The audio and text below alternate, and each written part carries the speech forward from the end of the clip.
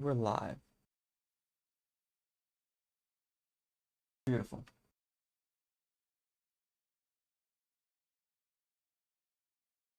Beautiful. That up. Make sure that's open. Have to wait for it to connect. I'll leave that open for now. Alrighty.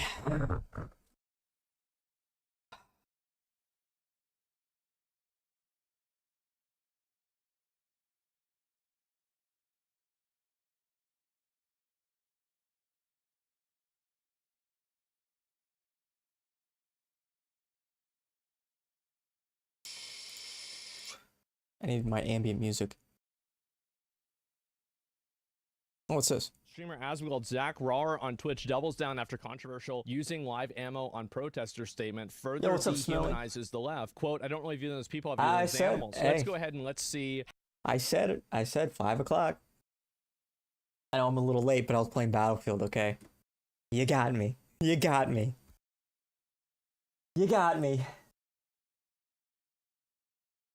So I want to blitz through the rest of this interview. We're about halfway done.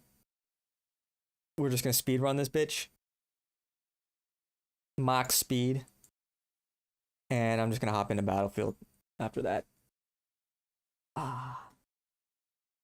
We're just going to wait a little bit while people trickle in here. How's it going, Smelly? How's your day today? I'll crack open my Coke. I'll put a cap on this.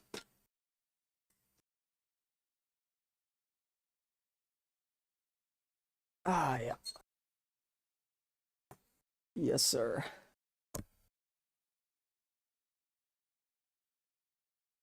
How this is clipped and how it's cut together, okay? You guys ready? And sorry the left is so toxic. No, it doesn't bother me. Like, there's plenty of people off grocery shopping with your dad. Me. Like, I really... Not bad, yeah. Spend some time with your dad. This is going to sound really bad. I don't even really view them as people. I don't. Nope. I view them as like House animals. speaker. I'm doing well. I'm a little tired. I was up late finishing that edit. Hope you enjoyed it. You know, it takes a lot. It takes a lot more effort to edit those things than it seems.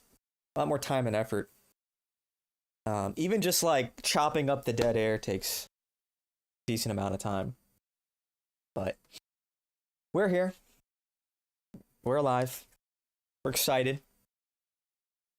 Been a good day. Been a good day. Got my Coke. Playing some Battlefield. It's a lot of fun. It's a lot of fun. Oh, you're eating spaghetti, kumquat. Good thing I ate before this. So.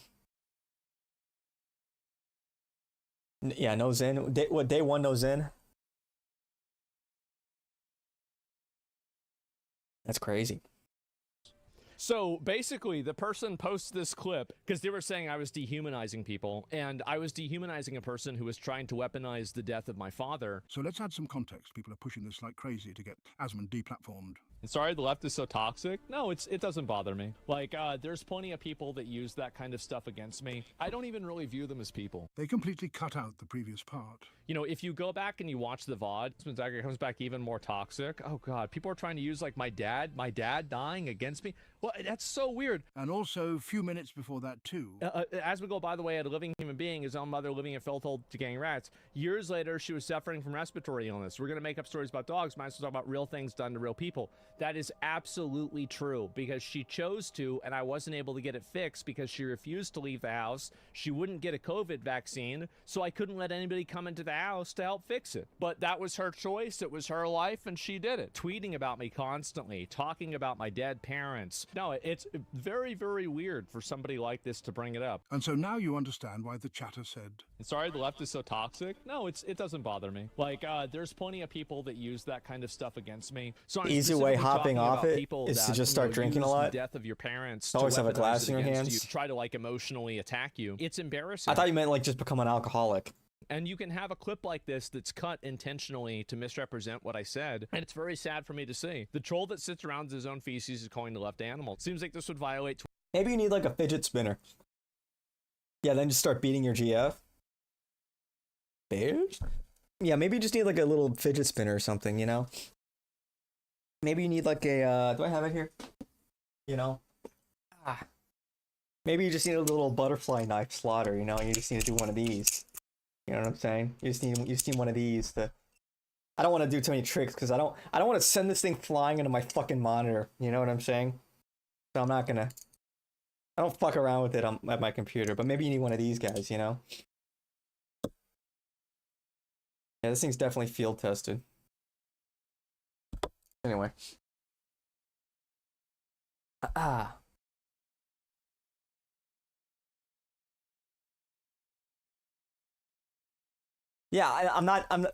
Yeah, I'm just flinging it back and forth a little bit. I'm not like doing all the other. I know a couple of tricks, but I don't want to send this shit into my monitor, so I just keep it a little under control.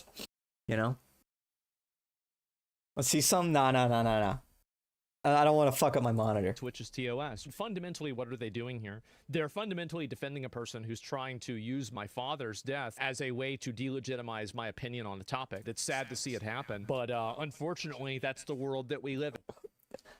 How would you fling it into your monitor if you knew what you're doing? Look, sometimes I like to push it to the limit, you know? When you push it to the limit, you know, sometimes you lose control. But it's like living on the edge. So you could hurt the people or damage the things around you. Yeah, so gotta be careful. What I find to be funny is that every single time that Hassan or one of the people that's in Hassan's orbit gets in trouble, the way that basically people in that community deal with it is that they instantly try to blame and bring up things that other people did. It's literally, I had somebody comment. Here, let him finish to this like thought. somehow in one way or another try to distract or try to turn it into something else that it's not, right? It's always a whataboutism. I had somebody comment on this video. I am actually someone who watches Hassan and agree with a lot of his politics, but it's disgusting how he isn't addressing the situation seriously. Also, Asmongold and his fan base is also cancer. It's like, what does that have to do with anything? What does Asmongold have to do with anything? Yo, what's up, SSB? You ever hurt someone while playing with your butter knife? No. This isn't a butter knife. It's a butterfly knife. Bro, your crypto's in the toilet now? What's Bitcoin at? What's Bitcoin at? What's Bitcoin at? Bitcoin. Oh, it's not bad. It's not bad. Still above 110. Oh, I don't give a shit about altcoins.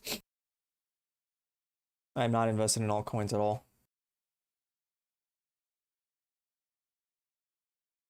I don't know, like, which... I know nothing about altcoins.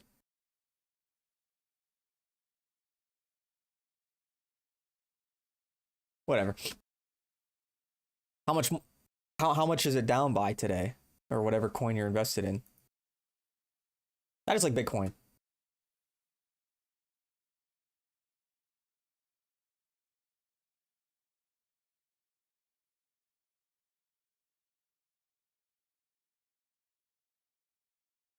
As excited as I am, time to get into altcoin today. Shit. As excited as I am to watch this for another hour and 50 minutes, dude, I really just want to play Battlefield. I could do both, actually. What if I like put this on and then put it in the corner while I'm gaming? What do we feel about that? Is that like maximum stim? Are we max stimming?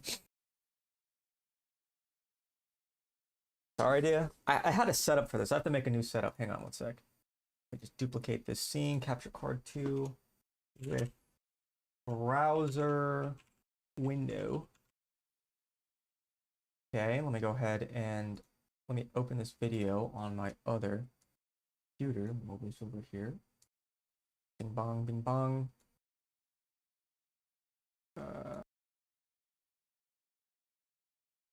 bing bong. And Dasha in the other corner. Okay, that's too much. Dude, that's too much. I can't have two conversations. That's like, I think I'll go fucking crazy. What are my PC specs? They should be in the description. Got a nice PC. Okay, so let me open this. We're gonna experimentize. We're gonna maximum, peak ADHD stimming. Content maxing. Bing bong. Okay. How do I do this? What's the best way to do this? Maybe I'll put this on this window then. Yeah, I'll put it on this window. Bing bong. Is that better? Do I want to full screen this? Maybe it's best if I full screen this. That'll just make it easier if this is full screen. And then I can move the other windows. Yeah, okay, this is how I'm gonna do this. All right, desktop audio is muted. So I'll unmute it. Let me just double check it's on the right output. Bing bong, bing bong, bing bong. Or do I want to do a browser audio? Let me do a browser source, actually. That would be a little easier, I think. So let me, boom. Add source. Oh, wait, do I want window capture or, wait. Window capture, do I want maybe browser? No, we want window capture.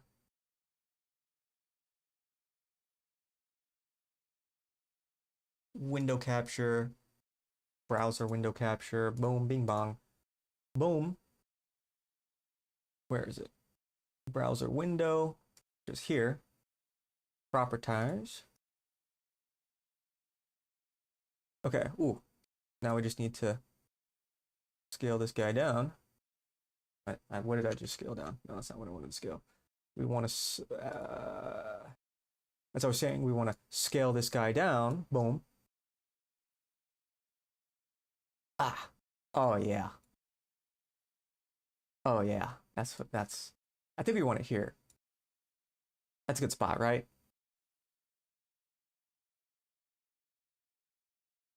5-second delay.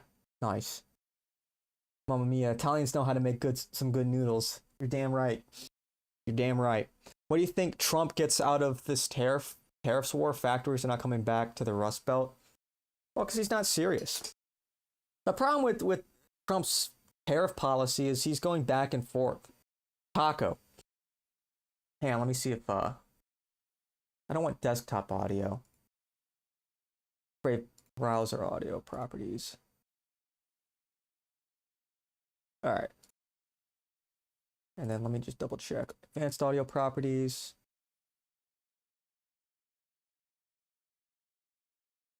You look at like, okay, well, this Jew is pursuing this strategy, or this one is pursuing this strategy. How's the audio on The that? overwhelming majority of Jews. Too loud? Not loud enough? Need it lower in my ear. Not loud for me. You can try that because that's the only time I'll ever say something good about Italians. That's crazy. Dude, who doesn't love Italians, man? Italians are great. Gabagool. Anyway, how's the audio on that? Result that we have. So Whoopsie.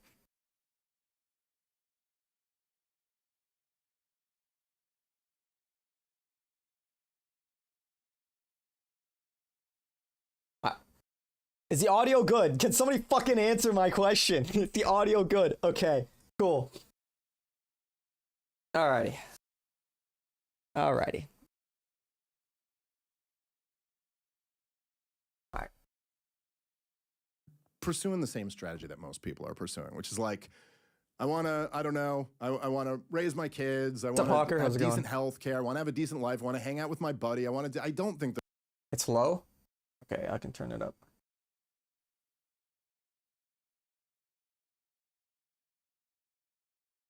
Well, I can turn the game audio down, actually. I'll do that, actually. I'll turn the game audio down. There we go. Now it's lower in your ear, but it's the same in my ear, you know? Which one does this increase? Okay, perfect.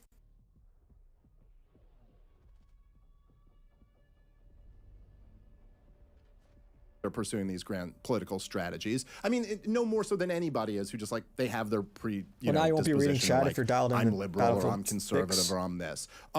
Certainly, I would grant that Jews are probably less likely to go down a path of Jew hatred for obvious reasons. But I just don't. I think that it's I'll try to read more chat. like there are these group of powerful people. You know, I'll just be looking over. They are. By the way, the entire machinery, I think, is actually fire text support. I don't know if I want to say it's more based on business than ideology. That's but me. Business is like a huge factor in all fire of this, myself. right? Like it's not as if the Zionists weren't able to gain so much control of the American military machine because simply they tricked everybody or something. It's because it was good for business. You know, and you can watch this. I mean, they went, all the neocons went and they made their independent relationships with the military industrial complex. Look at all those Bill Kristol think tanks and, you know, who's funding that think tank? Oh, look at that, Lockheed Martin. Ain't that a coincidence? Right. And so in the same way that, you know, like there are, say, thinkers like John Rawls or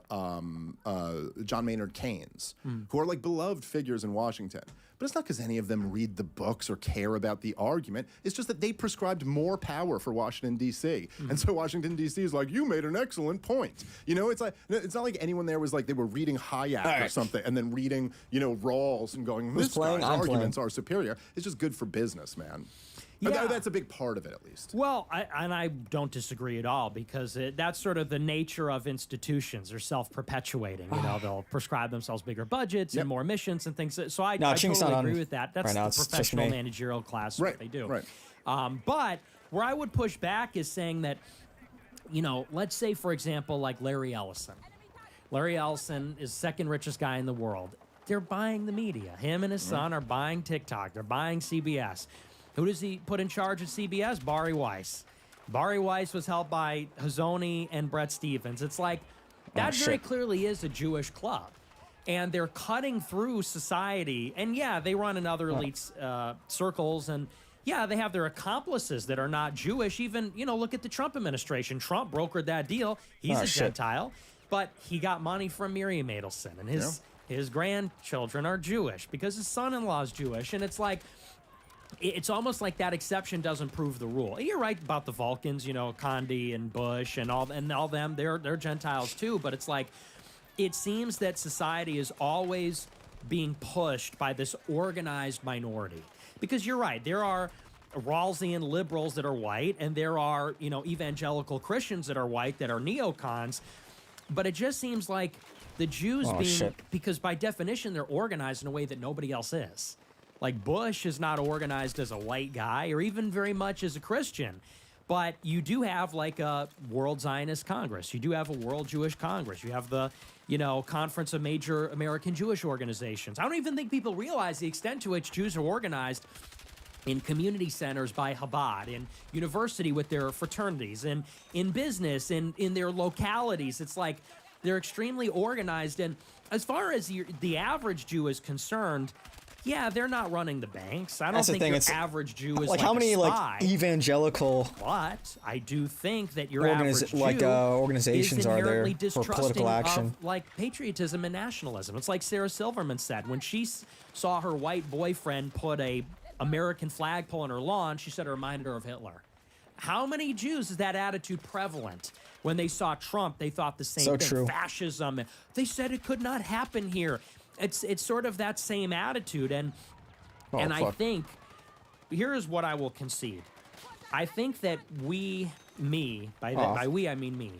If my movement wants to have power and really put America first, it means we are going to have to sideline, by definition, Jews that put the Jewish nation first. Yeah, And by well, that, I think mean, that's and Christians too, for that matter. I mean, like I disagree. I think Christians. America's well, I'm a saying country. Christians. I'm saying Christians who put Israel first. Oh, for that matter, yeah, too. for So I'm sure. saying, which there are plenty of. Sure. And look, it's a huge part of this because you talk about the like kind of organization, but I think that's very true for evangelical Christians who are constantly having Oh, what the preachers, hell? tell them we that have like snipers this over there. is your duty, is to have this What's up, Mr. P? political outlook. There's tens of millions of them in the country. Yeah. And like, look, you can always say, well, that's the Jews manipulating them. But again, it just seems like this is presuming the conclusion. It's like, But are we not being manipulated though in that way? of course. No, I'm not So- denying that. I'm just saying it's not just Jews at the top of the doing Yeah, the well, manipulation. And I agree, but that's where Wait, the master. I have to come in as a Christian Oh, white somebody on it. American and say we have to disentangle these What's up, things Tyler? and say No, I did not and gym yeah, today. wake up the evangelicals and say, look, this is not you're American. Yeah, You're don't Christian. shame me. They are not Christian. They are not American. fat It's not maxing, in okay? our interest. We have to take our own side. I think that there's the perhaps because you're Christian and I'm Jewish, but when you're talking about evangelical Christians, although not Catholics like yourself, you go, well, we got to wake them up and make them realize that. And I feel the same way about Jews in general. It's like we got to wake them up and be like, yo, you're not shit. about to be Holocausted, and you Don't don't need be to support disappointed. this in order to avoid one. And that's much tougher to do. Oh, shit. Everybody on Twitter is saying the Holocaust never happened, but if it did, it was good and it should happen again or something like that. So that would be that. Let's do. I just always completely lose track of time on these things. Let's talk about Charlie Kirk. You should a just little shame bit. people. Because there Don't do it. was me and you Don't do both, it. as I Don't mentioned, have look. gotten a bunch of heat for not like immediately What the fuck? jumping to these conspiracy theories. Although, like as I've said the whole time, I'm like I'm open to it. Like, show me what you got. I do though think, and I've talked about this a bit on my show. I know you have on yours as well. I do think that the story of Charlie Kirk, Yikes. though, and his relationship with Israel is really interesting. Yes, yeah. So aside from the conspiracy stuff, and I guess that my friend Yeah, Candace, I need to go who, at you're least a dear brisk friend walk, too, stay healthy 30 minutes. Big fan, yeah. she just last night released Yeah, stay evidently healthy, some everyone. screenshots of a group chat. Drink some where Charlie water. had said Exercise. he was very Get all your frustrated with protein. a Jewish donor who I guess had pulled some money from him. About to get And you he had lifted and said be on later? something All about, right, like, nice. the- Am I fat? I'm gonna not be able to be. Yeah, I'm Israel enormous, bro. supporter You can't anymore. see it because it's all like Certainly doesn't lower tell you body. anything I'm pointing 300 to pounds. his murder. But it does certainly All the show fat you went that, straight to my like, cheeks. If that's true, and I'm assuming Like, my Candace, chair's nearly on the isn't floor posting 'cause it's all just screenshots that's cheek made meat up. that's- I think that's Candace has lifting more me up. integrity than that. So Oh, if shit. that's true, Lifting me up to my man, desk. Josh Hammer and these guys have been being really dishonest about what really happened with Charlie Kirk. And I will tell you shit. this story. I don't know if you've heard this before. I What the apologize to hell? the fans because I have told them this before. But so my only experience where I debated Josh Hammer twice. I think I was telling you this outside, and then we got distracted.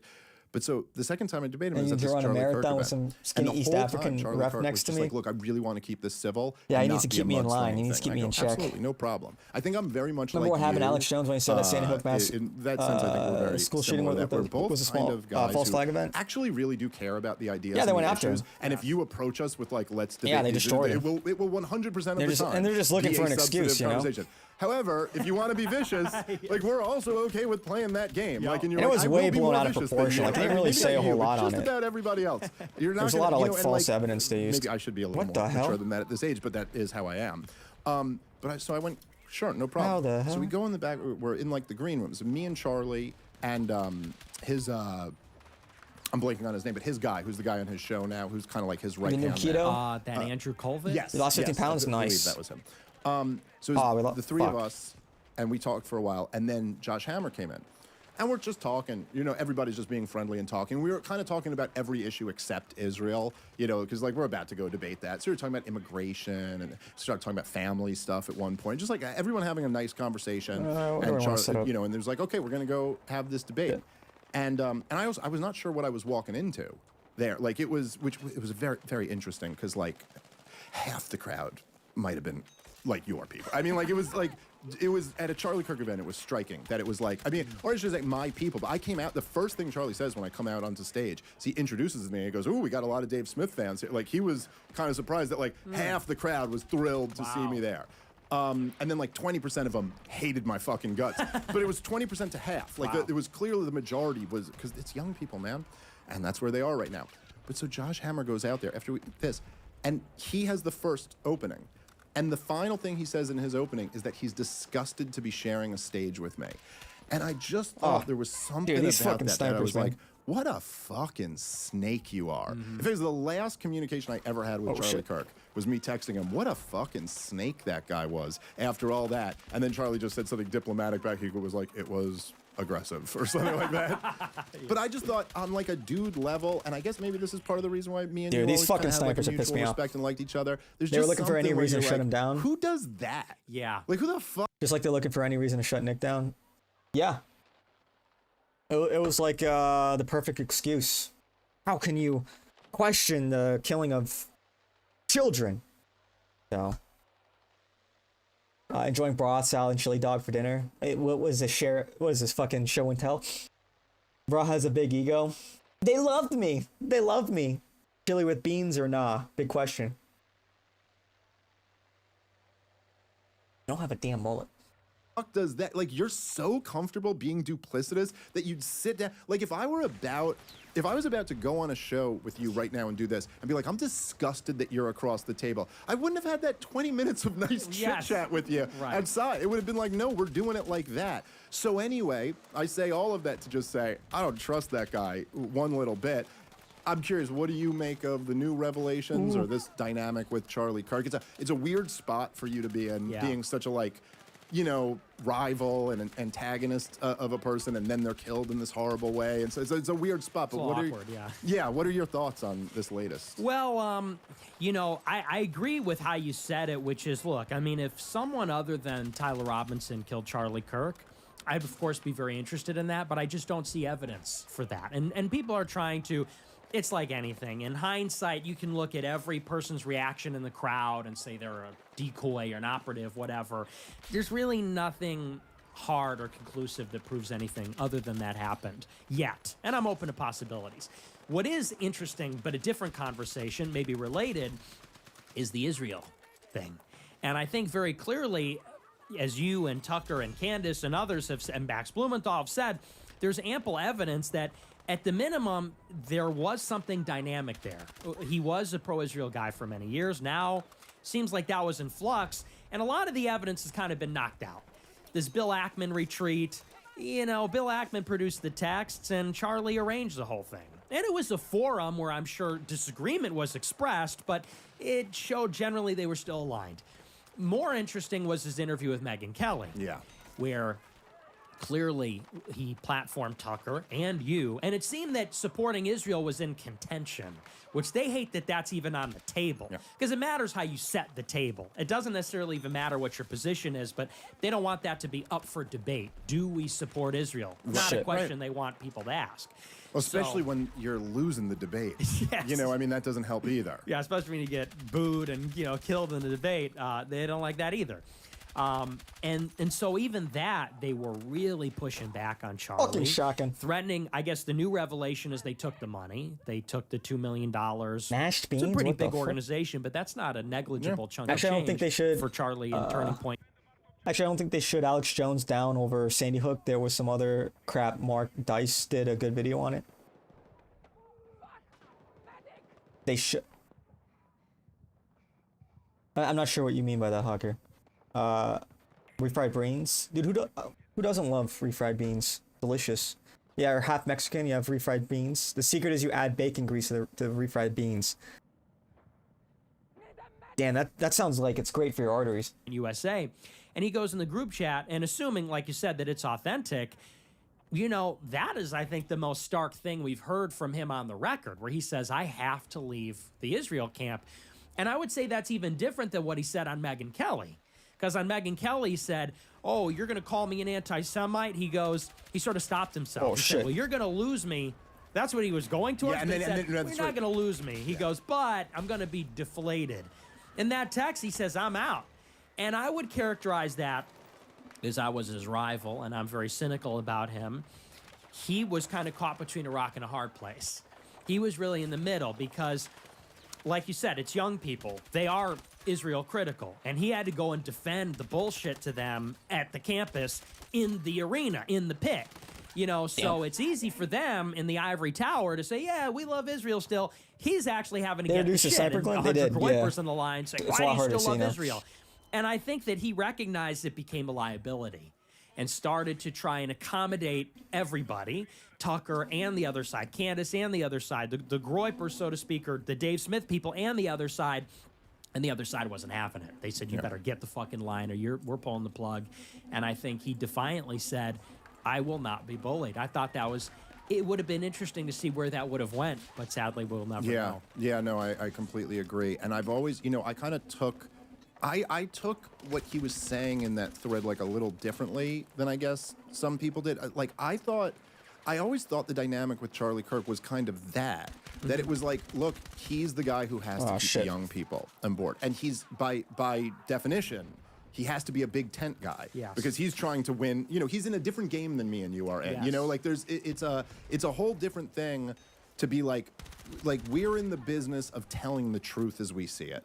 We're in the business of breaking down the ideas and how we view them. And as you said, at times, even like stretching the Overton window and maybe even accepting that, like, I'm going to be speaking to the remnant here. I'm going to be speaking to one group of people, but hopefully this group will move the broader conversation. A very different thing to be doing a get out the vote campaign. You need everybody involved. And I think that I think Josh Hammer is not lying when he says he was doing everything to keep you out. Like, that was the goal, is like, we are going to cut the line here.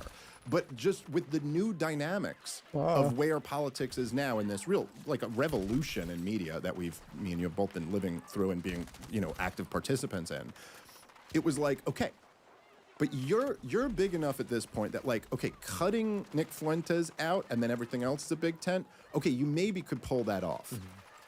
But you're asking Tucker and Megyn Kelly too? And I think Charlie just realized the tent now is like, there's no way this works.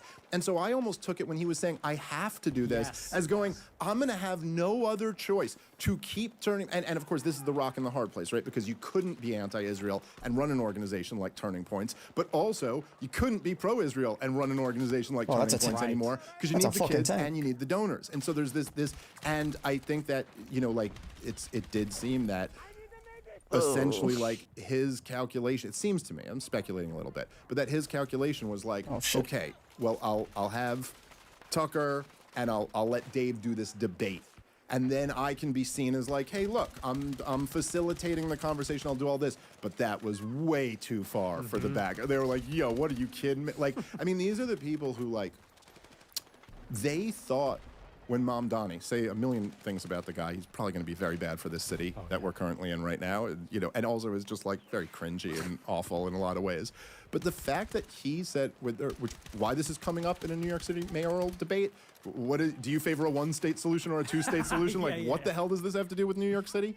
But he goes, I favor one state with equal rights for all. And they went, Adolf Hitler. Because you fucking nuts. Like, that was supposed to be the gotcha. Like, in what world is the bad guy the guy who's going, I think everyone should have equal rights? It's just, but so to them, there is no distinction between any of us. You know what I mean? Like, it's all kind of the same thing. And yeah, I don't know. It is very interesting because there's something, there's something revealing about the fact that even, say, people like Megyn Kelly and Charlie Kirk will get this same type of treatment when they step out of line. Right. Yeah, no, I totally agree. And people are, I think, misreading it a little bit. Like, he was this. It's such an important point you made that we do something different, because when we go on our shows, we say, I think, I feel. Bruh. He didn't really have that luxury. Right. Because he was not in the business actually of telling it like he sees it. He was in the business. Everybody still thinks it was just Sandy Hook, but it was also some other things. Mark Dice is very based. Yeah, I've seen some of Mark Dice's stuff. I remember one time he was, like, reacting. This is back when Nick was, like, super canceled. And he was, like, reading through a list of, like, people, like, the ADL was after or something. I forgot what the context was. But he was, like, he was, like, reading through it. It was, like, Alex Jones. I don't even know what the other ones. But he got to Nick Fuentes and just skipped it. Like, that's how banned Nick was. It was crazy. Your grandparents are Carmelites, and they help the local Carmelite Association here in the SF Bay area. Oh, nice. SF Bay. They have a nice monastery just east of San Jose. I used to live out there in San Jose. Mount St. Joseph. Nice. Oh, did we really just lose the... Damn, dude. Fuck, okay.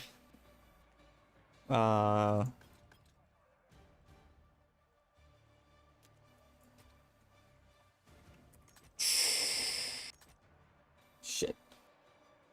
No, I didn't go to San Jose State. I used to work out in San Jose. Of it was more political, getting everybody to vote, keeping everybody happy, pushing directionally towards the right.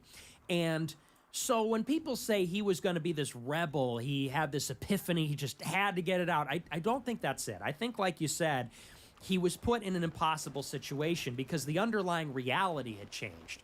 The underlying political dynamic. The right-wing youth are what they are, and the donors are what they are. And as a matter of fact, I don't think he left Israel. I think Israel left him. And that's sort of what the text said. He said, they leave me with no choice. Yeah. After they pulled the money. They said, we cannot wanna get tolerate, sniped. so we're taking the money. And he said, well, I'm not going to be held hostage by your money. I have to side with the ever-growing tent of people that are either indifferent or critical or anti or whatever. And so that is how I read it. And I agree. I mean, to the broader point, even the earlier conversation, Israel is in a lot of trouble, it seems. I was sort of skeptical, but this is very much in flux because it is the right-wing youth. It's Tucker, it's Megyn Kelly, it's Charlie Kirk, it's France, it's Portugal, it's UK, it's Canada, it's like most of America. And, you know, I guess the question is what's on the other side of it. If they win, well, they will have unprecedented power. With Iran out of the picture, they'll be an enormously powerful, maybe the regional power in the Middle East.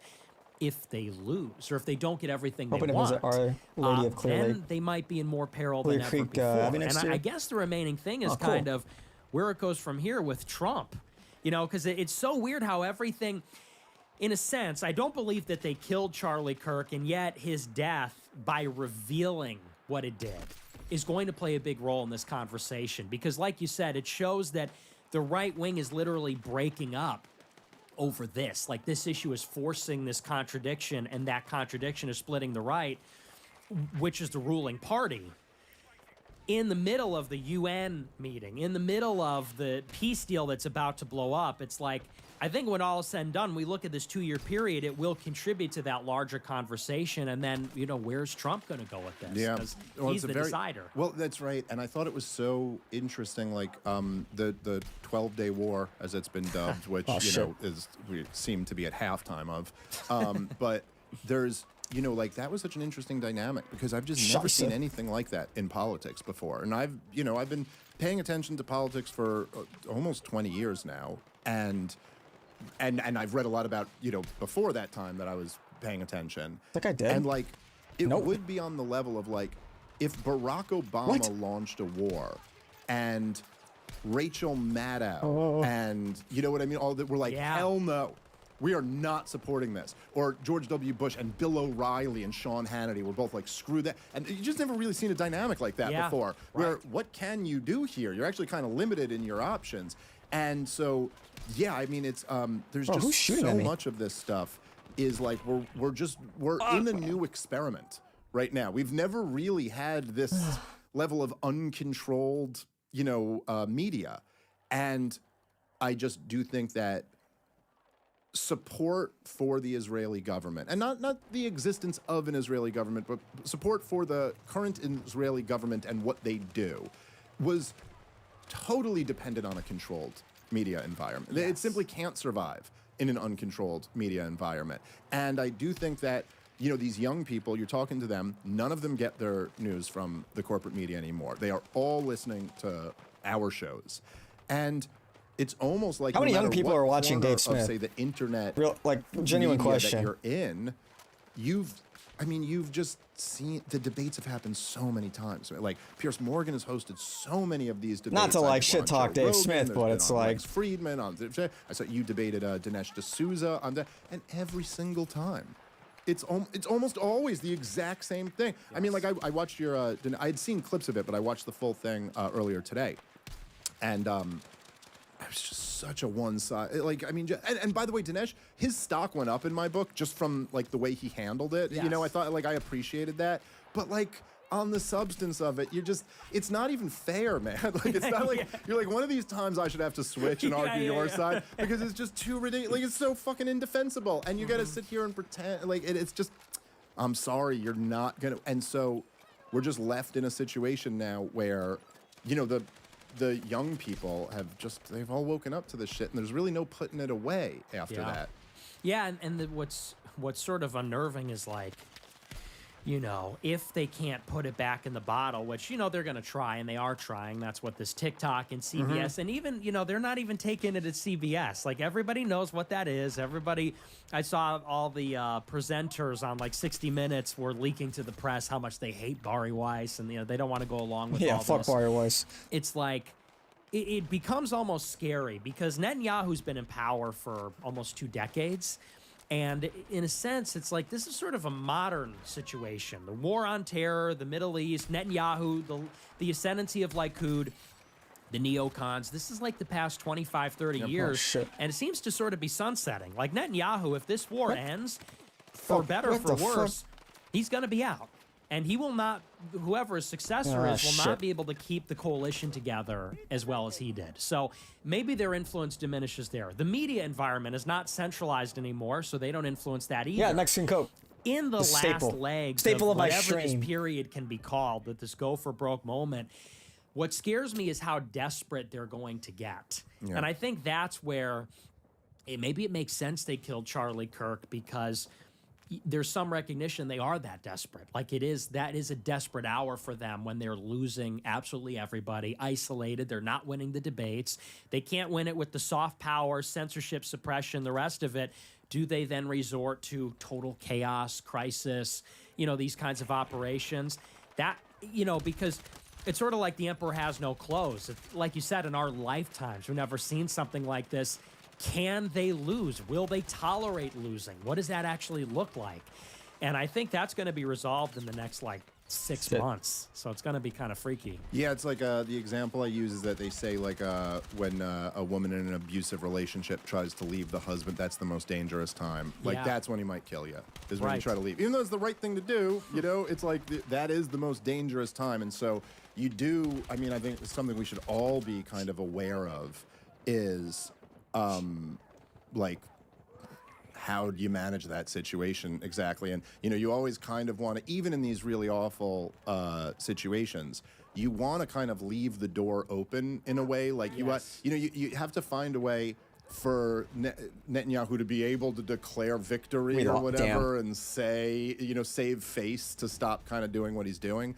But it is, look, it's like you said, there's just no... You know, I remember thinking this when they were really I don't know. I don't even think... Like, can Netanyahu even save face at this point? If this war ends, I mean, it's probably going to jail forever for war crimes. So it's like, you know? I think he's kind of cooked. If they don't win, he's kind of cooked. They cancel Rogan during the COVID stuff because he was like heroically telling the truth about it. And I remember even thinking, you're like, so what? Let's say this works. You get Joe. What do you think? All his listeners are going back to Don Lemon? Like, whether they take you out, they take me out, whatever. Do you think all the people we talk to, or what's their next step? Like, it's not like they're going back in. Dude, what is this we shit, man? Can I just, like, you know, it's like Nick, a day after he goes on Dave Smith's show, has the most watched episode on Dave's channel. Like, it's Nick, you know what I'm saying? It's like, I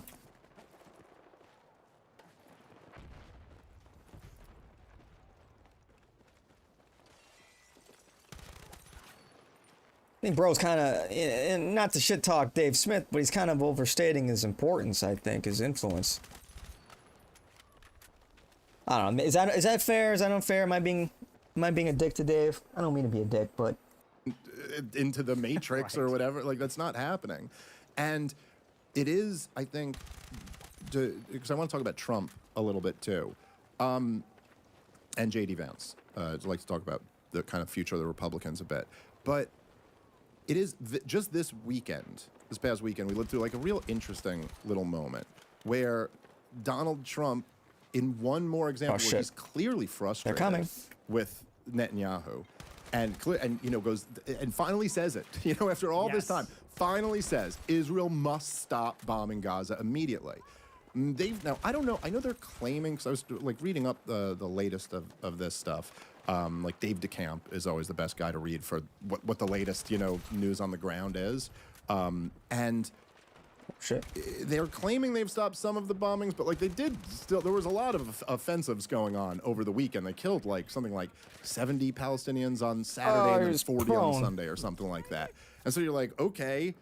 But I think I was saying this on my last episode. Yeah, Nick did platform Dave. Thing For real. Is that first of all, the whole it's like, who's we? Continue doing what they're doing. But even forget that. We know for a fact that even if they did, nothing would change.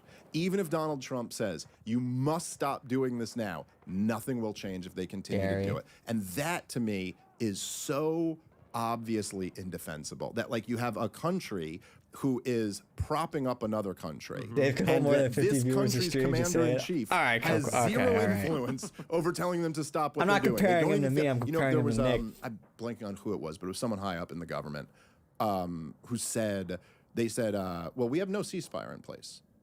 Essentially meaning, we could keep doing this. We have not made a deal yet. And it's like, yeah, but the president of the United States told you to stop, and you're dependent on him, so stop. So that's an outrage. You know what the Trump thing is? We've gotten some small wins. The border control is a big win. I shouldn't say that. That's not a small thing. He really did turn that around. He deserves credit for that. But everything else, Nick, everything else has just been a disaster. And so, I don't know. I think we're in a similar place where it's like, no, fuck this. Yeah. I mean, you just can't tell me that it's like we have to just blindly support this while our country's still falling apart. Yeah, I mean, there's just no argument anymore. In 2024. I'm sorry, why don't you guys just grab me a water? Sorry, go ahead. Yeah, no.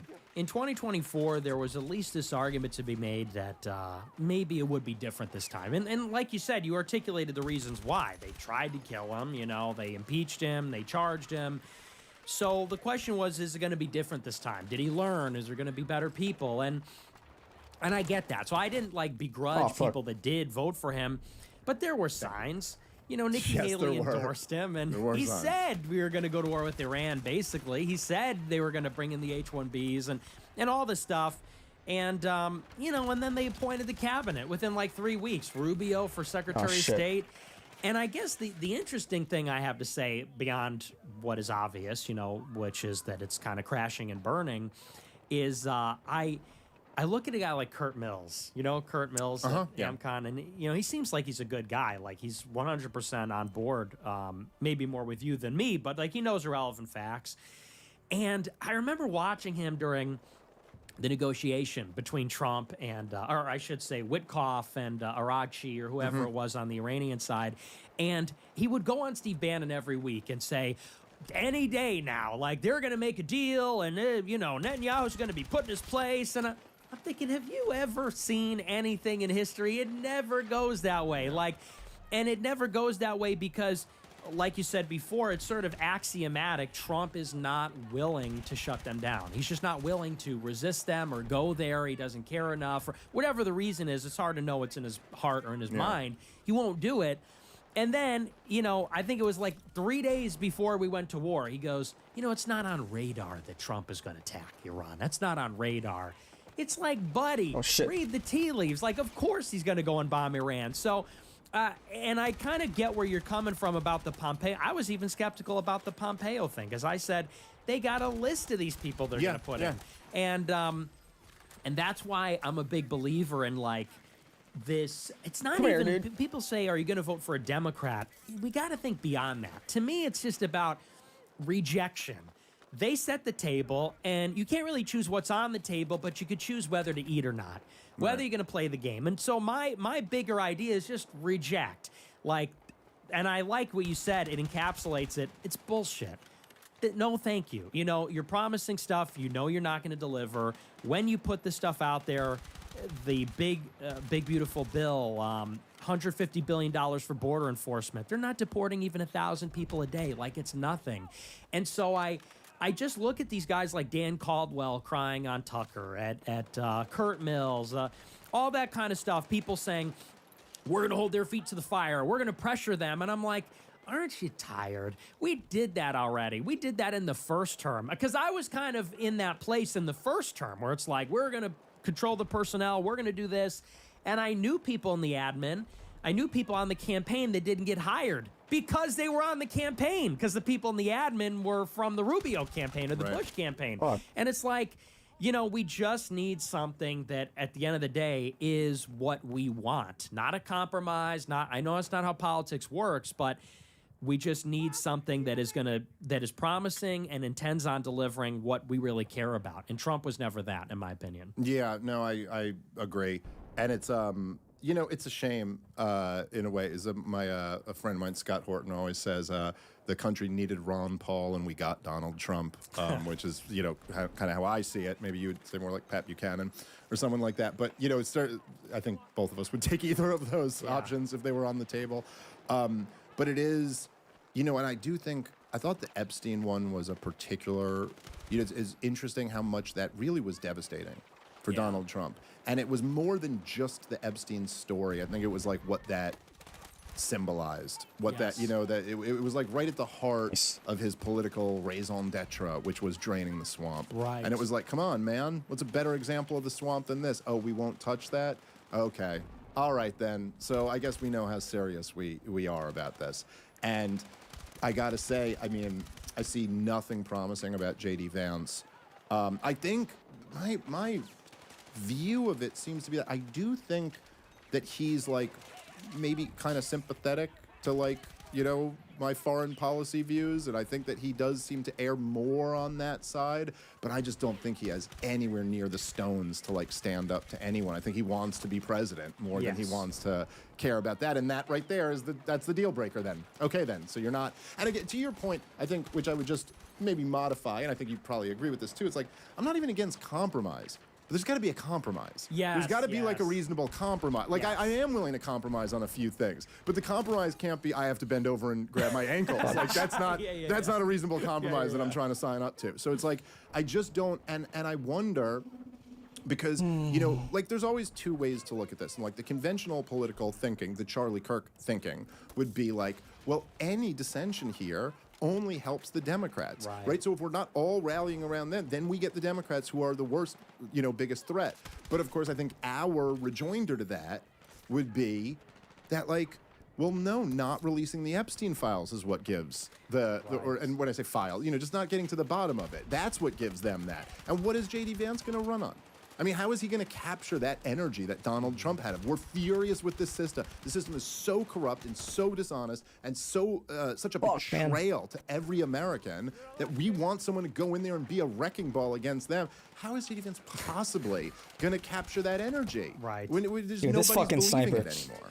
Well, and with Such a Trump, dickhead. I feel like a lot of people just forgot really what he was. There were a lot, because I feel like not a lot of people actually voted for him in 2016 that are around now. Yeah. And you and I know, because we both, I mean, you're around longer than me, but we were both around then.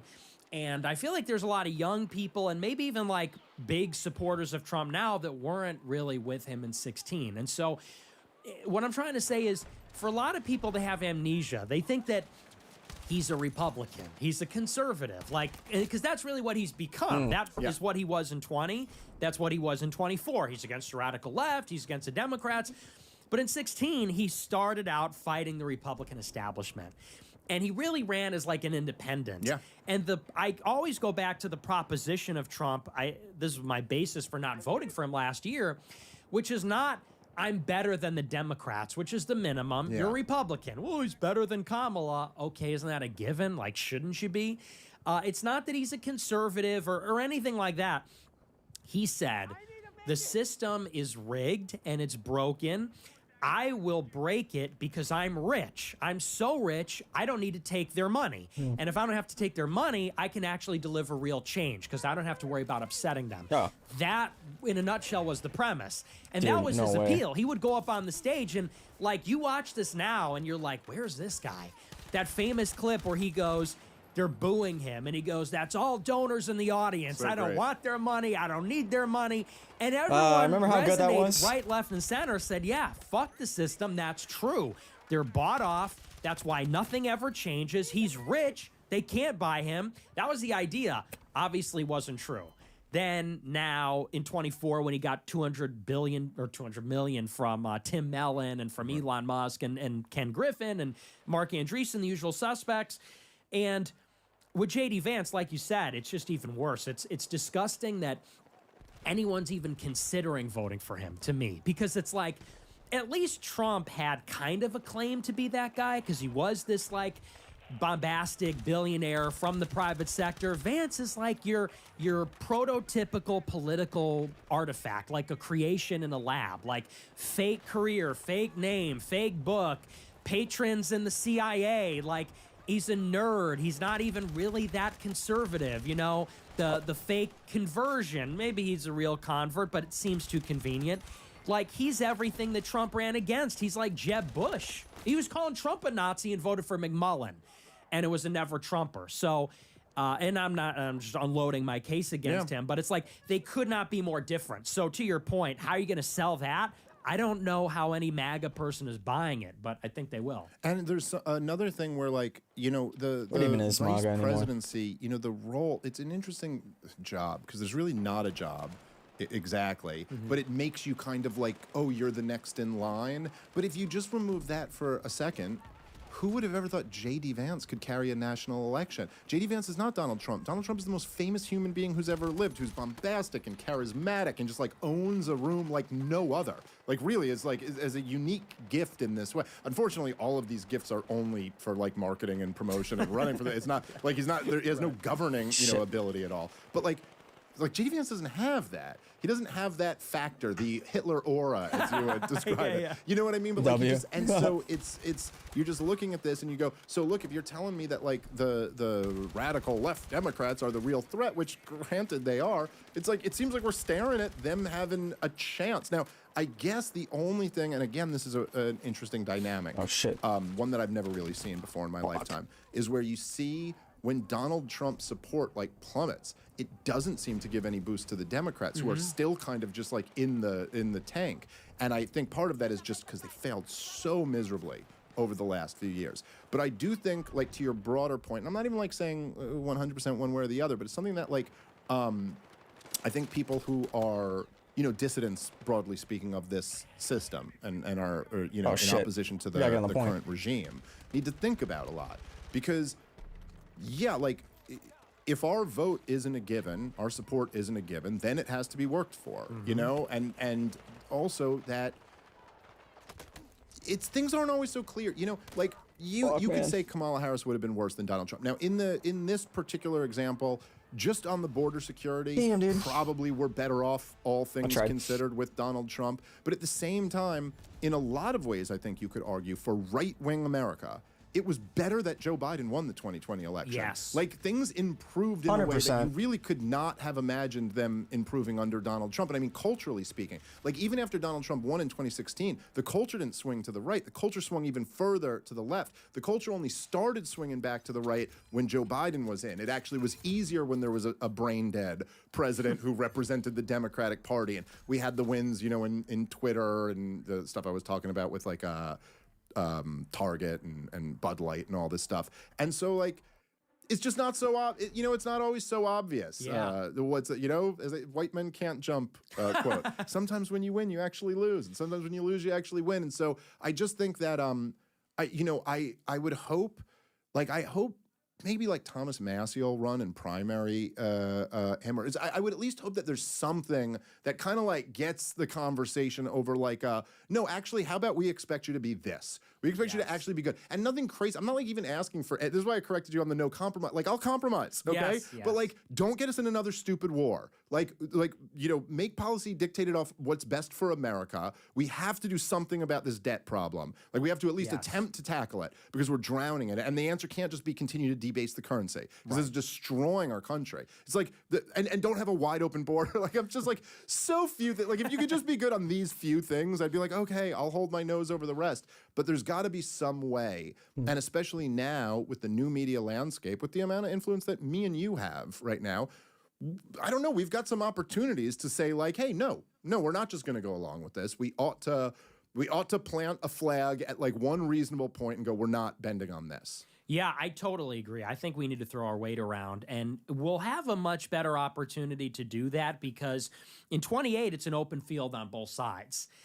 In 2016, 20, 24, Trump was like the 10,000-pound gorilla in the room, immovable. Like you, me, all of us put together. Like no one was going to knock him off that trajectory, which is why maybe it was naive for me to like withhold the vote outside of like reasons in principle or for rhetoric. But in 28, we can shape the race because, like you said, I don't think Vance is a shoo-in at all. He's not a national figure. Very good chance he goes the way of DeSantis, where it's a failure to launch, you know, it's a crash and burn situation. And then it's wide open. And I would say that, you know, people say that I'm like a Democrat or like I wanted Kamala to win. And it's like you think I don't know that Trump is better than Kamala. Everyone knows that. But I love what you said about these like knock-on second-order effects because you're 100% right. Biden winning and like Trump getting banned from YouTube and all that, that's probably why Elon bought Twitter. Like that maybe doesn't happen in a universe where Trump won the 2020 election and all the other downstream effects that took place. Trump being president now is sweeter than it would have been from 20 to 24. And you could have never predicted that, like you said, that Biden winning would force the pendulum to swing in the other direction. I think there was something true about, you know, Trump and Kamala in 24. If Kamala inherited the war in Gaza and the Ukraine war, would we get something insanely radical in 28, like a real reset? Maybe. You can never know. What I would say, though, about 28, and this is maybe new, is like when you look at what Trump is doing, he's creating a lot of tension right now. The ICE raids, the militarization of law enforcement, the war everywhere in Venezuela, Ukraine, Iran, the advance of AI and technology. It's like if a Democrat wins in 29, I'm moving to another country because whoever comes into power from the left is going to want blood because they're going to want vengeance for all. If they regroup, that's sort of presumptuous. If they regroup and reorganize, they're going to kill us because like in Chicago, I live right by where this is happening. They set up this detention facility. They're rounding people up, putting hype edits of it on Twitter. It's pissing liberals off. Liberals are going to the place, protesting. The cops are beating the shit out of them and laughing and taunting them. More protesters come. Now they're ramming cars into ICE cars. The cops are shooting them. Now they're bringing in DHS. It's like we've gone so far up this escalation ladder in like 3 months. And what I fear is that Trump is not going to finish the job. He's not going to salt the earth and destroy Antifa. So all he's doing is pissing these people off. And that means the violence is going to get worse. They're going to organize. We're going to get like Mamdani for president in 28, or, you know, something along that vein. And that's why I think it's really important that like a Republican does win, but it just can't be Vance. So like that's kind of how I'm thinking about it because they're really barking up the wrong tree in my opinion. They're signing checks they can't cash. Yeah, I mean, like, I wouldn't entirely close the door on Vance. I'm just like, he's got to show me something. Yeah. I got to see something that makes me go like, okay, I can get on board with this at least, which I just haven't seen yet. And I do worry about that a lot. I think it's like, it's something that, you know, like, you should pay attention if you think about, say, like kind of the way the culture shifted over the last few years, which really is hard to like overstate how crazy it is, dude. Like me and you talked 5 years ago. We were living in a different world when me and you talked 5 years ago. It's not that long, you know? And there's and you could obviously see right now, like looking at where the culture is, you're like, oh, the woke progressives really overplayed their hand in a lot of ways, right? And then there's a lesson in there to be learned that like things can change very quickly.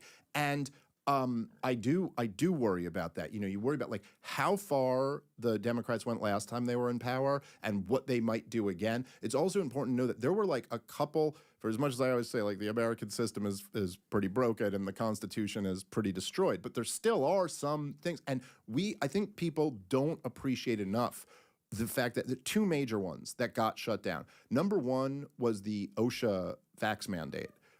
Joe Biden had legislated that every company with 100 or more employees must fire anyone who doesn't get this vaccine. This would have been a huge event and massive control of government, you know, particularly, you know, okay, not explicitly targeting right-wingers, but who the hell wasn't getting the vax, you know? And then the other one was the Ministry of Truth, which ended up getting shut down. Now, both of these ended up getting struck down, but man, might we be living in a different world had they gone through. And so who knows what they would try to do again.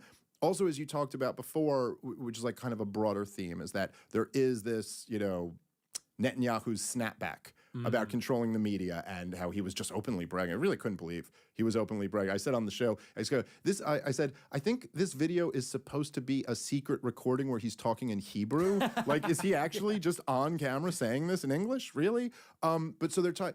But I do wonder, and I wonder how you think about this, because and this is something that concerns me, particularly about you and the Groypers, and more broadly, just kind of the Twitter culture or what's on social media. It does seem to me like I'm slow motion, almost like watching this movie play out, where it's like, it would have seemed impossible 5 years ago. You know, 5 years ago, or I guess 6 years ago, the second time you were on the podcast, you had just been kicked off YouTube. It was just About to finish your 12-hour shift, about to start gaming. Let's go. Let's fucking go. Oh. Yeah. What do you guys think about this interview so far? It's scary, man. It's scary, you know. What do you guys? Who do you guys think the Democrats are going to run in 28? If you were betting men, who do you guys think they're going to run?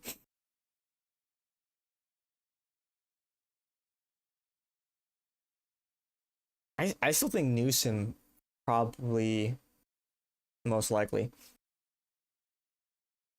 ramping up that like, hey, you simply can't do these things on YouTube. Even like I'm gonna put this up on YouTube. I guess we'll test it. We'll test where they're at now. Maybe but AOC. You're doing other interviews that are out there. So? Figured why not? I think it's okay. We're in a like you can say things on Twitter now that you couldn't have dreamed of saying, but now that the censorship regime has been rolled back and like Nazi shit is just flooding in, it does seem to me like, oh man, this is like setting up the pretext. It's set. Is he super not popular outside of California? Well, what about for Democrats, though? I mean, AOC kind of pissed off her base when she vetoed the bill that would block another $500 million to Israel's missile defense system. They were like, what the fuck, bitch? I thought you were based on Israel. So I don't know if they've forgotten that. Democrats outside of California do not like Gavin. Yeah, I mean, like with the way they're provoking the left, I don't know, maybe we will get like a turbo progressive or like a turbo like militant leftist type. Up Still the a lot of pretext time for left. like, hey, you guys wanted to have freedom of speech. Well, here's what it actually looks like. Now, can we all agree that this must be shut down? And like, no, I'm not saying I know that's going to happen, but it's a real concern of mine. And I wonder what you think about all that. I totally agree. And the first time that kind of was clocking to me was when I think it was on Fresh and Fit. And I love Myron, and I like Fresh too. But it was on their show where I think some like ghetto black woman said like, fuck F the Jews and we love it. And it went like super viral. And like, yeah, I think I saw this clip. Usual Yeah. Suspects seized up on that. And it's like, and I didn't say anything to him privately, but you could see where that's going to go in very short order, where there's no shortage of stuff like that you can find, you know, that certain people Yes, are yes, putting out there on a 100%. daily basis. That's And it's kicked. not measured. It's not nuanced. There's no point. It's just vulgar. People It's are vulgar. retarded. It is hateful. True, It very definitely true. probably crosses a line. It doesn't like serve the conversation. Like, it's one thing to say Jewish identity, blah, blah, blah. It's another to say F these people. Like, that's different. And I 100% believe there's going to be another censorship push, and they're going to use shit like that to justify it. So that's why I've really tried, and I'm not the most disciplined person, but I've really been trying this year to be more restrained and measured. And that, you know, and the audience, they perceive everything as cucking. If you're not sprinting towards the most vulgar, extreme, fanatical, they say that you... Dude, a lot of people need to fucking hear this, man. Remember Iger? Got the call. But it's He so needs to hear important this. because there is a The window BBL of vote. opportunity here. And you and I have been around long enough to recognize that because you're right. It was a different country in 2015. Complete. If Newsom comes out with the right, saying the right rhetoric, Democrats will vote for him. It'll be interesting, man, because, you know, a lot of Democrats are going to vote for him because he's not a Republican. But, you know, he's also a white guy. And they've ginned up all this racial hatred that might actually work against them. But at the same time, they might lose the middle if they go with some, like, non-white progressive type. They might lose the moderate vote. They've sort of dug themselves into a hole. Completely different country. And we don't want to squander that. But then again, you wonder how much of it is even in our control. Will they do it anyway? No, I But think that's right. we should control what we can control. No, I think that's right. And I think that, you know, it's something for us to even, you know, always keep in mind too, because it's hard. Like when you start growing, I know you've, I'm sure, experienced this, right? But it's like like when you have a show and it's getting like 10,000 views a show, you can kind of know your audience. You're like, I know what my audience thinks. When you're getting like 500,000, you know, views in a show, it's like, if 50,000 people are furious at you, it's like the whole lot. But actually, no, that's not the whole lot. There's a much bigger audience. And like, even as you've said, as you've been trying to, not moderate isn't the word, but like just be more careful. Or just be more mature, I guess, which is natural for all of us. I mean, I'm still a big child in a lot of ways. But you kind of realize that it's like, well, as you're doing that, actually, your audience is growing. It's not like you're losing your audience. It's not like they're abandoning you. I do just think that there is, you know, like even what you were saying with that, it goes, the problem with, you know, because who the hell cares what some ghetto black chick says on Myron's show, you know? And I like Myron. I've done his show before, but who cares what? But they voted for Biden. He's a white boomer. Yeah, that was also 5 years ago. It was 5 years ago, and, you know, Trump won't be there anymore. So I think a lot of people voted for Biden because he wasn't Trump. And you're still going to have some of that with Republicans, but, you know, are they going to feel as threatened by J.D. Vance? Probably not. Or anyone else really on the Republican ticket. Do they have the same Riz? Do they have the same je ne sais quoi? Are they as polarizing? I don't think so. But we'll see. Of these fucking chick says on there. But the reason to care is because that is the type of thing that will convince normal, reasonable people. Yes. That Biden was also... excuse me. Biden was also the VP to Obama. So that definitely played into it as well. yeah, you know what? In fact, you're right. This is too fucking insane. Like they're praising Adolf Hitler. Like this is and so you just like, I don't know, like in the same like vein of these second and third order effects, it's like I just think people, you want to try to encourage people to be smart. You're right. We can't control what our audience says, and me and you have experienced that in the last couple weeks. A very clear demonstration of that, and that's good. Our audience shouldn't just be taking our orders or anything, but we should exert influence where we can and go like, hey, think about this. Just like be smart and think about what you're setting up here, because of course, like there's no question that they're thinking about plugging up this hole. Now, what they're going to be able to do about it, Right. Who knows? You know, it does feel to me like maybe this thing's gotten away from them, but it's not like they don't have a few tricks up their sleeves. And so I think we should just think about these things and what the response to it might be, because they're certainly planning. They're very aware of this. You know, that's one of the things that was interesting about Netanyahu's meeting there. It was so interesting that, I mean, I know you must have just been cackling, laughing like I was at this, but... Retarded game has no flip vehicle mechanic. Sounds like your dog shit.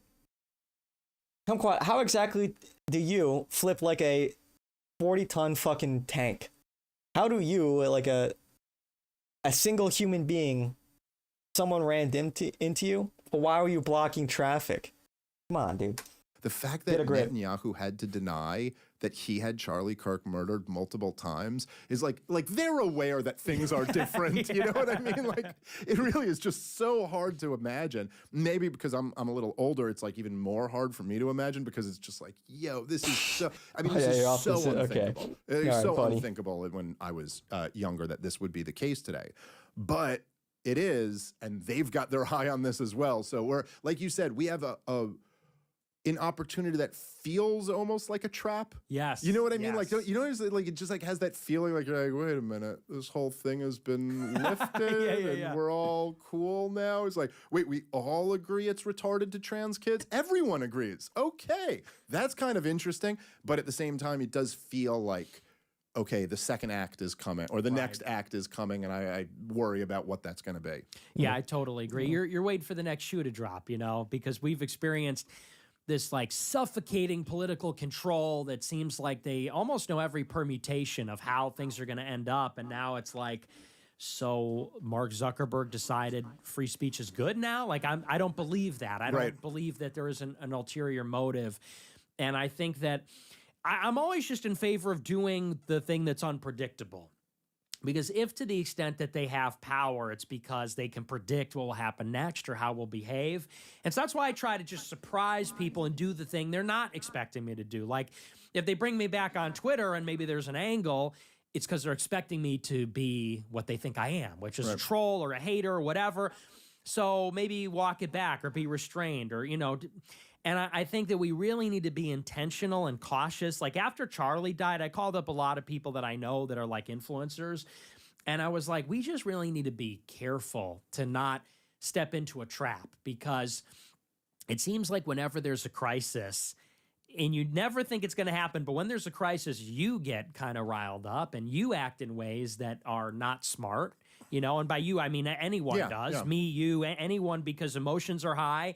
Rationality goes out the window, and it's easy to forget all the hard-fought lessons we've learned over the years that have, you know, produced bad results for us. So, you know, with all the violence, chaos, the uncertainty, unprecedented nature of where we are, we just have to be extremely cautious, vigilant, intentional about what we're doing, what we're saying. It just can't be sloppy, you know, because if we're sloppy, the thing about Netanyahu and them is they are really smart, and they are catching. You think they don't know? They know. Like you said, they know astutely. Even to the extent that Matt Walsh says, let them kill each other. That's a brilliant innovation, because they knew the pro-Israel thing was losing. And you think they're just going to keep pressing that button until it doesn't work anymore. No, they switched up quick and said, we can't get him to support. We'll get him to say this line about, well, we don't want Muslims here. They reinvent all the time. So the game is not over. That's what people need to keep in mind. You run through the finish line, you run through first base. It isn't over. And I like what you said. They always have something up their sleeve. So you can't presume that we're running away with it. We get careless, sloppy, do a victory celebration. It's still in flux. Yeah, absolutely. All right, so I wanted to ask you a little bit about this, because I think this is a topic that I find very fascinating, and I think you're kind of like uniquely like a perfect example of this. But so 2019, you got your YouTube channel taken, and then was that around the same time you got got kicked off everything else, or was it? Like Twitter, like when did you get kicked off of that? I know you ultimately got let back on, but like there was a period where you were gone. I was banned from YouTube in February 2020, and then Twitter in July 21. Okay, all right. So there's a real interesting dynamic to me, and I watched this happen with people who I know, people I'm friendly with. You know, like I knew Gavin McInnes, a good example of somebody who got canceled off everything and really hurt him, really sidelined him. Stefan Molyneux kicked off everything, really sidelined him. Like it's almost like they're not in the conversation anymore, at least the way that they were. Milo, a great example of that, where he was really, seemed like he was about to break through to mainstream success, and they squashed that. And somewhere along the years, it seemed like that started backfiring. I thought Andrew Tate, was an interesting example. I'd never heard of Andrew Tate until he got canceled from everything, and then all of a sudden it was just like dominating the algorithm, and he was everywhere. And I think you were one of those guys too. So like even like you got back on Twitter, and I'm sure that helped, but you were already kind of surging before, I think. It's almost like I'm gonna speculate for a little bit. You know, it's almost like they knew that censoring, that when you fly over the target like that, you know, people were sort of picking up that you had something valuable to say. Of course, people were a little too aware of all these ops that they were running. And so it's almost like the strategy has changed. They're opening the floodgates, and then they're just flooding it with noise and nonsense. The point where they'll sort of, I think Candace is a good example of this. They'll just try to flood nonsense to discredit the whole thing entirely. I think that's how their strategy has shifted somewhat. Because now it's like, you know, you just have people that are like totally schizoed out on everything. And there's like so much noise, there's just so much information, misinformation, disinformation. It's really muddying the waters. Right? Everybody's red-pilled, but now it's like, you know, you have all these other voices that are maybe not as reputable. And it's a greater competition for attention among the red-pilled people. And you're sort of seeing these different, I don't want to say factions, but these different, like, I guess, like, thought processes emerge.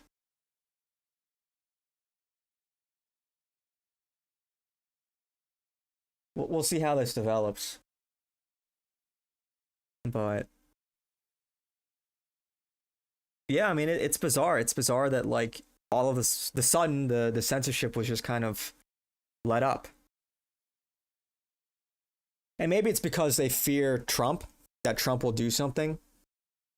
You know, I think a lot of liberals in particular, you know, the ones that were behind censorship, Zuckerberg, for example, you know, they're now terrified that because Republicans that they've censored for years are in power, they're really letting off the gas. That's why I think it is, with all this antagonizing Trump is doing, and the fact he's not really dismantling the left in a meaningful way, that when the Democrats do get back into power, they'll fucking go twice as hard. A little scary. If I've got that correct. And so was there a period? So you're out there in the you know, unpersoned world, and was there a time where you were like, oh, this is actually working here in this world? And like, what were you streaming on? I was on Cozy TV, which is my own site. Oh, you just made your own thing. Okay, cool. Yeah. So I was like, I haven't heard of that. But so that was, and did you start getting numbers there? No, I was languishing. It was tough. I mean, the thing about deplatforming is it works. When I got banned from everything, I was playing as the Antichrist goons. Huh? Not getting great numbers. It was when I got back on Rumble that I got on Rumble in the first place. Rumble seemed like it was a big deal in the site, because they were the first one who really started doing numbers. Yes. Yeah, and you know, it was a live streaming platform. For a period I was banned from all live streaming platforms, from roughly 21 until Rumble I think opened up live streaming to everybody, which maybe was like 2023, right around there. That was the wilderness. I literally could not stream my show unless I made a website, which is very costly and time consuming. Based. And you know, what helped was being prolific and having like a core of supporters. Yeah. I do a show every day. There's a parasocial relationship. It's a cult-like following. But a lot of these guys, they either stop making content, like Molyneux, they upload it to a platform that doesn't work, like BitChute was pretty rough in the early days, and Gavin put all his stuff behind a paywall, and that's just, in my opinion, a bad business model, because it's like you got to give out the free samples to get people to walk through the door. Right. And when it's to pay to get in, you don't get the conversion. You don't get new listeners. Yeah. Exactly. So I had a strategy where I said, I'm going to take a financial hit. Like, I made no money for 2 years, but I knew it's like, if I keep people coming through the door, eventually things will change. I can still make a little money if it's free and if it's good. And that's how I was able to just kind of like survive, but I'm still dependent on platform access. Yeah, but it does, okay, fair enough. But it does just seem like, you know, like whatever, if the goal was to shut you up, well, that certainly didn't work out very well for them. And there does seem, I think there's just something interesting about the fact that it seems, at least like we were just saying, we're waiting for the other shoe to drop, but it seems, at least for the time being, that the cancel thing just stopped working and actually started like kind of injecting more life into the people who were getting canceled. Like I thought, like obviously you're saying these years were rough, but on net, I think you may have benefited from that. And maybe I'm wrong, because maybe if you were just on YouTube and Twitter this whole time, you lost out on a lot from that. So like maybe I'm wrong about that, but at the very least, it seems to have not worked or something like that. And I thought Andrew Tate and Alex Jones too were like kind of examples of that, where it was just like, that's not, you didn't remove them from the conversation. They're more, like all three of you guys are more present than ever, whereas some of those other guys just like never kind of got back to where they were. I guess Gavin is back on Twitter now, I think. He just last week, I think, Yeah, to me, it's more, in my opinion, a function of your strategy and just kind of, it seems that the people that have survived the longest are the people with a show. Only because if you have a show, people know when to tune in. It is every day. You know, like Alex Jones does 3 hours every day. And he's on radio, which really helps, because I don't think he ever got censored from there. But I was never a believer in the Streisand effect thing, because it's like I can't process credit cards for my business. There's like there's no Streisand effect where you can't make money, you can't have a bank account, and all that stuff. So it really, in my opinion, was Trump got banned from everything.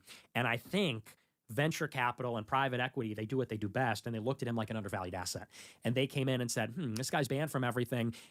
We can actually upset Silicon Valley in the market there if we make censorship-proof Rumble. It's like if I'm banned on Twitter, no one's going to build a new Twitter around me. But if Trump is banned on Twitter, you actually can build a Rumble, a True Social around him.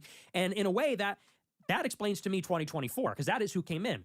Little tech, it's Andreessen Horowitz, it's the Teal Club, it's Elon Musk. He was kind of like their guy, commercially and politically. And then I think the rising tide lifted all the boats. That's kind of how I interpret it, because we were headed towards like total annihilation of free speech. Like my listener base shrunk dramatically when I was in the wilderness. Yeah, wasn't it wild seeing like everybody flip out about the FCC chairman threatening Jimmy Kimmel? Yeah, and there's like free speech is finally at risk in America after like the last 5 years. And you're like, really? Oh, really? Was this the one? Which, by the way, was a stupid thing for the FCC chair to say that. Totally, like, talk about seizing defeat from the jaws of victory. Like, you're just, okay, now you handed them a talking point. This guy is dying in the wilderness, This is a couple other things I want to talk about. I want to talk about censorship, and then I want to hit, like, Tucker Candace and some of that stuff. But, so, there, there's just been a lot of questions that are raised over the censorship stuff. And like I said, there's some areas that I struggle with myself, like how exactly I feel. I think I kind of landed about where you were on the Charlie Kirk thing. Like, look, like the government shouldn't be involved. They're not technically inciting violence, but like there really should be consequences for this. There should be some type of social consequences. And in fact, I'm a big believer in social consequences. But what do you think, like, in terms of, I think I heard you say something like, look, the right's in power now. When the left gets back in power, they're going to be censoring people. Mm-hmm. Oh, the Red Scare podcast is behind a paywall? They dropped their episode with Nick. Oh, join for free?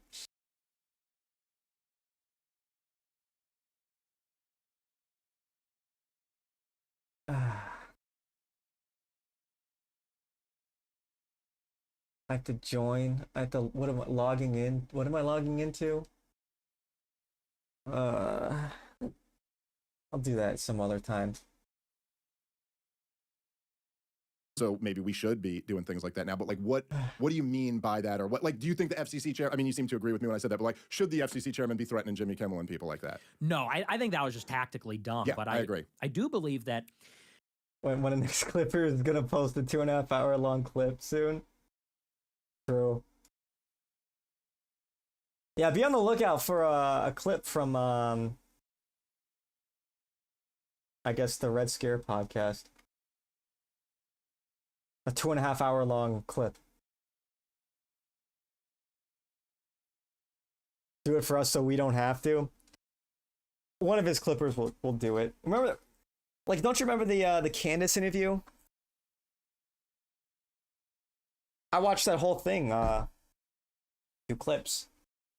We are in like a war. W Clippers. We are in a race, and we know that because, like you said, under Biden, like they were engaging in censorship. It was coming from the press office. It was coming from, I don't know how many departments and agencies, but it was quite a few of them that they were giving orders. Take this account, that post, take that down, the OSHA stuff. And they wasted no time in doing that. Like Biden got in and it was just a whirlwind of J6, censorship, everything you can think of, a naked power grab. And I do believe that if Trump leaves office and a Democrat comes in, they're going to do it again. And so I'm a big believer that the right wing needs to really disempower the left institutionally. Like if they were doing it under a different pretense, I would like what they're doing at Harvard and Columbia. The problem is they're doing It's not on behalf of America. right, Yeah. for some other reason. But it's like, yeah, like we should work to disorganize the left. We should work to go after their radicals, like Antifa. We should put the pressure on them hard. We should put the pressure on the far left. We should put the pressure on their funding mechanisms, their stuff, because if we lose, they will do it to us indiscriminately. They have no qualms about it, and they'll be more competent about it. And like, then they'll make the country the way they want it to be. So yeah, I'm a big believer in like, we should use the levers of power. I don't know about like censoring them on Twitter, let's say, but institutionally, yeah, we should be playing to win. Yeah, I said on my show, and this is, from my particular strain of libertarianism or whatever, but I was like, I basically said the same thing as you. I was like, look, I don't view it as a free speech violation because like getting Jimmy these Kimmel fucking isn't the hangnails, person man. anymore. Like you're part of the regime. Like Yes, once yes. there is, and I know it's a bit of a gray area of where you draw the line when someone. I'm not going to say, hey, you pay your taxes, therefore you're part of the regime. But like, no, when you just become what Jimmy Kimmel is, you're no longer a citizen expressing their views. It just tactically, it was such a blunder. The guy's already died. We're killing him already. So like, what do we even? Me and you get better numbers than these guys get. So like, why do we need to make them a free speech martyr? Like, it was just like shit. But I do think that, and it's one of the great disappointments of the Trump administration, is that, for all that talk about like Project 2025 and how he's going to be like permanently, he's going to overthrow democracy and all of this, it's like, okay, well, that was but there should have been like this time, like conservative and right-wing America should have been like, hey, we have to do something that like dismantles their mechanism. And I do think like, look, again, all of college is a government program. The whole thing's a government program. All of it, it's like, yeah, we should be shutting down as much of this stuff as we can. Just destroying it. So I don't really think, and maybe this is where me and you disagree, but I never believe that right-wingers are going to be able to capture and use these institutions. The Red Scare girls are flirting with Nick. Bro, don't they like flirt with all their guests? They're hoes.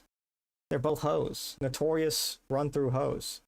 Is that surprising?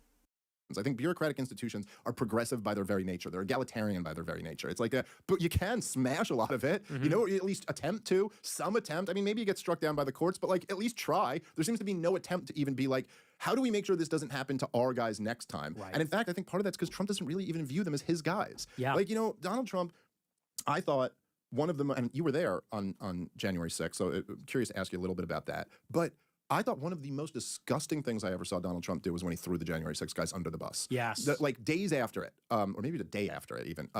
And okay, ultimately he pardoned them after letting them languish in prison for years, okay? So you don't get like that much credit from me for that. But like, look, man, I never bought all the leftist claims about January 6th were always like hyperbolic insanity, it wasn't an insurrection, and Donald Trump didn't incite violence. But at the same time, if you're a leader and you told everybody that they just stole this election from me, like, and then you said you're going to go there, and then your people did what would be reasonable to do if the election was stolen from them, right? Like, it is not the claim, just like the Democrats were making the claim with Russia. It's like, well, then we should be nuking Moscow. Like, according to what you're saying, we should be at war with them now. Well, according to what you're saying, Donald Trump, you should storm the Capitol if that's the case. And so he kind of led his people into this. And then literally, because at the end of the day, it does seem that really what motivates Donald Trump is his own ego, his own greatness. And if they were like, oh, you're going to get impeached or removed, or you're going to get this if you don't go so he went, okay, fine.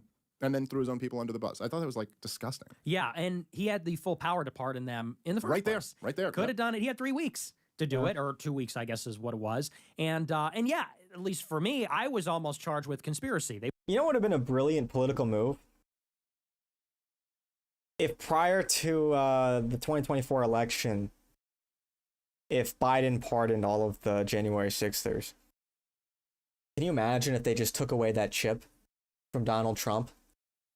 That's why I really think they really fucked up. They really did not run a good campaign. Yeah, they were running Kamala Harris, but I don't know why they didn't lean in on dividing the right wing. I don't know why they didn't lean in on dividing, or rather painting Trump as a traitor to his own base. I think that would have been far more effective. If they had said Trump promised this, and this, and none of this was followed through on, it would have been far smarter for them to actually, believe it or not, to lean in to somebody like Nick, who would be a disruptive force. What would the Republicans do at that point?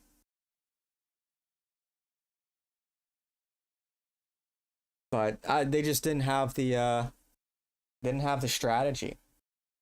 Not that I necessarily think they could have won with Kamala. I don't think she was a good candidate, but There was a lot more they could have done other than just the same old, he's a threat to democracy. That rhetoric was tired. They should have run a different strategy, or at least coupled their campaign with more hit pieces, attacking Trump from the right to divide his base. That would have been smart of them to do, but they didn't. They were considering charges against me. That was in the New York Times. And, you know, and other people obviously did go to jail. And I was there because Trump told me to be, you know, like Trump. And by that, I mean, I was going to be at the speech. I was not going to be at the Capitol building. The speech was at the Ellipse. Capitol was miles away. And Trump said, we are going to the Capitol to make our voices heard. I said, oh, well, Trump's going to be there. I guess it's cool. So I went there. And if I had been in jail and other people were, is that not his fault? He saw no responsibility. And that is kind of his MO. I mean, he throws a lot of people under the bus. He is, I think, motivated by vanity. And here's the problem with that. If he's not in it to win it, then he's activating the enemy with no intention of following through. That's right. He got in office. He's like, oh, I won. So it's not that serious for him. And he can pardon himself when this is all over. And he's rich, so he can go.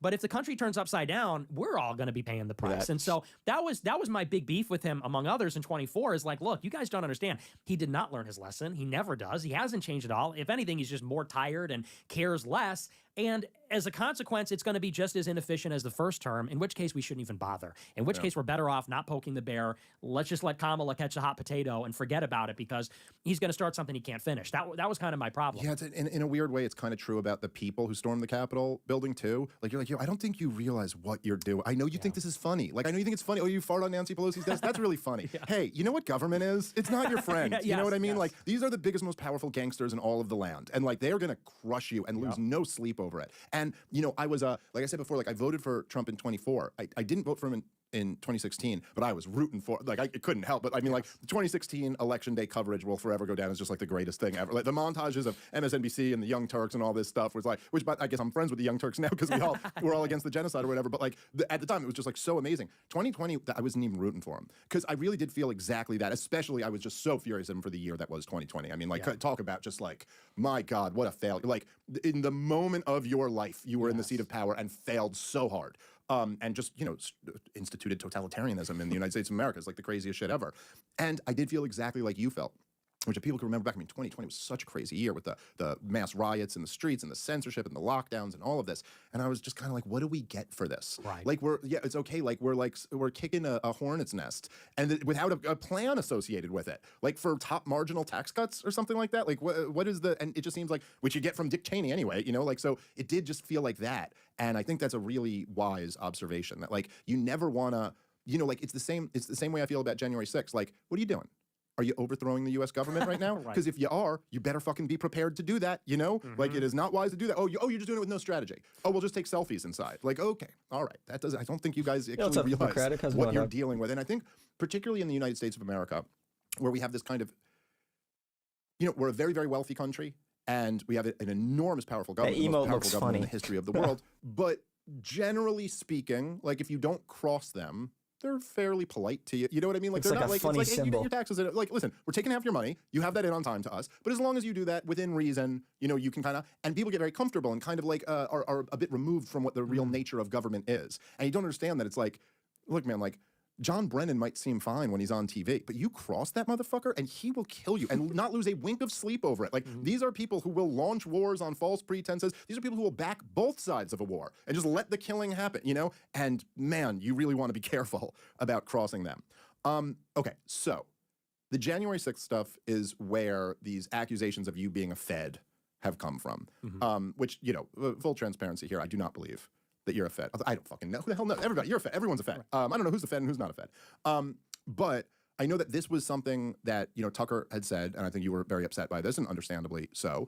I think that that's it's a particular type of accusation that is it's a very frustrating one, I think, in a way, because it's kind of like, oh, you're just, everything you said is undermined now, right? Like, I don't have to deal with anything. And I think that you know, anyway, I understand why that upset you a lot. But I think from what I've heard, a lot of this comes from the January 6th stuff and the accusations that you were encouraging people to go into the Capitol. So what's the deal with all that? Well, it even goes back to something else, which is the Joe Kent story, which I brought up before, because, you know, I was at January 6th, and at January 6th, I got up there and I gave a speech. And in the speech, I gave speeches at all these events, by the way. I went to the Atlanta State Capitol, Harrisburg, Phoenix, Lansing, and even D.C. And I gave speeches at governor's mansion, state capitals in D.C. before.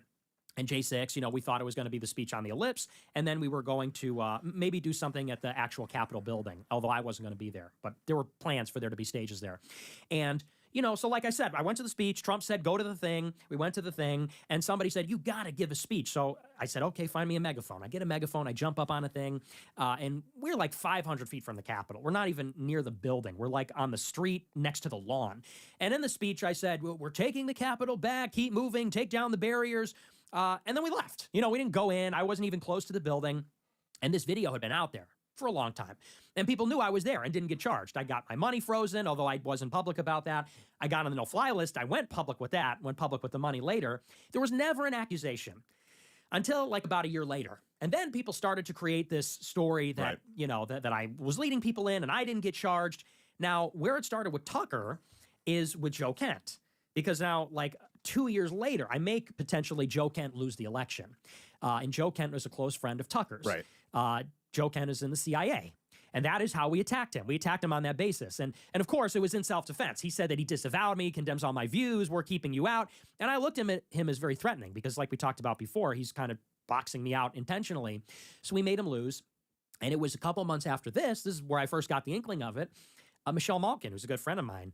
Yeah, I know Michelle. I've had her on the show before. She's great. She's amazing. Yeah.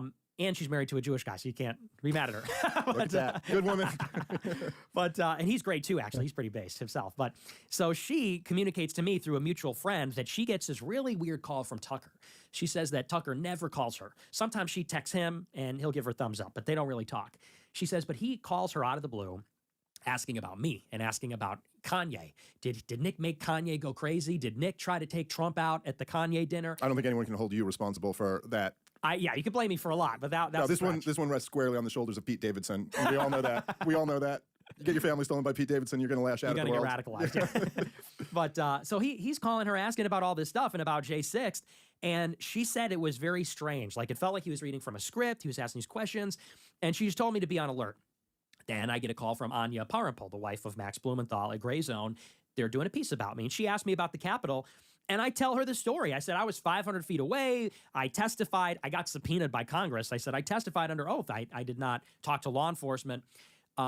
She publishes this 3-part hit piece about me saying that I'm basically what Tucker said, that I'm here to make America first look bad, that I'm a Fed, that I made Joe Kent lose. The only reason I made Joe Kent lose is because I'm a Fed trying to whatever. And so I do a big stream reviewing the hit piece and debunking basically the whole thing. Then I get a call from Bryson Gray, the MAGA rapper. Now he's a Christian rapper. He's working for a company called Influenceable, which they pay influencers to push social media campaigns. He goes, my wife just got a new campaign from Influenceable. They're paying people money to post the link to this article with the hashtag FedFuentes. And there's like a whole spreadsheet. It's or a whole like readout. It said the campaign is Fed Fuentes. Post a link to this article and say these things, and you get paid. And someone posted it. This like state representative in New York. I forget his name a long time ago, but he was the only one who had posted it. I put them on blast. Influenceable calls me up. Please stop talking about us. We will take it down. We promise. Everyone's trying to broker this big truce. That's how, because I was pro Tucker. I was a big fan up until that point.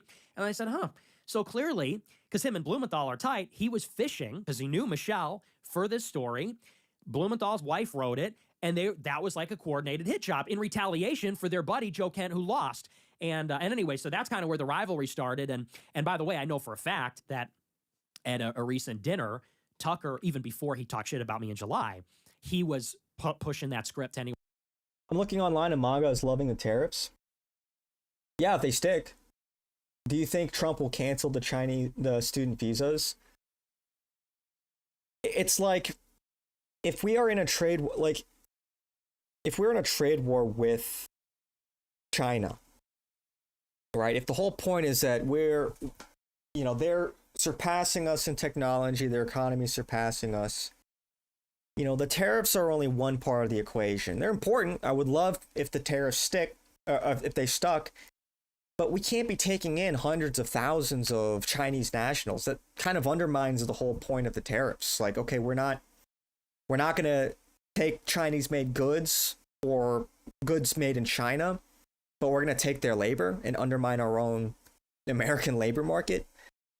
Not to mention, you know, how much of our information, our IPs are getting just stolen by China.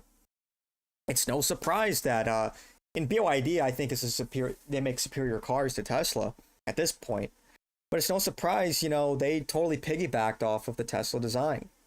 100%. The farmers are screwed. Why do you think they're screwed? How are the farmers screwed? Most of those foreign students take out student loans and never pay them back. Yeah, look,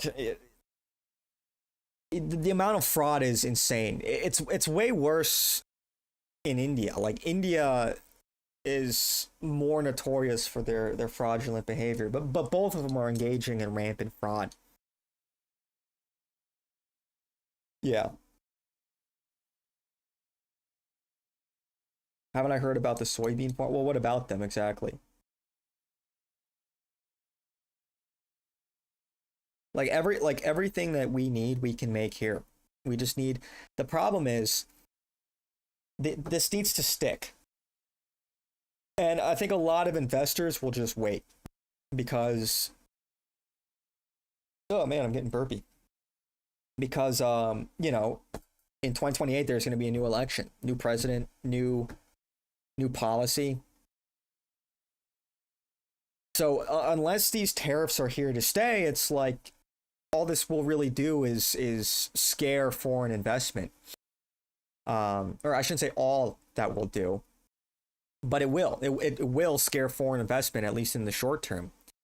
But it's in the long run good for our interests because we can build up American manufacturing. We can compete, at the very least, in our own markets, in our own economy. Whereas right now, Chinese-made goods, you're not going to compete with that. I mean, they make them for pennies on the dollar. They've got slave labor. You're just not going to compete with these products made in China. You know, not when we have a much higher quality and cost of living here in America.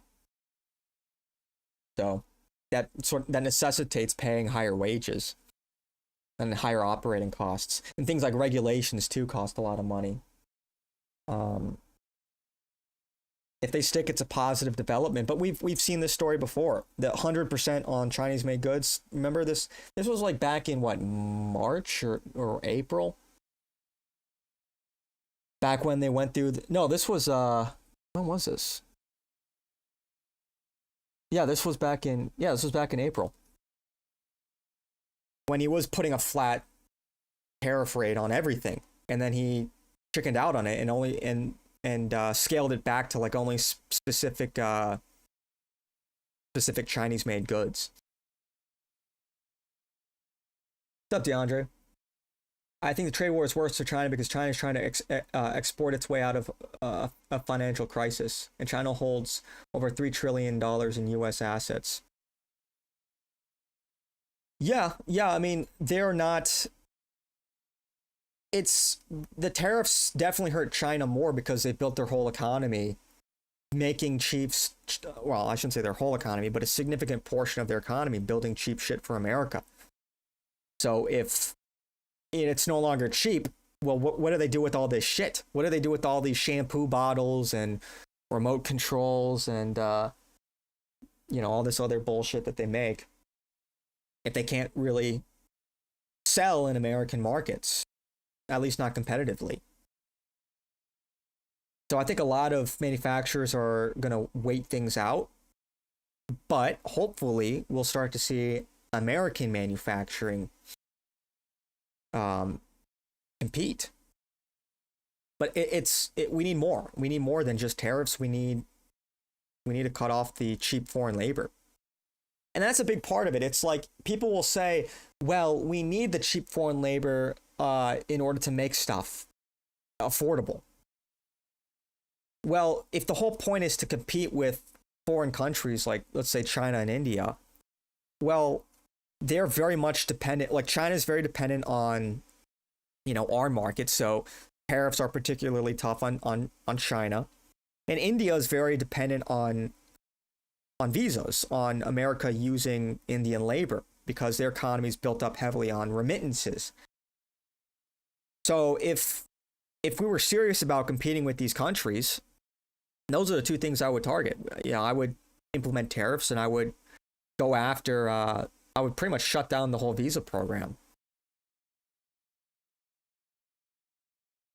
And I would deport, I mean, and I know we're all in favor of this, but us deporting like millions of illegals or even legal immigrants that are here on visas, well, they're not immigrants, but visa workers, that will, that can have this, like flooding these other countries with labor could also disrupt their economies. It could be a form of economic warfare. And it will hurt like the big corporations, of course. So, but they've been exploiting the American market for decades. So they kind of have it coming.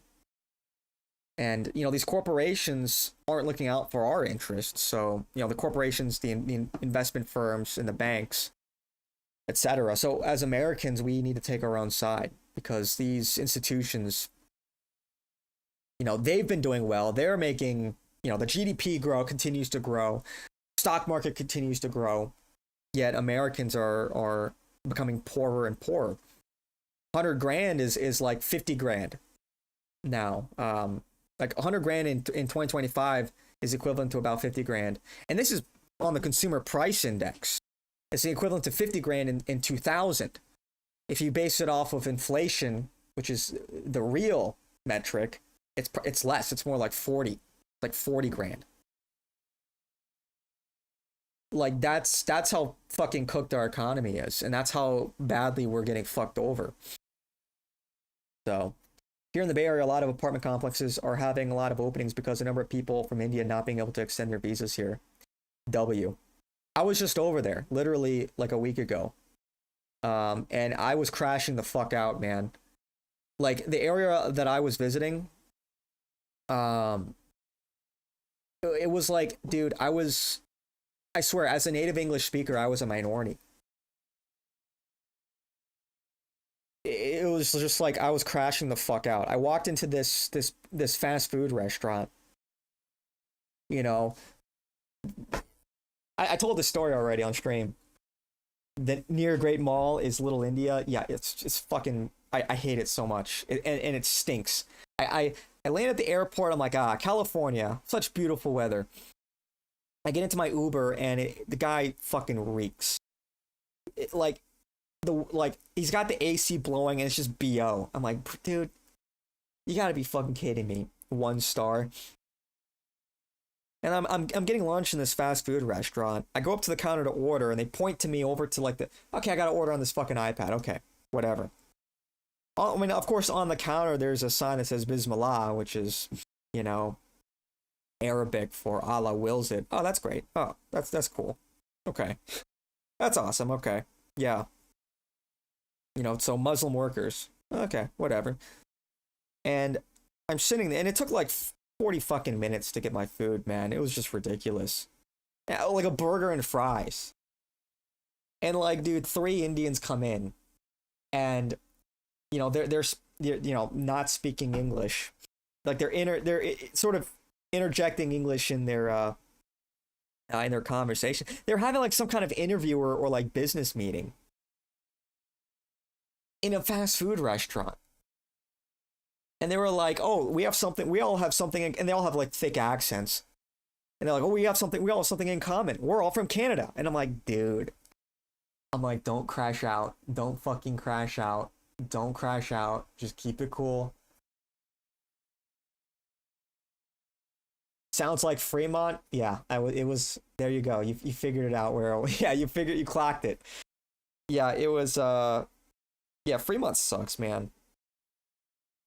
Fremont sucks.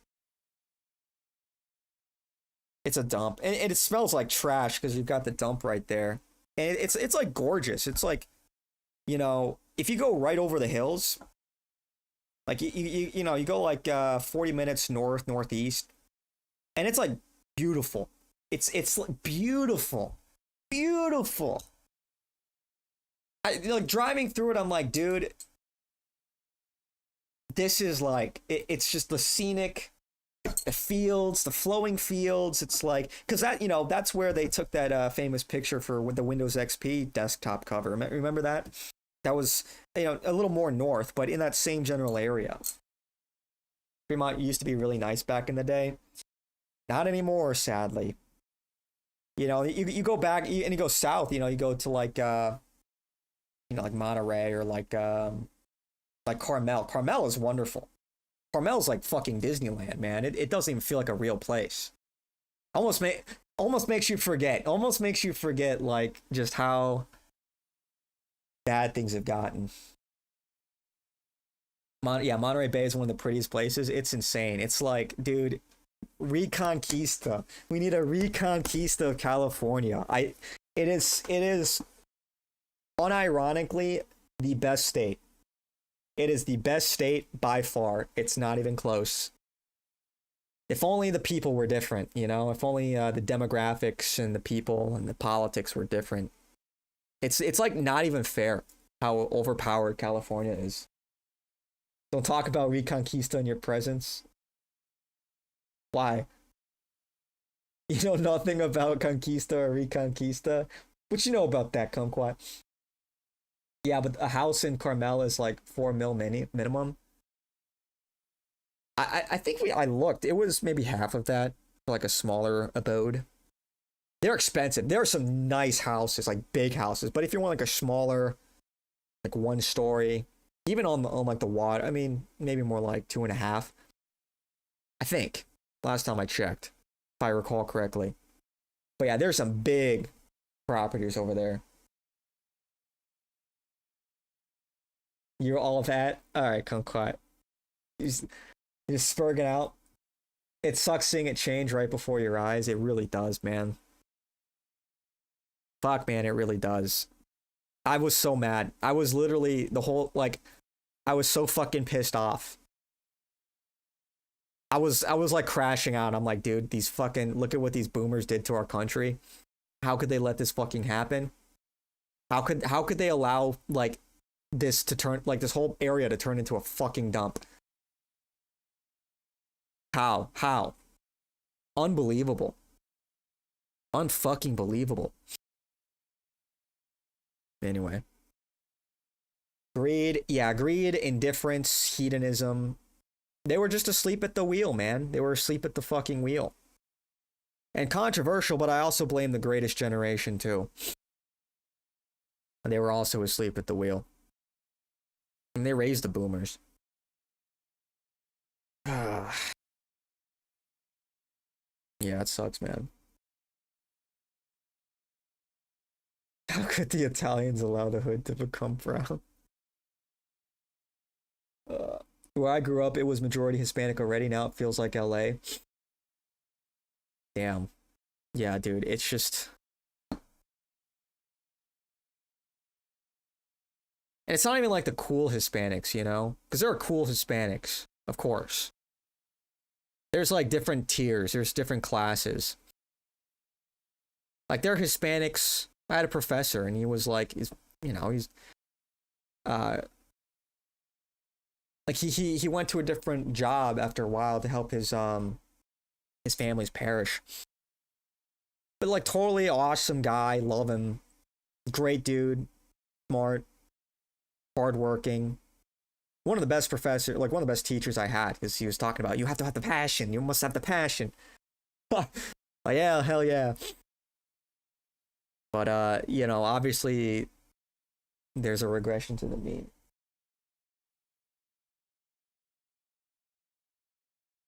Did the greatest generation get a pass? I guess. I mean, they sacrificed. They did what they thought was right. You know, serving the country. I guess you could say they did bring America to superpower status. But they fought the wrong enemy. All Edgars and hot Cheeto girls. Unqua Reconquista the Latinas. Entitled and no respect for the land, yeah. Yeah, ain't nobody. Yeah, nobody's getting passes here. Yeah, nobody's getting passes. Let me move this actually. It's kind of.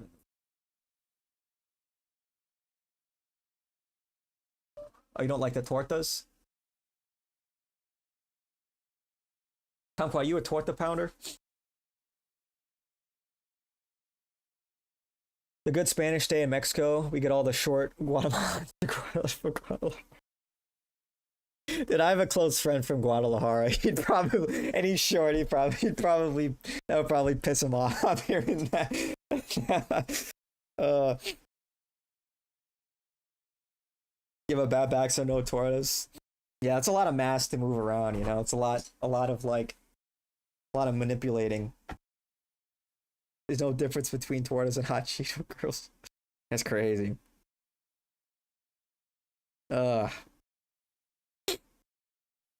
That's fucking funny. Yeah. Dude, I'm getting congested. Yeah, dude, I don't know. It is just like, Trump, please. Please. I wish it was more based. We just need to cut off the faucet, you know? We just need to turn it off. Turn off the spigot. Yeah, chicharrones. Ay, pinche. Yeah. I don't know, man. We just cannot get outnumbered. You know what I'm saying? Can't handle seeing your neighborhoods change in Cali now. Just go to sleep. You won't handle the next 20 years. Nah, you gotta stay awake, man. You gotta funnel that anger into something productive.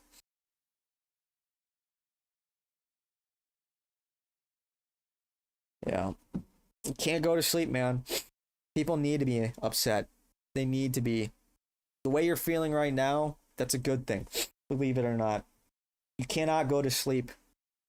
You cannot. That's how we got here. You can't just avoid these problems. Now, don't crash out. Don't be a spurg, but, you know, this should upset you.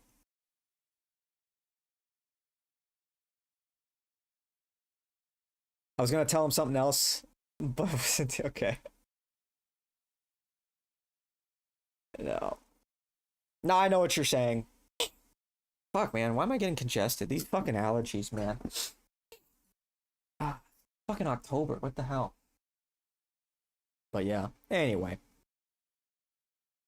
It is what it is. One who would listen to other e-celebrities, to students, saying, yeah, Nick is this gay kid, he's trans, and he's a fed, and he's here to make us look bad. So this was in private, and he was kind of suggesting that on a show, and then he explicitly said it this summer. Well, I guess he implied it with me. Because I heard people on Twitter saying this, so it was, you know, like, which I think I don't remember exactly the details of this, but I think you had said something that pissed me off. Whatever, it's water under the bridge, but I think you had said something that pissed me off, and so I just didn't respond to it. And just like the way people were coming at me was like a little disrespectful, so I was like, fuck you, I don't have to answer this. But he said when I was on the show something, like we were talking about Ray Epps, and then he was like, there's someone else who was on camera says, and he kind of put the words in my mouth. He went, as I'm sure you know. Yeah. And I did not, honestly, I did not even pick up on that until like people were showing me the clip of it, and I certainly never thought he was talking about you, and he never said anything to me about that. But then, of course, right, I did see with Candace where he did explicitly say it. And I think, you know, I guess maybe the thing about it is that it does seem, just on the surface of it, and I'm not accusing you of being a Fed at all. Like, I don't think you're a Fed. But I guess just on the surface of, if there's a video of you advocating people go into the Capitol. When Trump flies to the Middle East, hopefully he stays there. Yeah, dude, like, I don't know. We just need real fucking numbers, man. Real numbers. Not the fake numbers that ICE is putting out, but like real deportation numbers, man. Millions.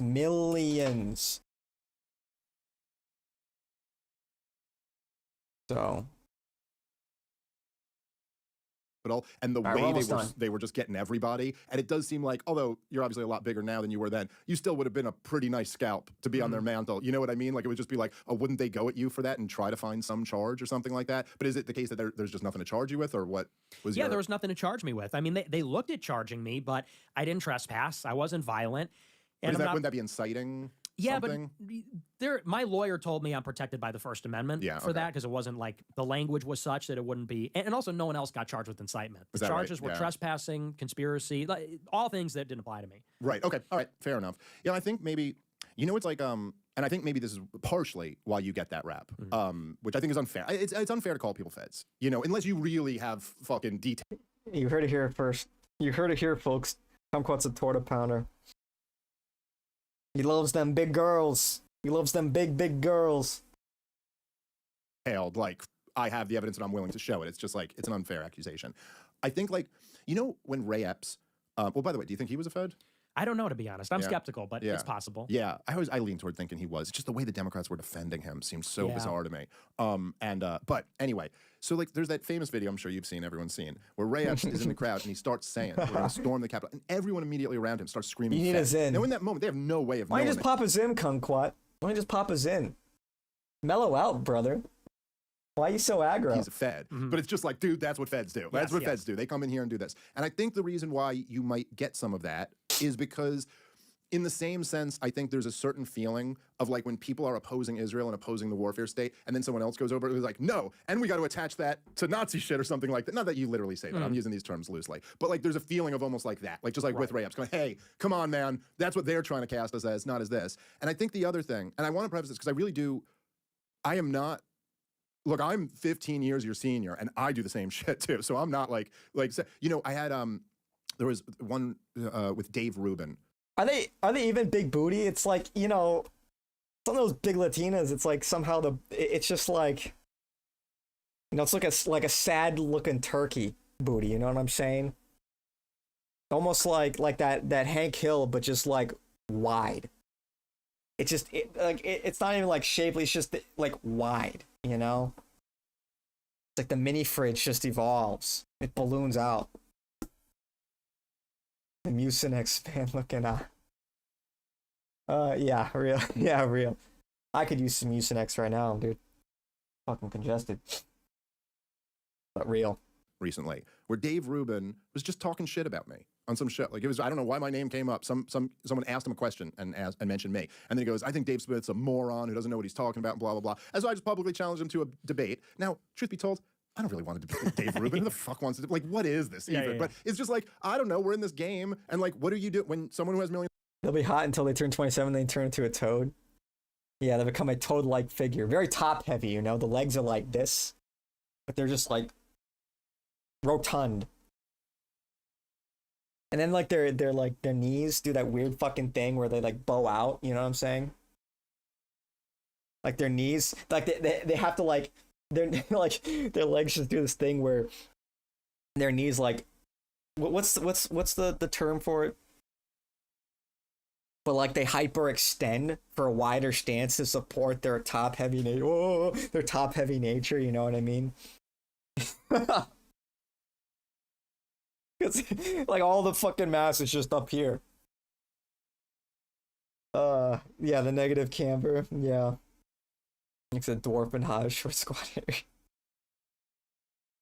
It's too funny, man. Too funny. Crazy. Of followers is Crazy saying, shit. I'm a moron and I don't know what I'm talking about. You're weaponizing your audience against me, and I only have one tool in my toolkit, which is I'll debate you. I can't fist fight you, like, so it's like, okay, so let's have a debate and we'll see who's a fucking moron. And now I weaponize the audience back against you, and and he accepted but then refused to ever, he's like, a bunch of people have reached out. Patrick Bet-David tried to set it up. Charlie Kirk actually tried to set it up. It was supposed, Charlie Kirk wanted me to come debate, and I said, how about Dave Rubin? Because I know he lives in Florida, and it was right when we were talking our shit. And then he was like, no answer from him. Like, both of them. But, so like, I get, like, if someone attacks you, you feel the need to attack them back. It's kind of the game. Would I date a girl taller than me? It's not ideal, but yeah, because my kids would be tall.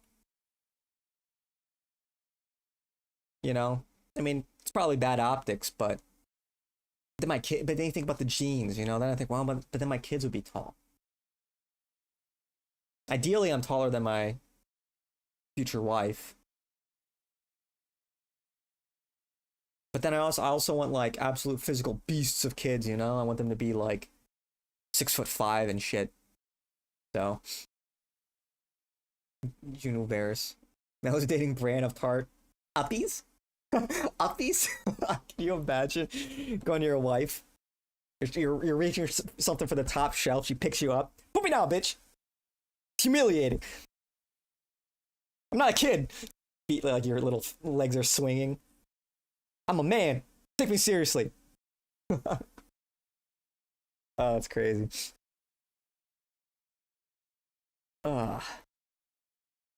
I do think though, when you're Have to go to the north, those Nordic it countries. leads easy to the perception. Yeah. When you're kind of attacking me, attacking Tucker, A lot of tall attacking people over Candace, there. you go, well, what purpose are you really? It's like, dude, in Nordic countries, like the average height of men is like what, 6'1", 6'2". Like they're fucking ginormous. See, my dad's tall. My dad's like 6'1", but he married my mom. He kind of, you know, she's like 5 foot. She's tiny. So I'm like, damn it. Fucked it up for me. I could be 6'2". Oh well. But I probably get my verbal IQ from my mom. She's a good talker. Country girls are tall as well. I'm 5'10". Yeah. Yeah, the Netherlands. Yeah, you're 5'11". I felt like a dwarf in Scandinavia. Yeah, that would just be bad for my neck. It would just be bad for my neck if I lived in Scandinavia, always having to look up and shit. Having everybody say, "Oh, didn't see you there." Ah, real funny. Yeah. Both your parents are 5'7". You came out 6'2". You won the fucking lottery, man. You talk as if you're 5'6". Yeah, if you're shorter than if you're 5'6", it's just, you know, you better be funny. You better be funny. If you're 5'6", you better have a good sense of humor, or be like really rich, you know. Mello will have to go to Turkey. Yeah, me and Clav will get our fucking legs extended. At some point, man, I don't know how I feel about that. On one hand, it's like, I like the idea that we're testing the limits of what's possible. I like the idea that we're going out and we're seizing the world, and we're bending reality to our will. We're paving new ground. We're pioneers. It's in our nature. On the other hand, it's like, is this not Faustian? And not, or rather, it's Faustian in one sense because we're pioneer, but is it not the Faustian bargain? Like, at what point do we have to just accept our own limitations, our own nature, and not rebel against God's design? I don't know where that limit is, but I salute Clavicular. He'll take the risk. He'll go. He's taking the steroids. He's gonna find out for us. So we'll watch from afar with great interest. Your dad is 5'8". Your mom is 5'4". You and your brothers both came out over 6 feet. What the fuck, man? Bullshit. Messing with God's perfect image. Yeah, he wanted you to be a 5'4" torta. he wanted all these Cheeto eating tortas to be 5'4" and toad shaped. It's all part of the plan. I don't know, man. I don't know. I think you do. I mean, maybe it's I wouldn't trust a Turkish doctor. You might come home missing a kidney. It's just Turkey, man. I mean, are Turks the most trustworthy? Yeah, I would want to get, if I had to get that kind of surgery, I would do it in America or like South Korea, because they have like some of the best cosmetic surgeons, I think, in the world. Everybody gets cosmetic surgery down there, all the women. Pretty gross, actually.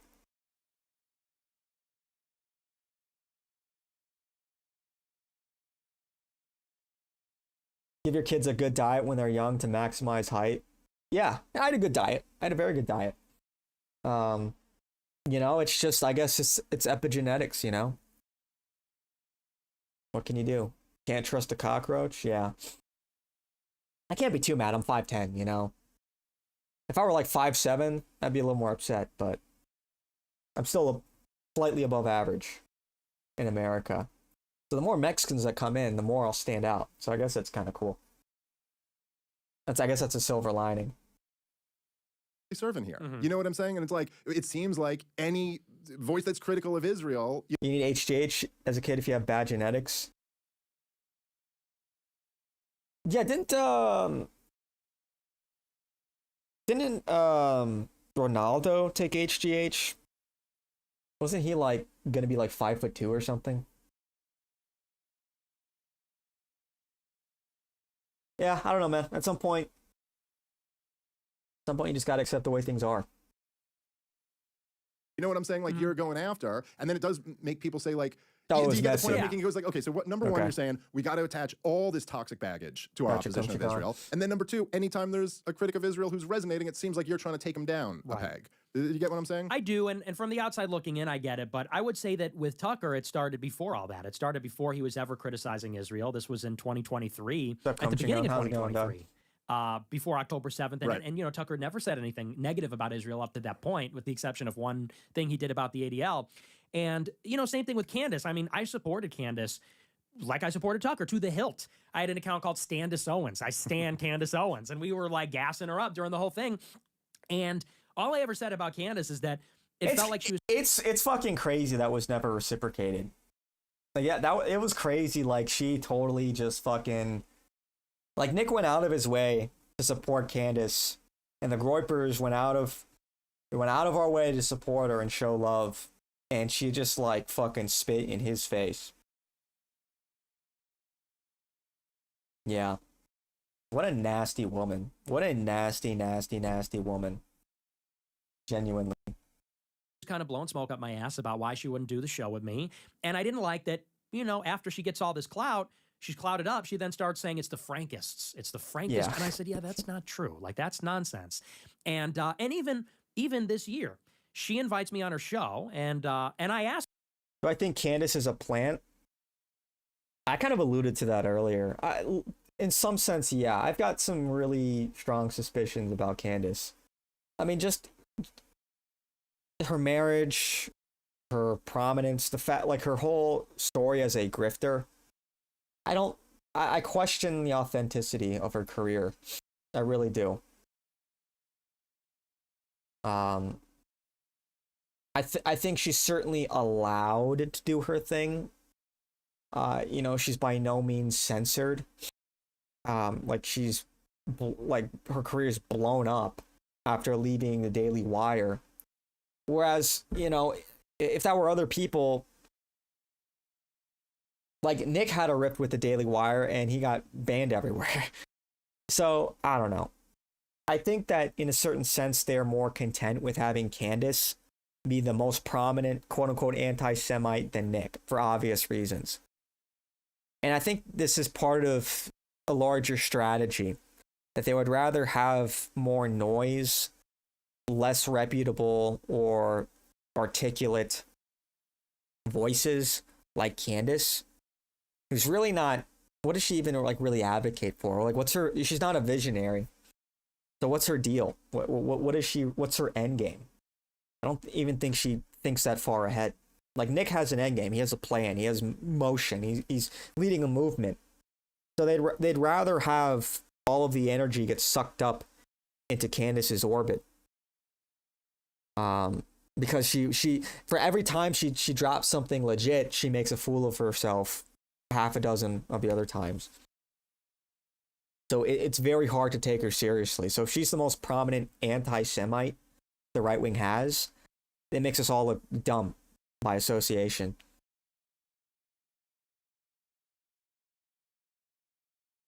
She was controlled by Ben Shapiro. Yeah, I mean, he gladly took checks from Ben Shapiro for years. She came up way too fast. It wasn't organic. I think some of it is straight up like the GOP wanted their token black woman, and like, this is perfect. You know, she's not completely retarded. Although, I don't know. You know, look, we're not racist and we're not misogynistic. Candace Owens, ladies and gentlemen, look. I think a lot of that is just straight up classic tokenism. And I think she totally grifted off that. Remember that Cooper girl who left Daily Wire? Where is she now? She does her own thing, but like, what? Like she left over a contract dispute. It's really not interesting. She doesn't like at least you could say with Candace, like it was over Israel. But like Brett Cooper is a nothing. She has nothing interesting to say. She has no hot takes. It's just like, she even really talk about politics. It's just kind of like tabloid slop. But whatever. Richard Spencer recently discussed Candy's origin story with JF. What did they say? In particular, anything new? She doesn't have one? It doesn't have a what? Yeah, because she was like, she got her start like doxing people for being racist online or something. Remember that? Then I think she was briefly working for InfoWars, then ended up at the Daily Wire. Like, dude, come on, man. So it is, I do, watching her clips is extremely frustrating because she doesn't know what she's talking about. And, you know, it's frustrating because, you know, she's making us look bad by association. She was around before the doxing. She was like she had like some talent agency. Same one as like Lauren Boebert before she became a representative. Yeah, she was complaining about like racism and shit. Like, oh yeah, very right wing of you. Great. So, Candace Owens. I said, well, is it going to be a hit piece? She goes, no, I don't set anybody up. Yeah. I get all dressed up. I fly down there, look into, you know, she extended the olive branch. I accept. And she's motherfucking me about drama from a year ago, about you, about are you racist or are you fucking believe that. I could not believe. Oh, Louise. Well. It's Louise, everybody. I already know what you want. Which is almost perfect timing because I have to use the bathroom. So it would actually be. But let me finish this. We're almost done.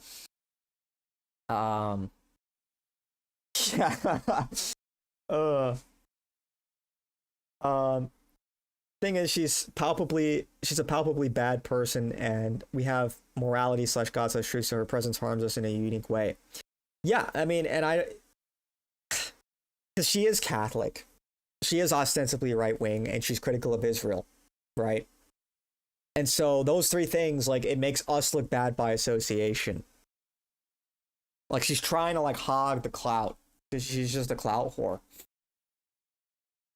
And she's just not nice.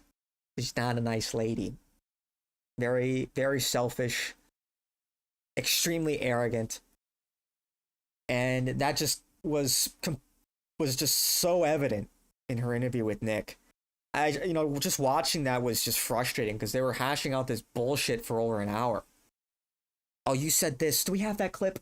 You know you have the fucking clip, bitch. Why are you playing dumb? We have that. Why are you being coy? You know this was pre-prepared. Do we have the clip? Can we bring? Yes. Obviously you have the fucking clip, bitch. Why are you pretending? This was your plan from the get-go. It's just terrible instincts, if nothing else. Like this is the opportunity to bury the hatchet, so you guys can find some common ground. Like that's typically what a lot of normal people do when they meet people in real life for the first time that maybe they've had a beef with. They often find it's a lot harder to keep up the hostilities.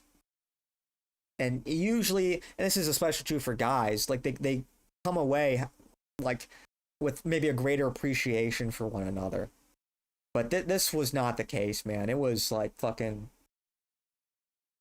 It was just so aggravating to watch. Candace did a debate with Blair White on Rubin's show. She thought conservatives would cancel her for her behavior towards White. Dude.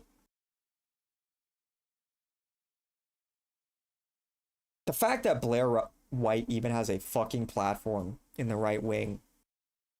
Like, we we need to be identitarians. We do not fuck with tranny shit, man. Okay, that's disqualifying. And look, I understand people are more complicated. You might maybe there's a tranny that has very incredible ideas, but how incredible could they really be when they also think it's a good idea to like cut their balls off and shit, everything, and take a bunch of hormones? It really is a testament to somebody's character and their and how sound of mind they are. So precisely, just finished exam week, going back home for some 5 days, feeling amazing. Hey, glad to hear it. Enjoy your time. Enjoy your time home. That's a dude. Yeah, it is a dude. And the fact that like, dude, like, remember like Lady Maga or like fucking Bruce Jenner? Like, what are we doing? What the fuck are we doing? Hey, we're not transphobic. Look. Dude. Yucky. Gross. Yeah. Rob Smith. Why aren't you married? All this Anyway. kind of stuff. It wasn't a friendly interview. I don't even think it was cordial. I think it was basically, it was an attempted hit job. And, you know, so like with you, I mean, look, we have disagreements and here we are talking about them. And I think I said during my show, like, I like you and I respect you, but I also speak freely. And if I disagree, I say something. And, you know, these other people got to recognize, like Tucker and Candace, they're more powerful than me. They have institutional backing. Tucker is from Fox. Candace is from Daily Wire. They never got censored from anything. Me, I never had any. They tried to throttle me in the crib. By they, I mean conservatives from the time I was 18. And I've been banned from most things for 5 years. So it just, to me, it's like a little unfair. It's like when Ben Shapiro quote tweeted me with 1,000 followers. For Tucker, well, that's something else. I mean, it's similar. I mean, Tucker and Candace getting together and saying, oh, this guy's like a fed. It's like, yeah, well, you guys have millions and millions of followers that you accumulated serving the system that I was getting killed by for 5 years. So that's why I feel like I have a special license to attack, because it's punching up. But, you know, I don't know what to make of Tucker and Candace. I would say, if I was being charitable, that there's immense distrust on both sides. Yeah. And for obvious reasons, because I'm an unknown quantity on the outside who, you know, they probably don't watch everything. They don't know what's happening down here. And on the other side, they are exiting the institutions. So from someone on the outside, it's like, are you CIA? Where are your loyalties? What do you really believe? Are you concealing what you really believe? And to what extent?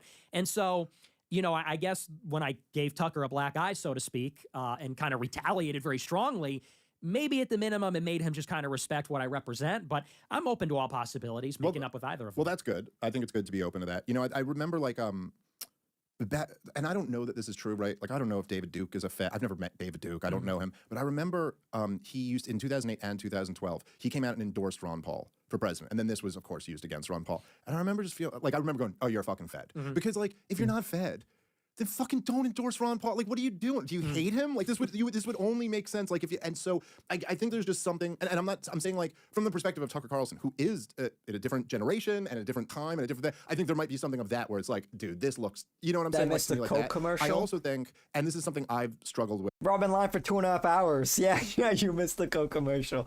I always drink the Coke at the start because it peps me up a little bit. I'm a little tired. I'm a little tired today. I was up late finishing the edit. I hope you guys enjoy it. But yeah, Hobshawn actually said how modern debate is based on emotional premises that are posteriori funded on logic. That's why name calling is so usual nowadays.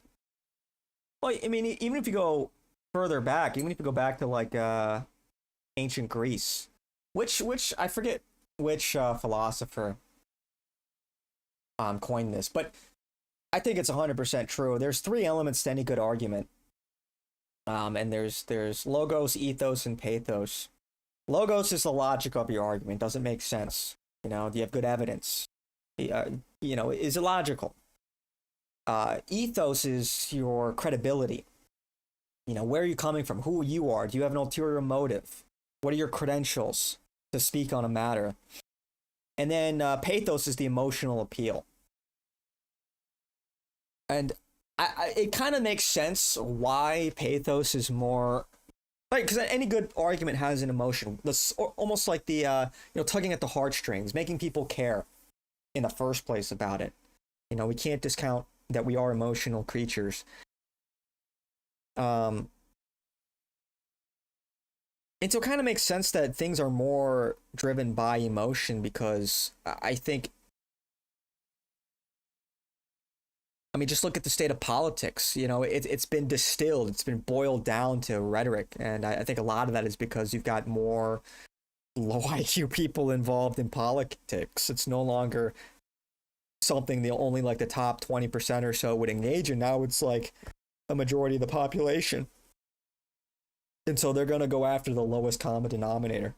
You know, not everyone's going to pick up on logic or really care about credentials, but everybody is emotional, whether you're 150 IQ or 80 IQ, right, etc. You're an emotional creature. It's Aristotle. Was Aristotle? Gotcha. I couldn't remember. So to me, that makes sense. Why everything is so pathos driven nowadays. It's like Idiocracy. I know that movie gets referenced to death, but yeah.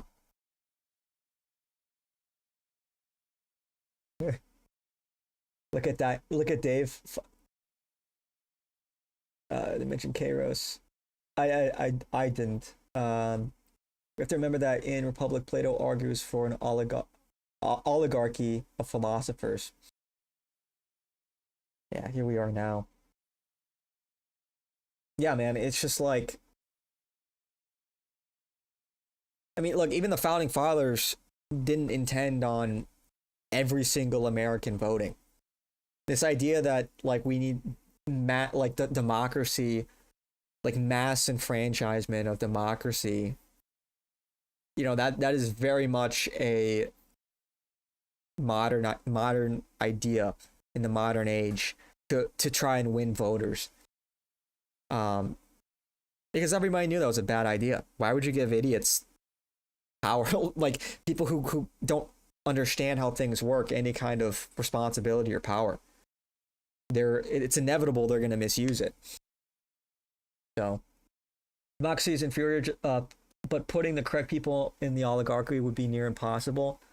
Just imagine the USA, 95% Jews and BlackRock asset holders couldn't be real. Yeah, look, that's why it's like it's about power and who seizes the power.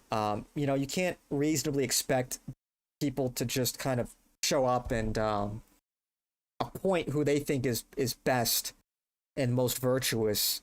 I think people are more selfish than that.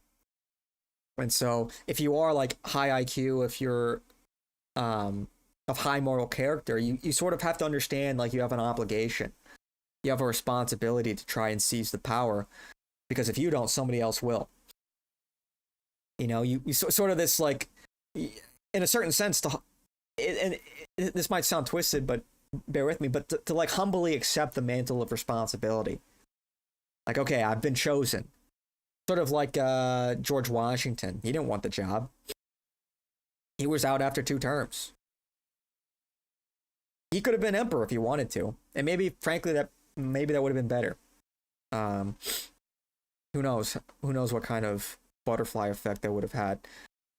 But yeah, for a long time, people like it's almost it seems like it's only with the sort of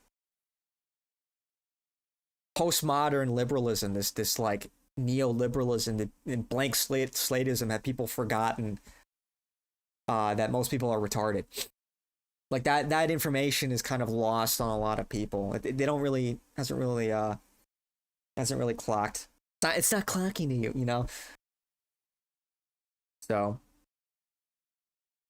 and I guess it goes back to the old nature versus nurture argument, which is greater. And, you know, both are important, but nowadays people have forgotten about the whole nature component.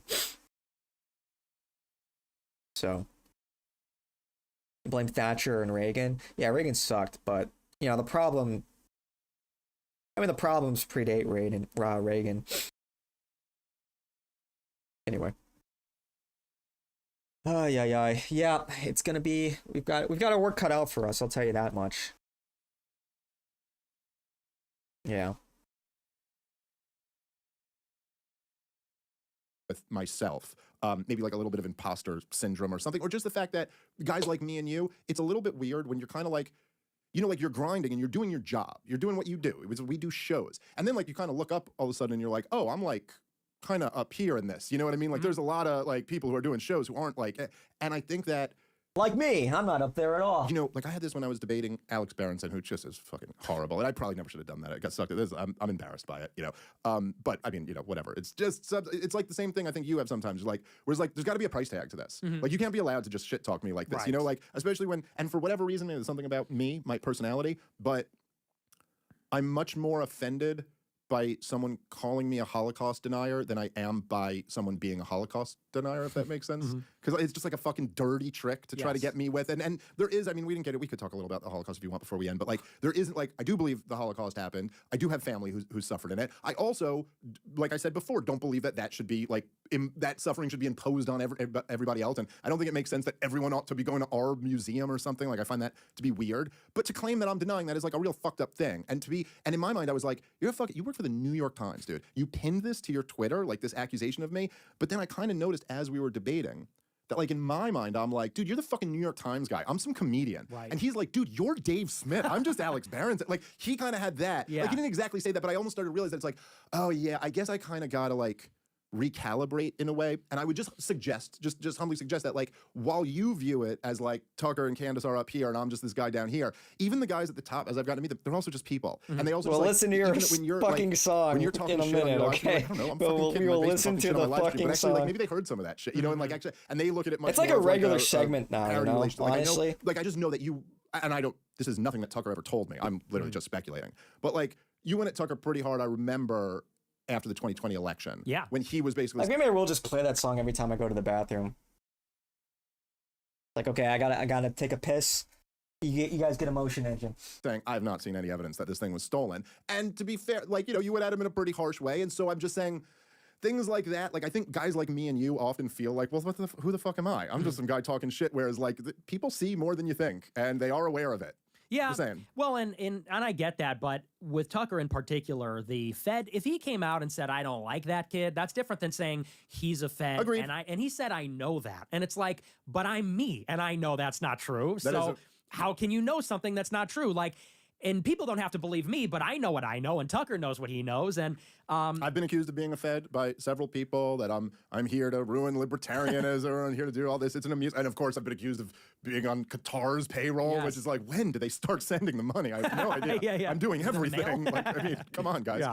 So yeah, no, I get, look, and obviously that's license for you to respond, more than license for you to respond. So I understand that. I couldn't, like, obviously, I love Tucker and I love Candace. They've just both been very good to me, but I could never tell you, like, oh, you shouldn't go back. And then, in fact, as I was watching it, I was like, well, I'm not gonna lie, dude. I'm jonesing right now. I want to play Battlefield so badly. Go to work here, because also, like, that's kind of, you know, you're brawling with a brawler if you try to do that. And so obviously I understand that was going to be the response. I would, I guess, from my perspective, because like even what you're saying with Candace with the Frankists and stuff, like, you know, or the Bridget Macron stuff, you know, like with a lot of this stuff, I try to be somewhat fair. Like, I try not just to dismiss a conspiracy because it sounds crazy, because, like, hey, I know there's lots of crazy conspiracies that are in fact true, but at the same time, like I said to you before, it's like, I'm just always 10 books behind. I'm always. There's people I love reading them who have just put out books I still haven't gotten. So, like, I still haven't read Jim Bovar's new book, and I want to, but it's just so much shit to fuck around. And you're like, I can't even follow you down this conspiracy rabbit hole to debunk it. You know what I mean? Like, I just can't. But I would say that, you know, me personally, I would have rather Candace was just the chick who worked at Daily Wire and was like, I cannot support the slaughter of innocent people. Like, I loved that she was like, I just had a baby and I'm sorry, I'm not going to support this shit. I thought it was so, and to have a Daily Wire employee take that stance at the Daily Wire, and then to find out that in fact feelings do care about your facts, you know, and that she got, like, I just thought that was so valuable. And Tucker Carlson, to me, I mean, it's, and I think you could appreciate this too, right? If you just like remove yourself from it in your personal issue, it's like, dude, our Bill O'Reilly is Tucker Carlson. That is so fucking awesome. Like, that is so much better than having Bill O'Reilly. You know what I mean? And so, like, I think you would grant that, like, that's fucking awesome. Like, it is, they are important voices. I would just hope you would kind of, like, all of us have to do to some degree, is like try our best to remove our own personal thing. Like, you slighted me, and go, look, what are we trying to do here? I certainly think, as I was saying with the Jordan Peterson thing before, and I said this on a podcast at Ron Paul's birthday party, someone was interviewing me, Clint Russell was asking me about this, and I said, like, about you, I was like, look, Douglas Murray might think I shouldn't be on big shows. And like other people might think you shouldn't be on big shows. But you know what? You're here. Like there's no more debate about this, Douglas Murray. It's like, yeah, I'm as big as you without the institutional background. So you don't get to say I don't get to be here. And I think the same thing is true with you and the Groypers. It's like nobody's being vanquished. We're all here. And in fact, what needs to happen is not vanquishing people, but incorporating. And I think that Tucker and Candace and people like that. Like, I just think all these voices are so important. And you know what I mean? I hope you would like kind of think about that. And I do. And I grant that on my show even throughout these feuds, I've said they're both important and they're pushing people in the right direction. But I think it's totally the opposite. I think that, you know, like with Candace in particular, she brought me out under false pretenses and then tried to vanquish me. I think that's what that was. Or that was a way of putting me down or something, because I had just had my biggest show ever in the middle of the war. She invites me out the next day, and her whole show is, you hate Jews for being Jewish. You're a real racist. And it wasn't friendly. It was nasty. She was nasty to me. And then afterwards, she wouldn't let it go. It didn't play well at all, because in the interview, she goes, well, you got triggered. I said, I don't think so. She goes, well, people are going to, and nobody agreed. People were furious about the paywall. They're pissed at the way she treated me. It was universally negative, and she wouldn't let it go. And then she got to come in and say, well, you lied. The reason people didn't like it is because you lied about it. And it's like, lady, you know, you got to take the L. You were out of pocket. Bitch. It didn't work. It backfired. So I could coexist with her. I was willing to do it before. I'd even be willing to do it now. And the same is true with Tucker. And I think Tucker's more rational. Maybe he's a guy or something, or I don't know why. It does help. It helps, you know. But I could coexist with Tucker. It's just there needs to be a mutual understanding, because I also represent a lot of people, and when they put me down, they're not just putting me down; they're putting down that whole right-wing flank of the issue. And I don't need everybody to agree with me. We can. I love the disagreement. I love Nick this does have a conversation. larger But we audience. disagreed about some things here too. It's just when people say, you're a fed, you're a racist, F you shouldn't be allowed on the shows, you're just an asshole. Maybe not more it's than like, I'm not an Candace, 'cause asshole. she's I've been on fighting YouTube, for 10 but- years to say the stuff that many of these people just got Actually, around to I don't saying know. last year. And that's just, so yeah, it's like a little irritating when they do that to me, but I'm willing to be the bigger person. Well, and it's good. put it Well, aside. look, I mean, I think it's good. Look, dude, I mean, all of us are trying to, figure out kind of. Yeah, I think now she that we're still in has a bigger this audience. position, like how exactly to manage that. And I think, like, kind of as we were talking about before, it's like we're on kind of YouTube. we're united in our opposition to a thing, but now we have in a lot of ways. Look, it's been decentralized, so it's not like any one of us is exactly like the mainstream guy, but like we're the mainstream media now. Yeah. You know, like it's us. It's like, I mean, honestly, like there's particularly like daytime shows, like you're lapping, like me too. You know, so it's an interesting thing. All right, so maybe we could talk about this a little bit and really test my YouTube channel. Because I think a lot of this, I remember when we first spoke, or one of the podcasts when we first spoke, the big controversy about you, that at least from what I heard from the other libertarians or whatever the world, was that you're a Holocaust denier, and that there was the cookie. There's a clip where like a fan makes the Cookie Monster joke, and then you like read it, like obviously laughing around and joking. I remember people sending me this and going, "This is clearly like he's joking around, at least to some degree." But then when you were criticizing me, you were talking about like me not, because my family was involved, not willing to challenge. What is your view simply like what we were saying before, that it's like, look, this happened, it was awful, but like also all of history doesn't have to revolve around this. Also, it was in the context of a war where like 50 million people died and Europe was destroyed, so like that. Or are you actually saying like this didn't happen, the numbers are not, because this now is much with the general, whatever you want to call it, I hate using the word anti-Semitism because it's not even a good word, but with the general kind of like hostility toward Jewish people, this does seem to be something that's like really catching fire, and I just think is completely wrong. Like I think it's like Israel killed Charlie Kirk. It's like this just isn't actually right. It's not actually good history. And so anyway, I'm just curious what your thoughts are. Well, and I also, by the way, sorry, I'll let you go, but I also do recognize, I remember thinking this the last time I had you on, there's like this weird dynamic. I guess I feel a little freer now, but back then I kind of wanted to ask you about it. But then I also realized that if you can't even say it, because we'll all get fucking nuked. So it's like a weird conversation to have, but I am curious. For me, it was never really about the Holocaust in itself, because early on, I watched a lot of documentaries, like the canon of Holocaust denial documentaries and essays, and I found a lot of the arguments compelling. And then I saw that other people were pushing back on that. And I have good friends of mine who are like, they're fellow travelers, let's say, and they adamantly insist it did happen. And they send me blog posts and things. Yeah. And at a certain point, you sit down and say, so is this really about World War II historicity debate or historiographical debate? And to me, I'm sort of missing the point. To me, the Holocaust is just like, it is just a central part of the Jewish identity story, which is that if the white people get too much power, they're going to kill us all. And that means if we don't have enough power, they're going to kill us all. If they can critique us, they're going to kill us all. You know, it's wrapped up, and this has been pointed out before, that more Jewish people think that the Holocaust is central to their identity than believe that believing in God is central to their identity. And that just tells you about what Jewish identity really is and how it's political.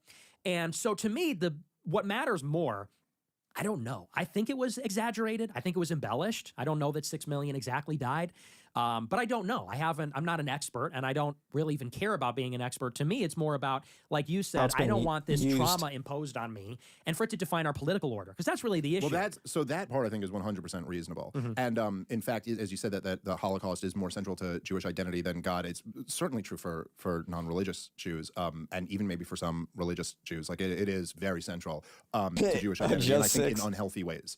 And I think absolutely you're right about this being kind of this. You know, it's I love when Darryl Cooper made this point, but it's such a perfect way to put it. But where he was like, look, the founding fathers are Martin Luther King, and you know what I mean? Like it's not like, and he goes, you could test that out. Like go desecrate a statue of George Washington, and then go desecrate a statue of Martin Luther King, and see what has more of the reaction. And it is like, it's really like World War II and the Civil Rights Movement have become like the American consciousness, you know, and I think the Holocaust and World War II being the same for Jews, and of course the story becomes this very ahistorical, weird version of it, where it's like the creation of Israel stopped the Holocaust or something like that, which is like just not at all true. In fact, they had very similar goals, the Zionists and the Nazis at first, which is why the Zionists wanted to do business with them. I think it was the Nazis' anti-Semitism is the only reason why that didn't happen. But I do think it's like, and I mean, I've been down this rabbit hole a bit, but it's like, I really don't actually think it's that exaggerated. I mean, it's probably not 6 million to the person, but like, I think even David Irving, I think he put it at between 4 and 5, like, and that was like on the low end estimate. And even if it's 4 or 5, it's like, what are we even fucking talking about here? It's all the same thing. So I think like, and I guess in a way, because we've gone for a while now, so we could wrap up. Unless there's anything that you wanted to bring up. But I will say I appreciate that. I think, you know, and this isn't. I'm not even saying like, you know, because I'm sure the part of the problem with this stuff, right, is that at least from my perspective, is that when you're Jewish, if you there is this kind of not amongst you, I don't think, but I think maybe some of your fans, not all of them, where there's this kind of heads you lose, tails I win type thing, where it's like, okay, so like if there's a Jew who's for Israel, they go, well, of course, like all the Jews. And then if there's a Jew who's against Israel, it's like, well, they always control both sides of the, you know what I mean? So it's like, no matter what you do, you're like kind of in this position where you're like, well, there's nothing I could say here other than, yes, you should hate Jews. And then they'll be like, okay, finally a good one or whatever. But I do think that like we said before, we're all kind of like figuring out this new world. We're all kind of like dealing with our newfound relevance. You're also, you know, like, how old are you? 27. 27. So you're kind of like, you know, you're approaching your late 20s and where it's at. And I do really appreciate you kind of like I really appreciated on Patrick Bet David when you said like, that you're like, I'm not a racialist, I'm a Christian. And then it's like, and that, not that you might have some racialist views, but like that being a Christian is first and foremost like the most important part of your identity. I would just really encourage that. I think like that's what we need. I really think that's like, you know, I told you when we spoke on the phone when we first planned this, and I told you the video that I saw of you was like a clip that was going super viral, which I think we're touching on earlier today, where you were just like, where you were talking about how like a Christian just can't support killing people like this, and you were, and you even said you were like, look, I don't want them living here, but like that we also can't support killing them over there. And I just thought there was something really powerful about that. It's like kind of because it's a paradigm shattering thing where someone would look at this and go like, wait, but I've been led to believe this is like the most horrible person, and he's the one who cares about this. And I kind of think, like, I would just hope that that's in, you know what I mean, like that you continue kind of to push that and all that stuff. I'll say I really, really appreciate you coming out and traveling for this. I know it took us, it's hard, we're both busy, and so it's hard to schedule these things. Really, really enjoyed this conversation. I hope we do it again soon. Me too, absolutely, and thanks for having me. And I will say, just to kind of close it off, you know, what I love honesty. I like people that care about the country. I love people. And I think as long as that's the agreement, there won't be war. You know, there won't be violence, and we can talk and we can get along. And that's really what it's about. So I enjoyed the conversation as well. So I'd be happy to do it again. All right. Maybe on my show. Oh, sure thing. All right. Everybody, thank you for listening. Catch you next time. W interview. Yeah, 1.2 million views on that. Wow, wait. Yeah, I mean, look, if you really think about it, when it comes to the Holocaust, like obviously it's not like how much consequence is it really, like the exact number or exact methodology. Clearly, it exists as far as atrocities go. It exists in a category of its own, and the way that it's being used as a cudgel to beat down criticism of any kind of Jewish behavior, or even of a Jewish person, that's really obviously the problem. That's really where the contention comes from. Because you can question any other genocide or terrible event, mass killing, whatever, and nobody bats an eye. Like if you say, well, the Holodomor, 4 million, or was it 2 million? You know, it's like nobody really gives a shit. You're not going to get canceled for questioning that or having. So clearly, now I think the problem with the Holocaust is the fact that it exists in a category of its own. Clearly. And further, like I don't think it should be in general, it's probably better not to get into the weeds on it. I don't think it's necessarily like the hill we want to die on. Like, was it 6 million? Was it 271K or whatever? Anything in between? Was it 500, 999,999? I think it's more so better to focus on the way it's being instrumentalized against us. To beat down criticism and to push the Zionist narrative. Or just the Jewish victim narrative in and of itself. Nick went easy on him, as he said before, the Holocaust supplants the crucifixion and makes Hitler the new Satan. Yeah, I mean, I think it's one of those. I think it was strategic. He could have gone out, like he could have been more obviously, he could have been more argumentative. I don't think that was the point. There's more to gain from just listening. Let's listen to what Dave Smith has to say, rather than coming on his show and like debating about. I guess really, it was also tacked in at the last like 10 minutes, right? Were they really going to spend another half hour on? I don't know, but yeah, I mean, he could have pushed back on a lot of stuff, but I don't think that. And he did, you know, he stood on business, but it's like prioritizations, picking your battles, you know? Does he really want to make a big deal about the Holocaust revisionism stuff? Probably not, because again, it's the event itself is not as important as how it's being used. I think that's the bigger fish to fry. Yeah, you can't talk bad about me ever again because I cheer for Corinthian Sport Club. And yeah, the victim role was promised to, yeah. Oh, okay, don't say that. That'll get me in trouble. Anyway, all right, I'll be right back.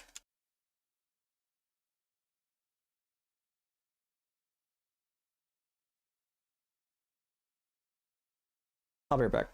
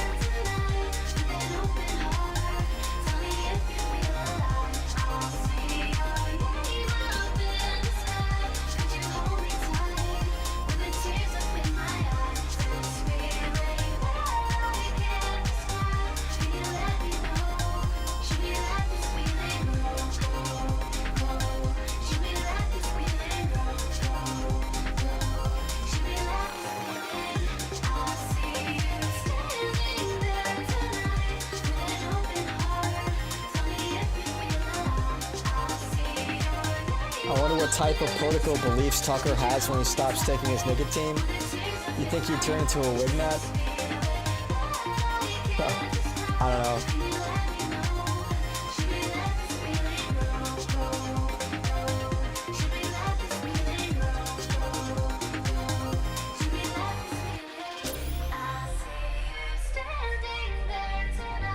I feel like the nicotine's the only thing that makes him right wing. I feel like he'd just become gay.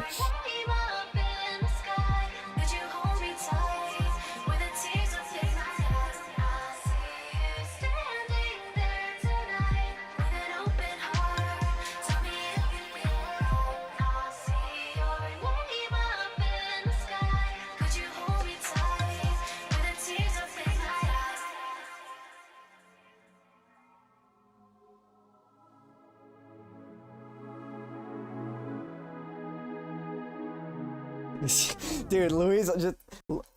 He always dips. He always dips right after I play the fucking song. It's like, maybe I should just bait him the entire time. Oh, we're gonna play it now. Ah, I can't find it. Ah, we'll try again in another hour. Alright. Back to...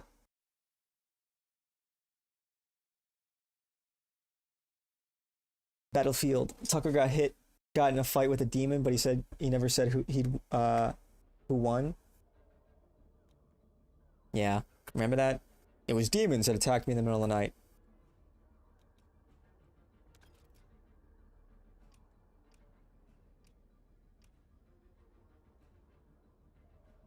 Yo, Kumquat, you on? Or are you being shy?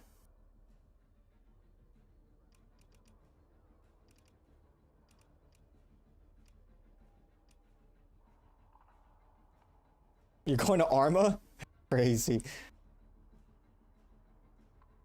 Let me turn that volume back up on this. Where am I at? Is that me? Ah, that's irritating. Whatever.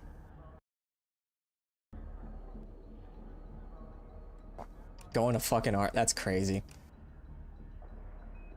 Let's try escalation. I haven't tried this yet. Alright, hang on. Tab. Not showing up. There we go.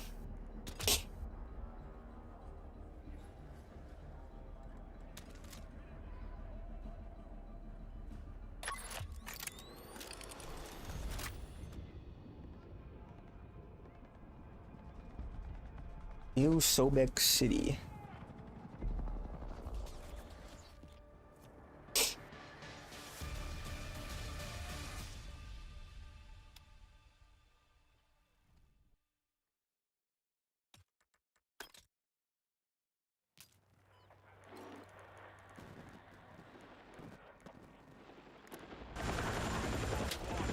Oh shit.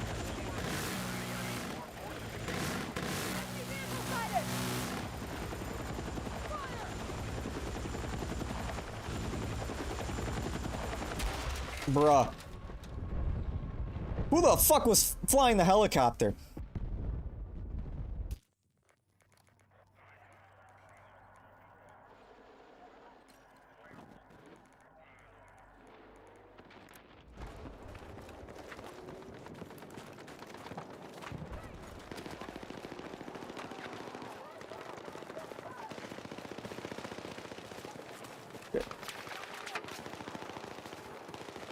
We need to hit that objective!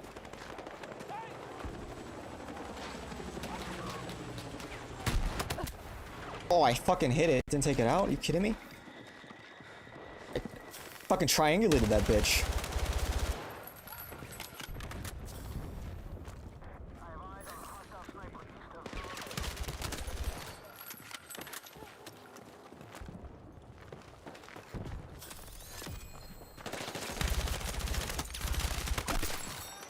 Oh shit.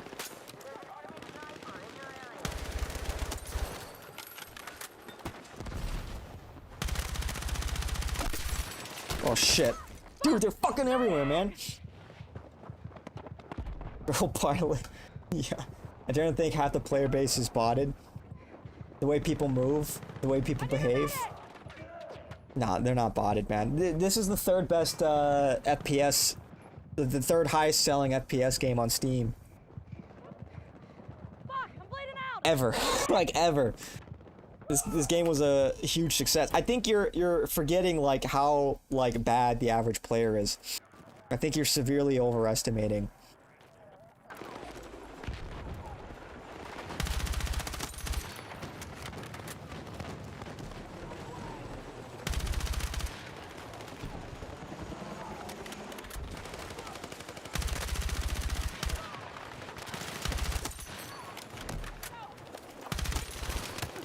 Oh, scheisse.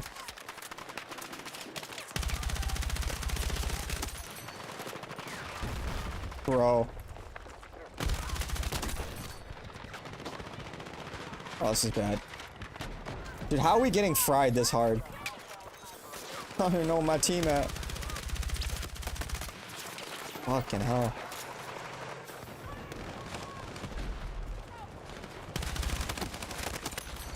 Brother. I'm fighting for my fucking life here, man. Got your toes. Tough, he was just holding that the whole time. This is purely vibes-based conclusion. I choose to believe in my fellow human. I refuse to believe the average person is brain dead. Well, I hate to tell you this, but you're wrong. I'm fucking hit. The bots in the game will have a name like Sergeant Xavier Johnson or something. Like, you can tell they're bots. Because you can't have bots in the game, like that is a feature. Oh shit. These are all real players. Like, you can very easily tell who's a bot and who isn't.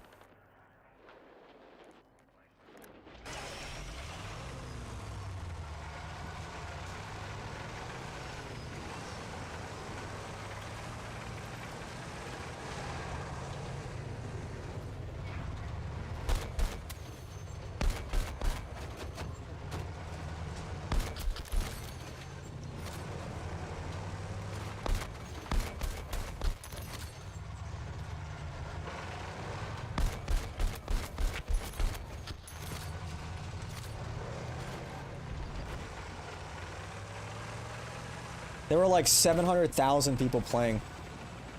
Like concurrent players. That's insane. 700,000 on a $70. Oh shit, this is bad.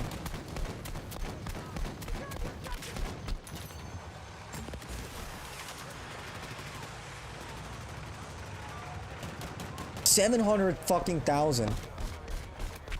Could be higher now.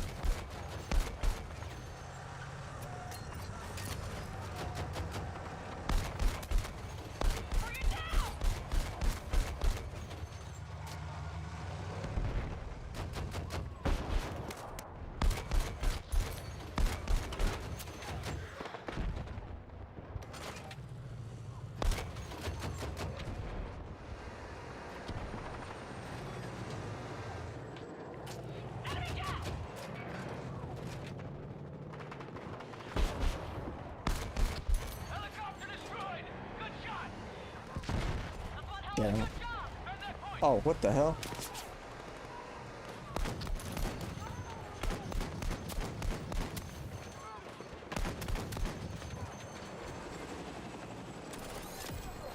Another one. Todd has proven hijacked offline accounts. Corporations do this. What are you talking about? Sounds like a schizo conspiracy theory. What the fuck? I've never heard that.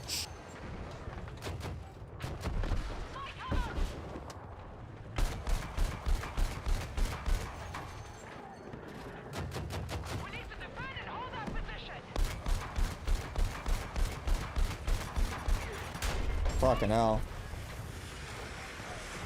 Alright, we gotta back it up. We gotta back it the fuck up. We don't have a repair station? Oh, that's cooked.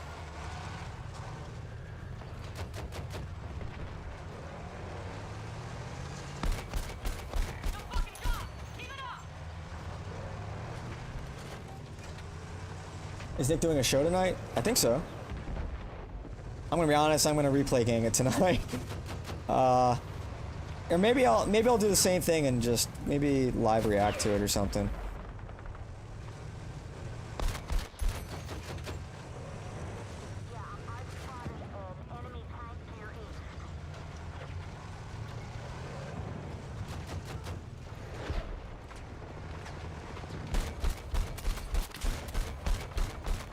Oh, fuck.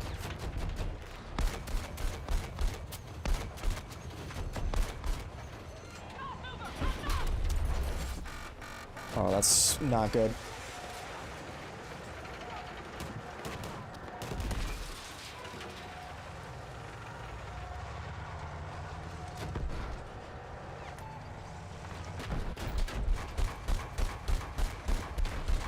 I got eyes on enemy vehicle. Fuck, do any of my rockets come back?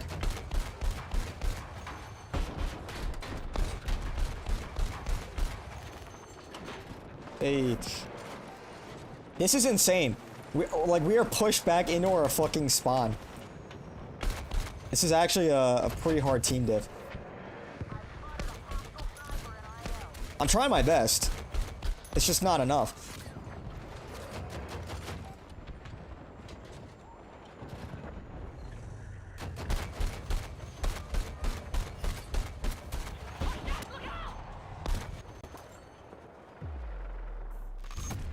Draw? What?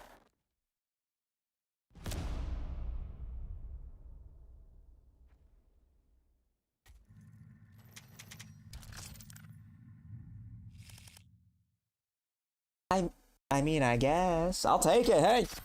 I thought we were getting absolutely fucking annihilated the whole time. He sent you the... Oh, he sent me the video? Okay, I can react. 2/3 of Americans got vax. Spotlight confirmed. Based. Fact checked by Real American Patriots. Yay, Dice spearheaded putting bots in the lobby 10 years ago. Cyber Nerd deep diving into it months ago. What happened? Why would he not be doing a show tonight? Equally touched. What, they had like more territory than we did. I forget how this mode works.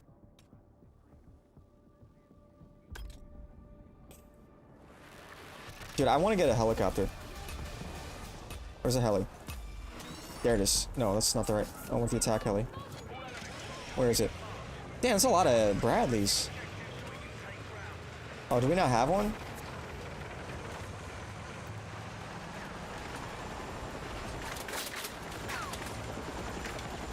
Damn, I guess we don't have one. At least not now. Because I think this mode, like, as the game mode goes on, it gets, you know, like, more vehicles. Yeah, it's BF6, baby.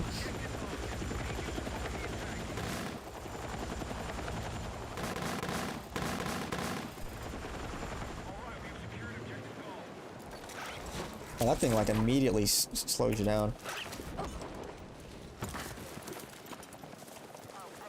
Capturing objective Edgar.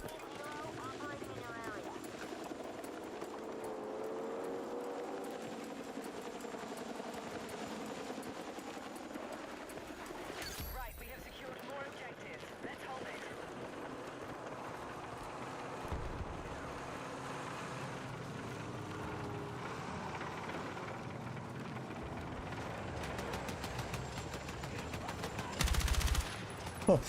it. Okay. Ooh. Ah, damn. I thought that was money.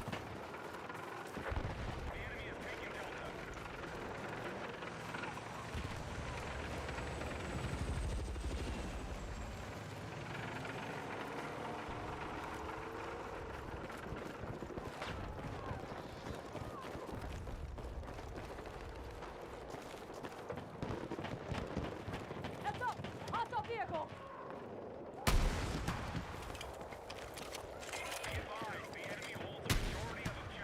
Damn, I'm out of rockets. Oh, too late for that. Nice. Fuck, I can't. What is going on?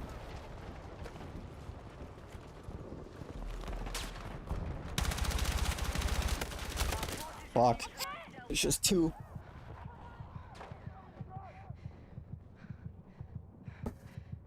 Where's Ching? Surely Ching will get on.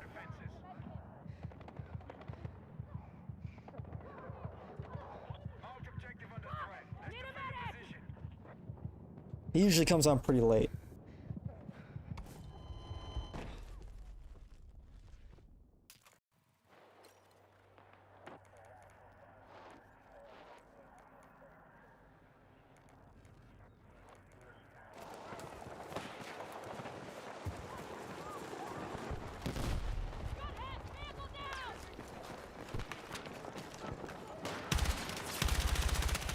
Shit.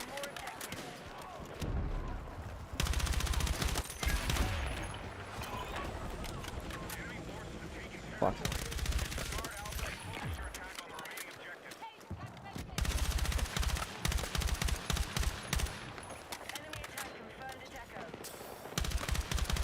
Shit, that guy's got a sniper.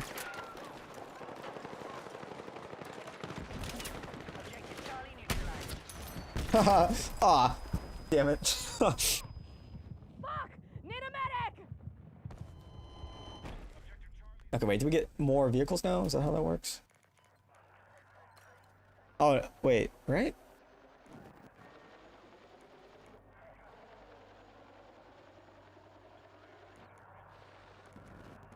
I want the Apache. We hold a majority of objectives. Keep it up and we'll take ground.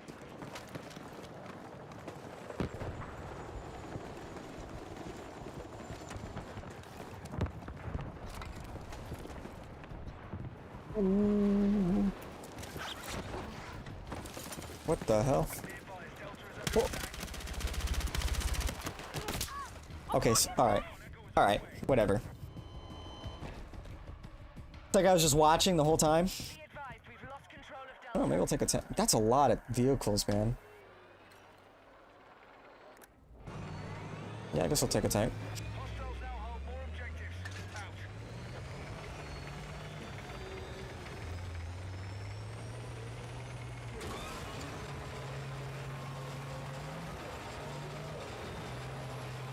Echo has been neutralized.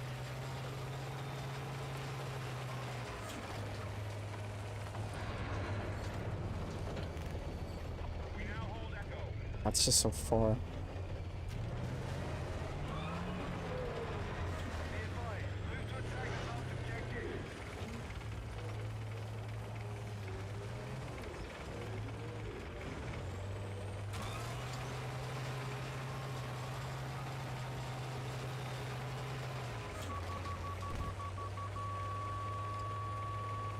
I shouldn't have painted. We're attacking objective Foxtrot.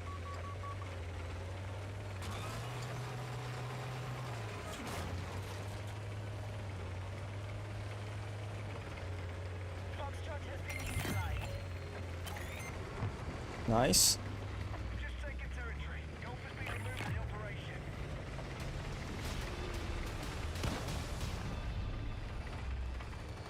So there's fewer and fewer objectives as the game progresses. Gotcha, bitch. Attack helicopters ready for combat. Ooh, attack helicopter. Be advised, enemy attack confirmed at Echo. Who's doing that? Hostiles now hold more objectives. Out.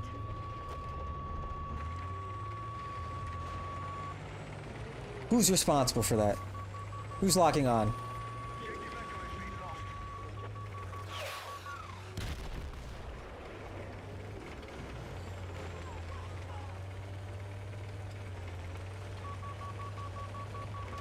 I'll find out who you are. Objective Delta has been neutralized. Oh shit.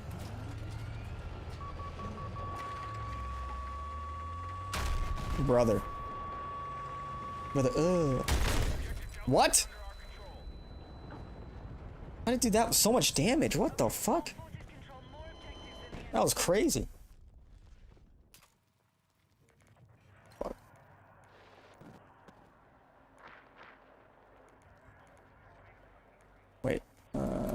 Can I customize it? Oh, I don't have any... I don't really have anything unlocked, do I?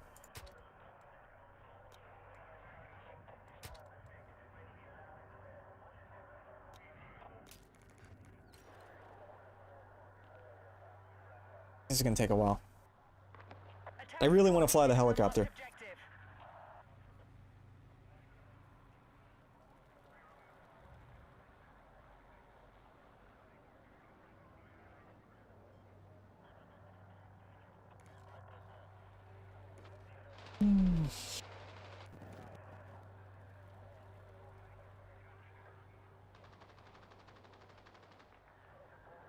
Oh, planes now. Ooh. Aircraft fueled and ready. Pilots are cleared to engage. Fuck it.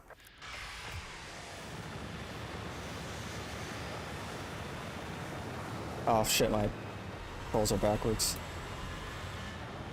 Okay, this feels weird. I feel really slow. Okay, I just need to... Okay. This is the first time I've gotten in the jet. Alright. Alright, what do I have? Oh, bombs? Okay.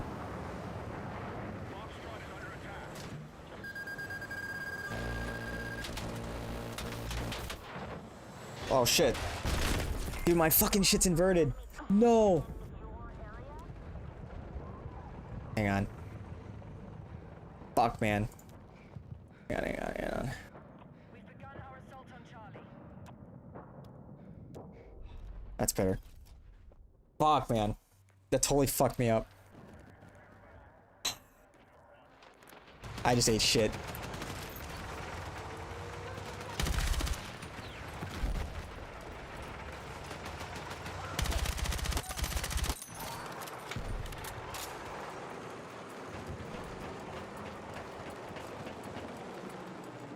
Got eyes on a sniper! We've secured more objectives. Let's hold it. Oh, shit. Who do you think you are? What need to the hit that fuck? objective. Oh, I just got sniped from somewhere else. Oh, cool.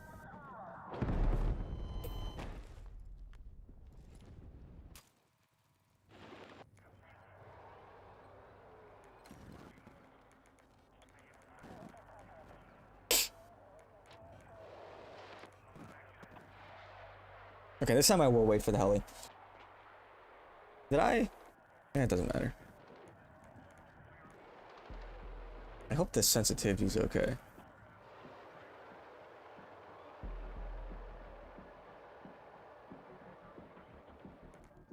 I could take the jet again. Oh, never mind.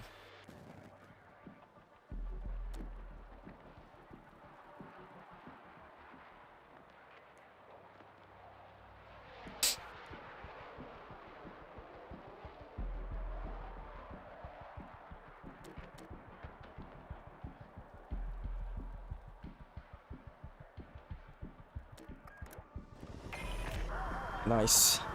Alright, I need a gunner. Sorry, no can do. Alright, hang on.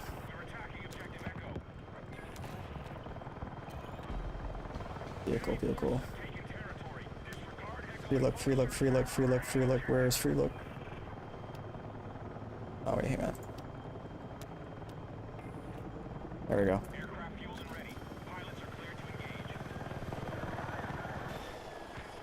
I really need a gunner.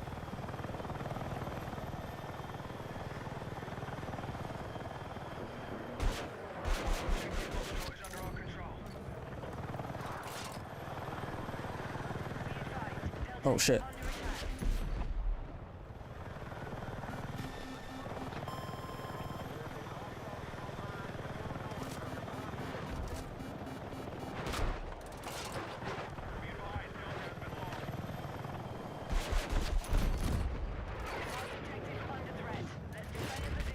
Someone's trying to take me out.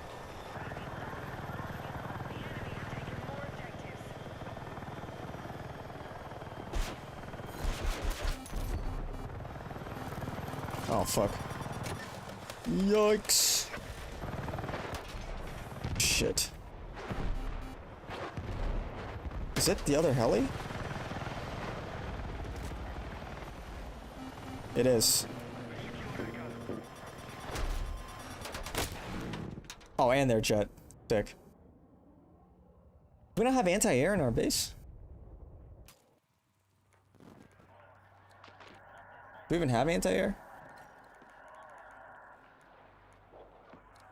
The fuck is our anti-air doing? What's this dickhead doing?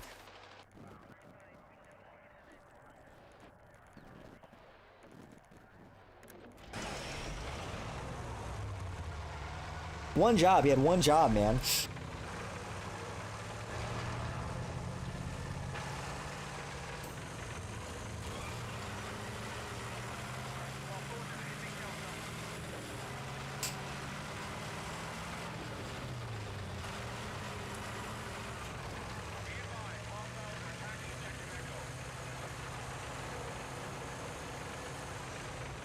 Be advised, break the stalemate or the enemy will lock down their objective.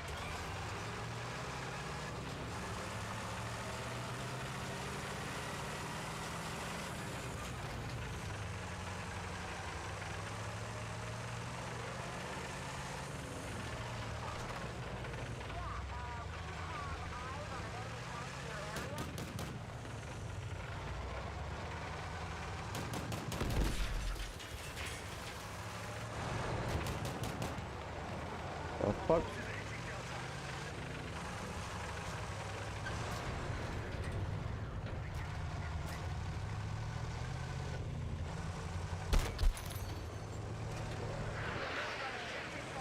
We gotta capture this.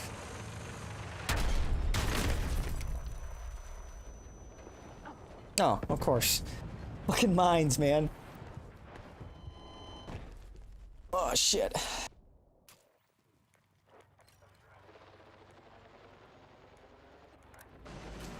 Alright, somebody's gotta take out these fucking...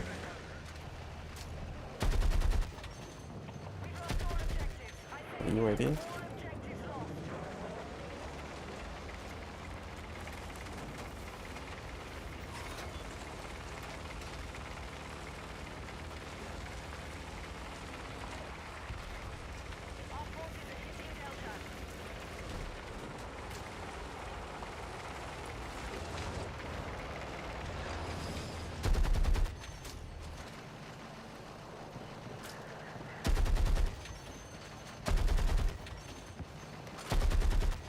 What kind of lead do I need on this?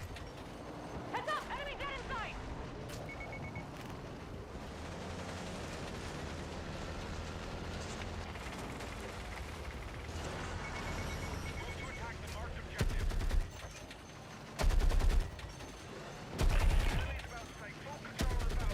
What is the fucking... What...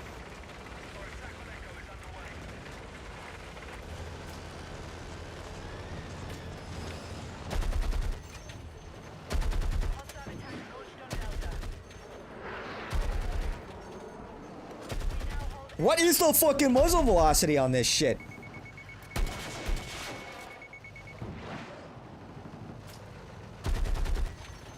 What the fuck? This shit's...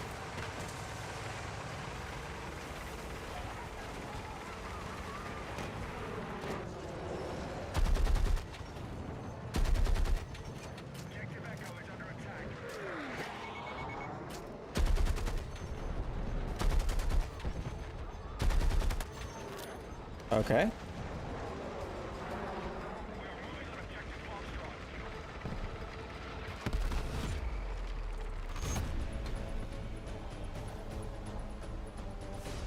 How much do I have to lead?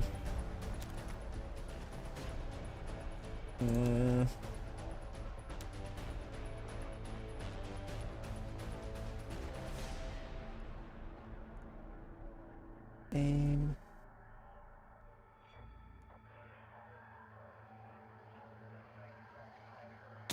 Oh, here we go. Yeah, I want this to be on right.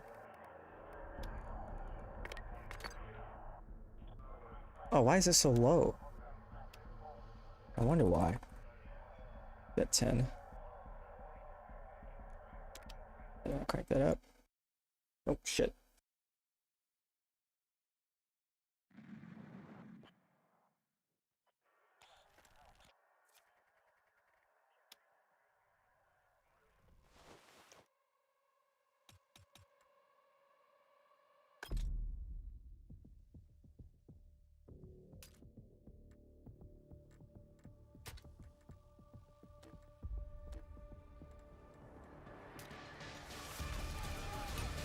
Oh shit.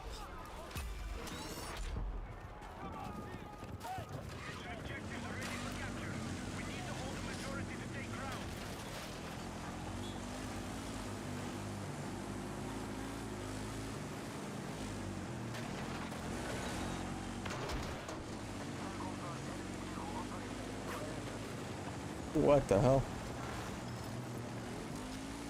Oh. Shit. What the fuck?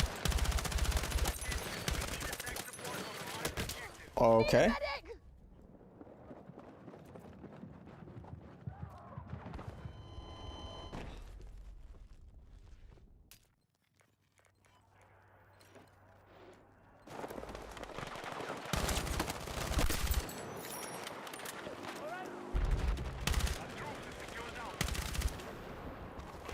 Shit.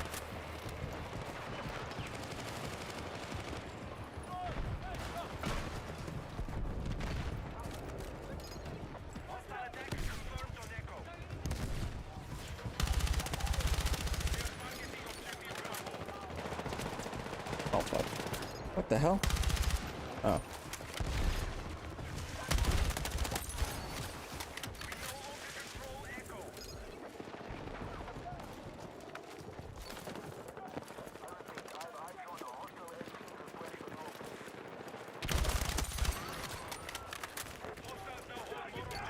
Got you, buddy. You're not gonna die on my watch. I'm a doctor. Not really, though.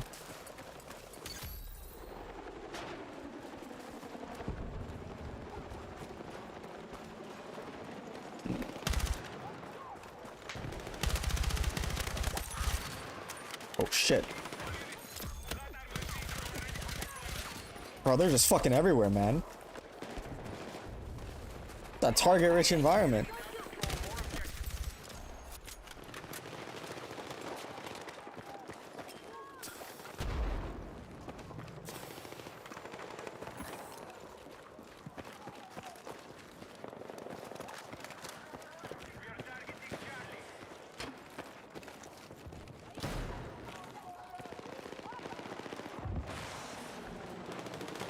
Oh, scheisse!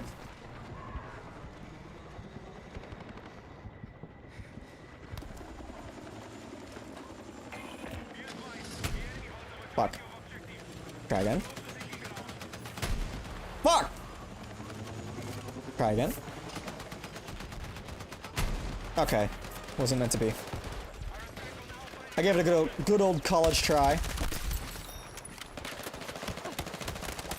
I'm just not him. Oh shit. Alright. I need a medic!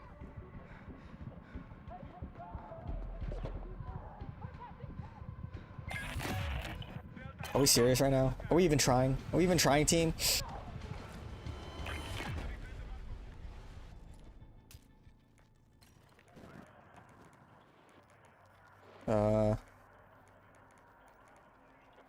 Shit. Listen up. We have enemy hero in your area.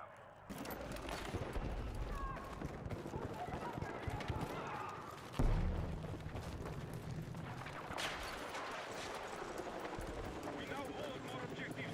Secure our defenses.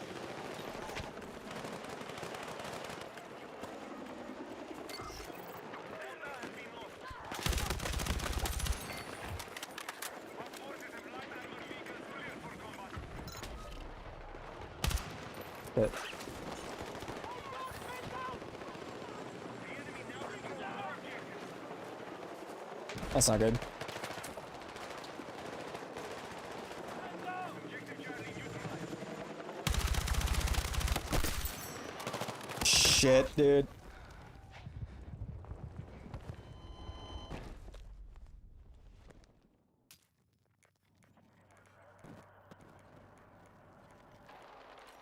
Flying in.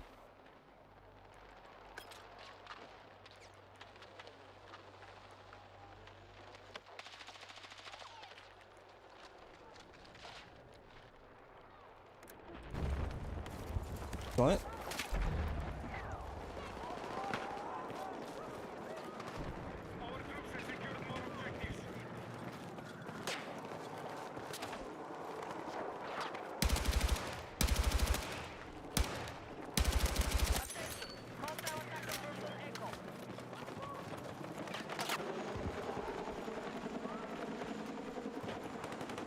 cool map.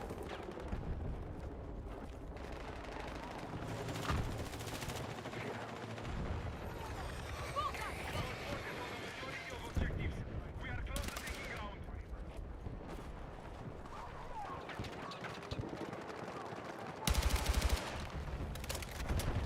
Shit. Secure more objectives. Let's try back.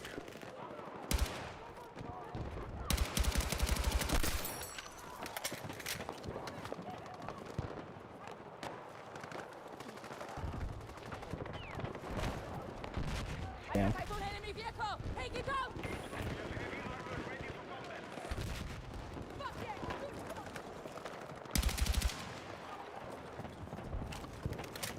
We are attacking objective Delta.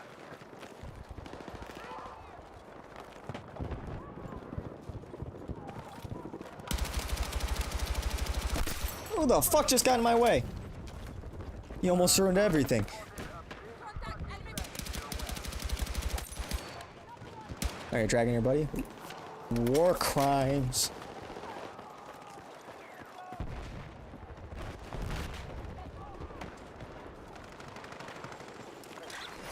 Sniper contact! Stay low! I don't know if these guys know what up is. Like as a concept.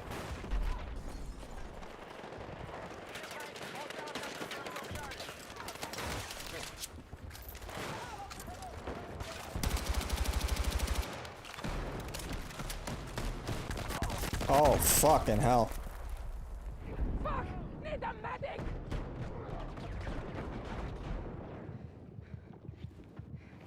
Oh, shit. Too good. They're about to take ground.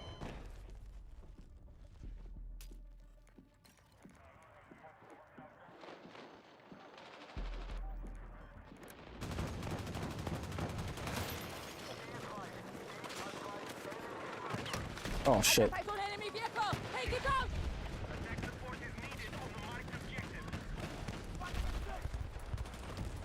Contact! Enemy vehicle located! Oh, fucking hell. Oh, shit.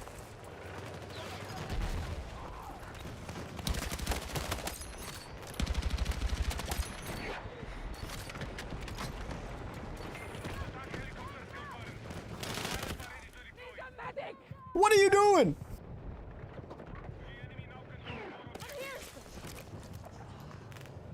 Man was taking a siesta. Let me die like a fucking animal.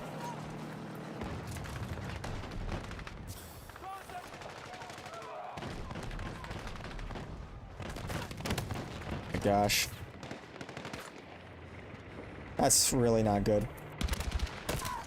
I'm hit! Fuck. Just surrounded. Hostile attack confirmed on Echo.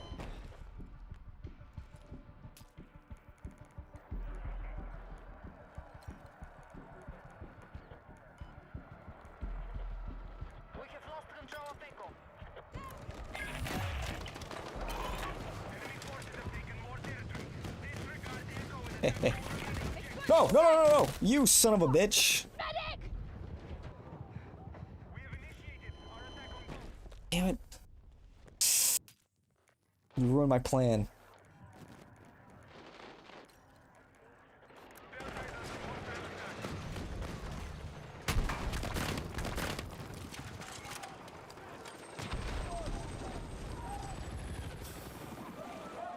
Really? This is where the guy put the ladder? Oh, dude, no way. Need a medic! Do we not have... What are our vehicles doing?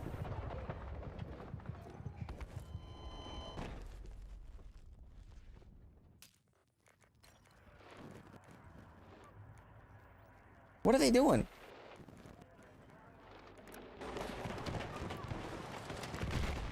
We now hold more objectives. Secure our defenses.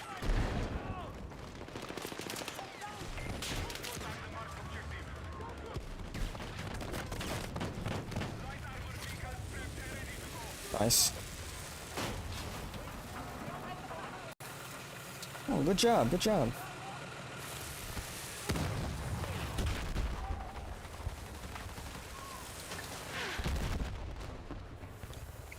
Is this guy gonna like reposition or anything? He's just gonna sit there and...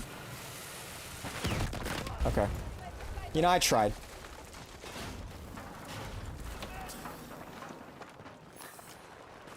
Our troops are attacking Echo. Maintain our lead on objective held, and we take more ground.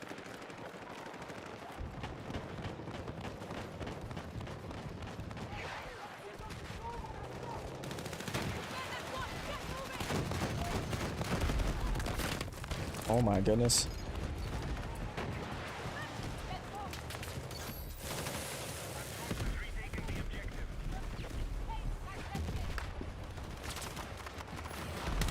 You little fucking rat. Stop!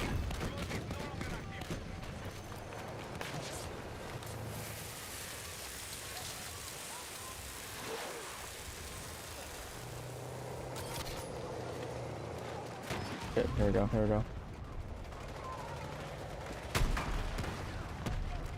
Finish it off! Are we serious? You did like no damage. Fuck, man.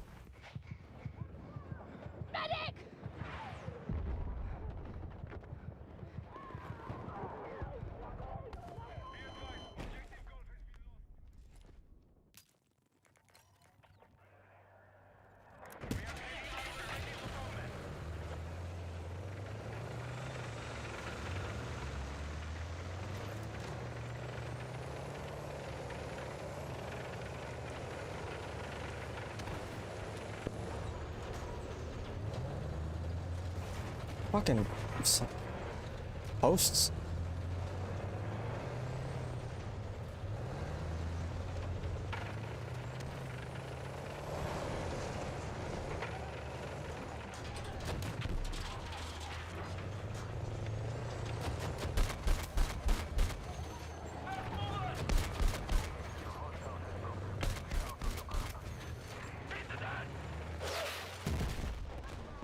Who the hell?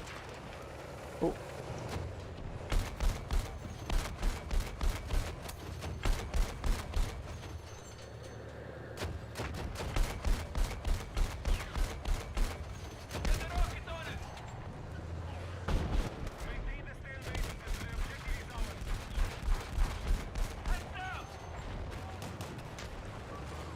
Oh shit.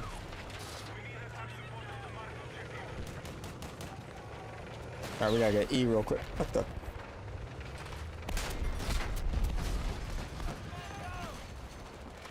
Oh fuck, that's it. Damn.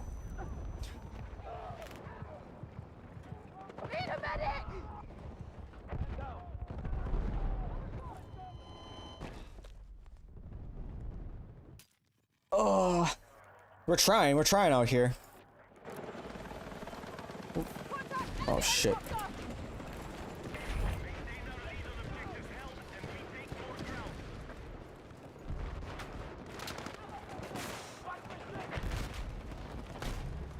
Fuck. Oh shit.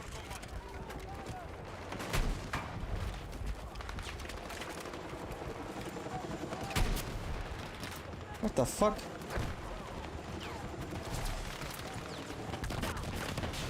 Please stop.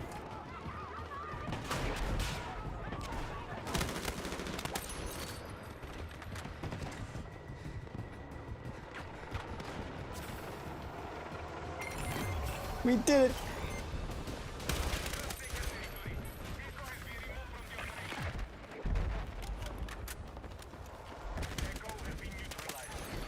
I don't want to stay here. Dude, I need more rockets. Oh shit.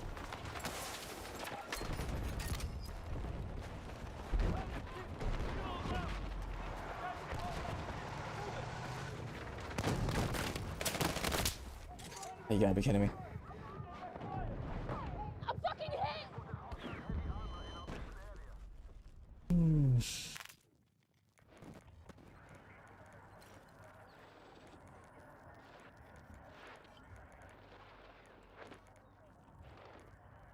Got the rockets on it!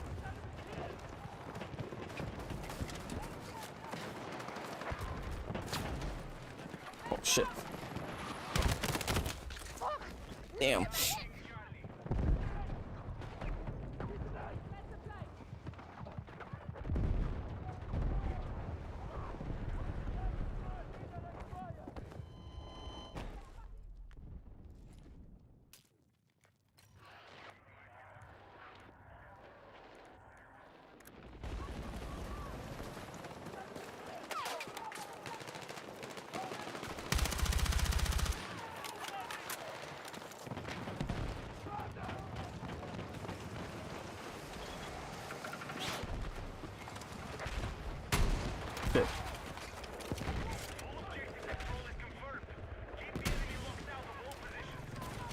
Oh, didn't kill him?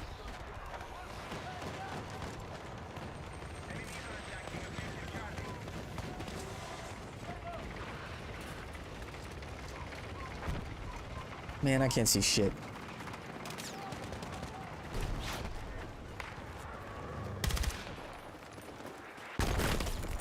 A fucking claymore? Oh my gosh. Oh. Oh shit. I need a medic!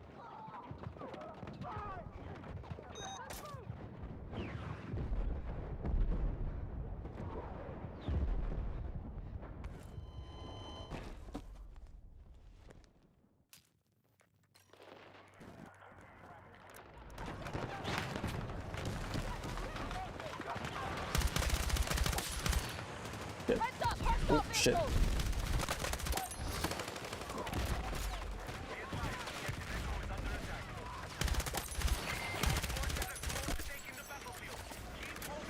Yeah.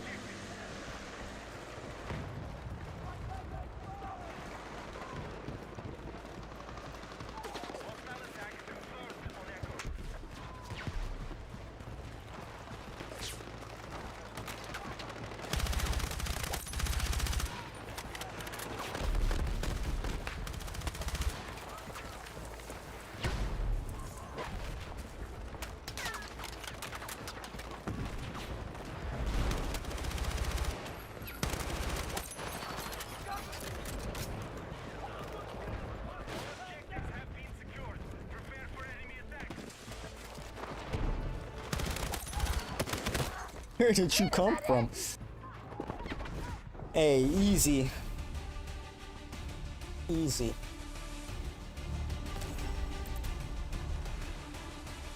Go back to breakthrough though.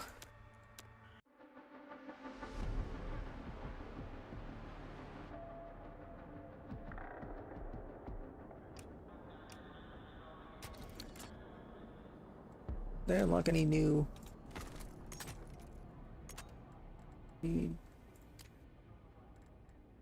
Weapon progression is kind of slow. Takes a while. Light. I think red laser's fine. I want that stubby.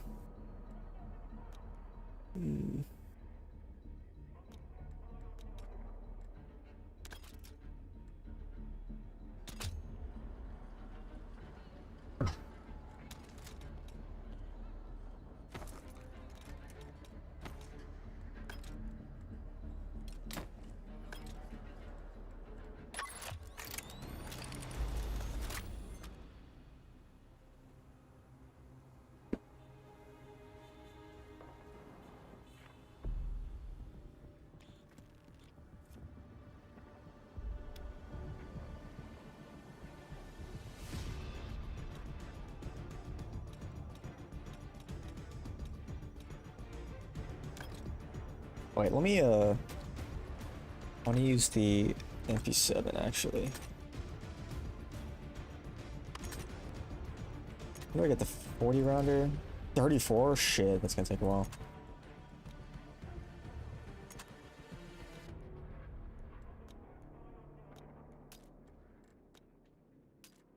Okay, let me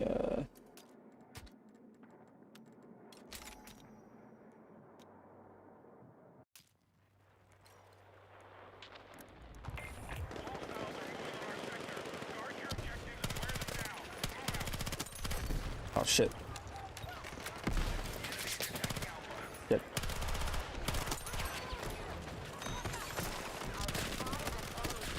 shit!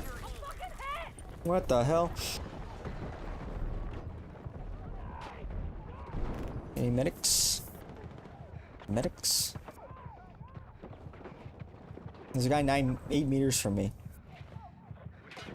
You. Come here. There's me. You said without a grip, it's horrifying. I know, dude. It's pretty ugly. It just feels wrong. Without a grip, without a suppressor, it looks wrong. I'm trying to rectify that, but I need to level up. Can this fucking guy heal me? Thank you. Okay, I joined the losing team, it looks like. Fuck, man.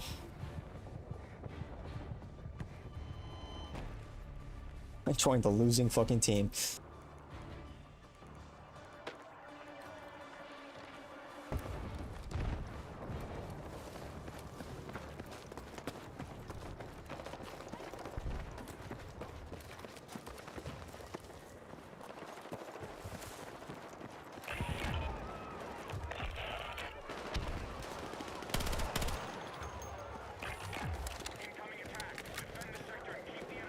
Doesn't even have a 40-round mag.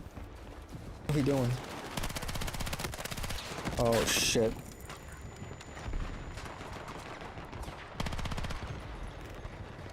That was cooked.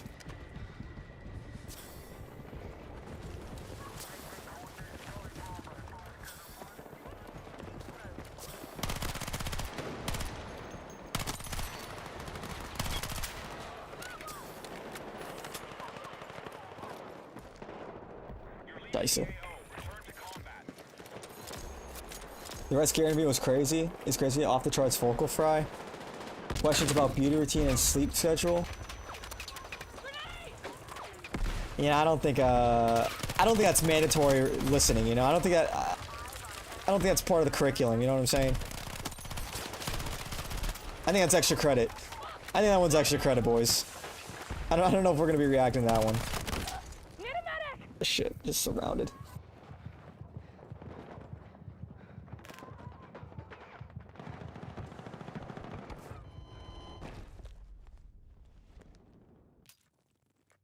Oh shit. Wait, do I have any? Oh, I do, actually. Something. Okay. I need real frags.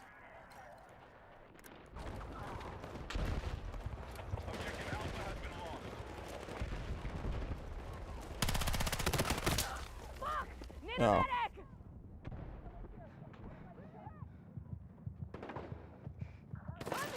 Yes, thank you for dragging me.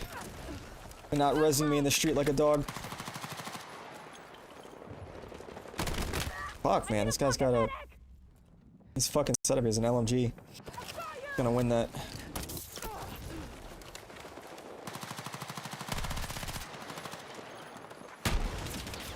Fuck.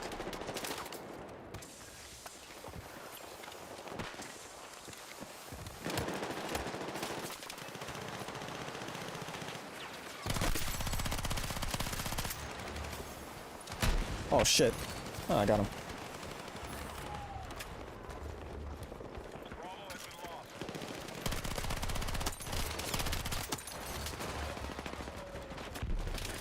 Oh, shice.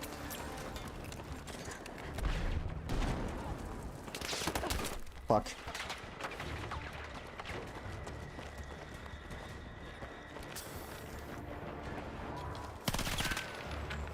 You fucking scared the shit out of me, bro.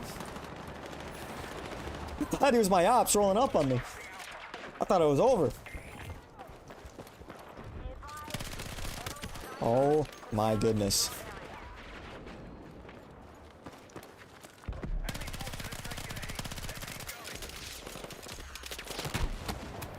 Oh, 70 damage, you kidding me? No kill?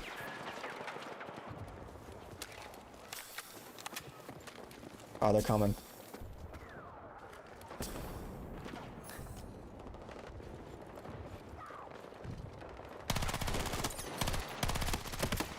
You thought I left? I never fucking left. But now I'm leaving. I'm leaving. See you in the next episode. They'll never expect this flank. He expected it! What the fuck? He was ready.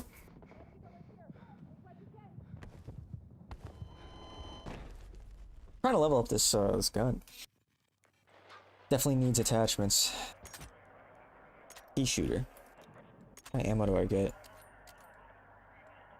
Headshot damage. Nice.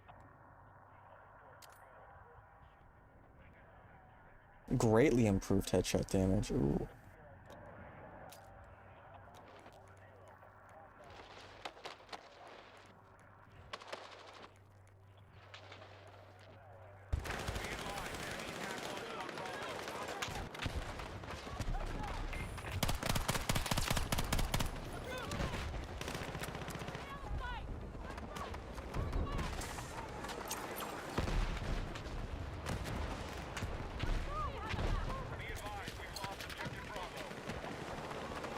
Oh shit, we're getting cooked here. We gotta get on the point.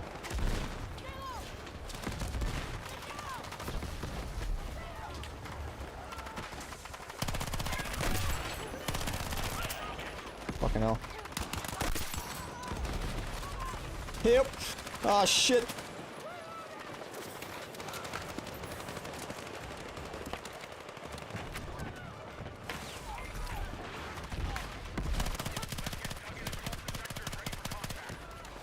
Damn, bro.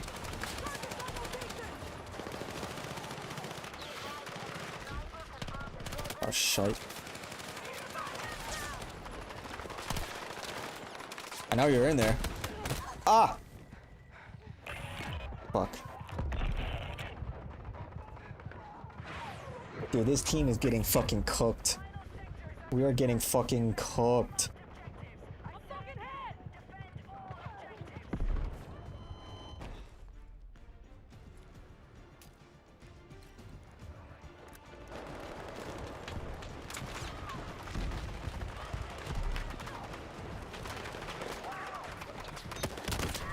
What the fuck? How did you get all the way up there?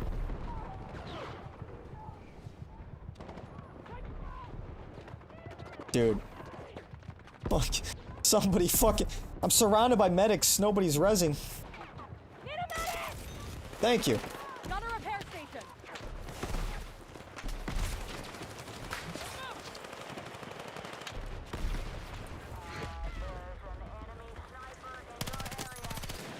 Drive back!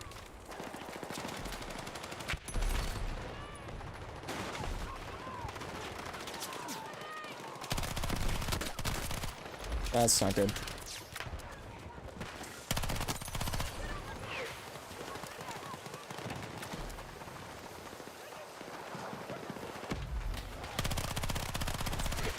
Fuck. Need a resupply box.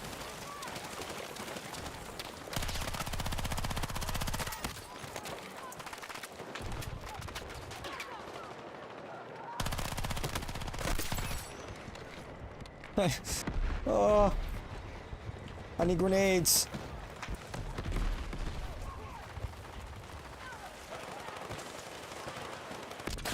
Ow.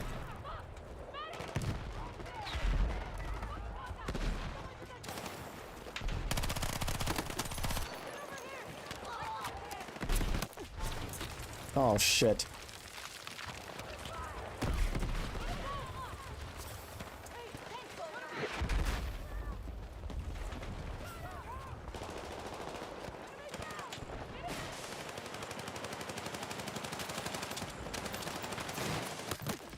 Shit.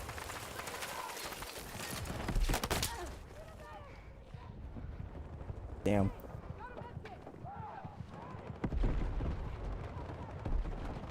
Typical battlefield experience oblivious medics. I don't know what I expected. Oh, thank you. Yep. Yeah, I wasn't gonna. Okay. Okay. It's fucking. Oh shit.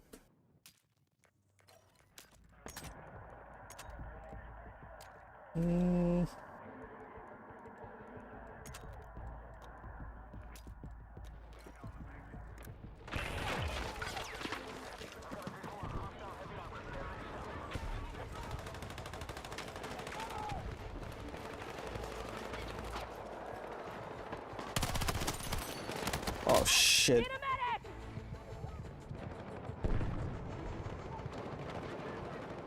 Brother, help me. Thank you.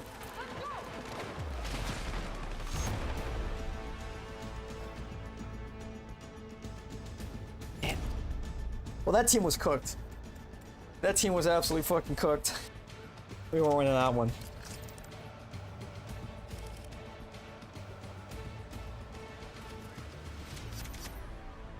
MP7 needs a buff. He's better off using an M4.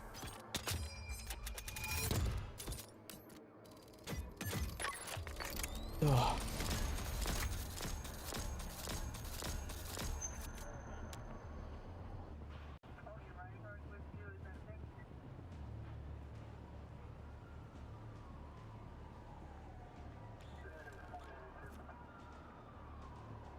Maybe I do just need better attachments.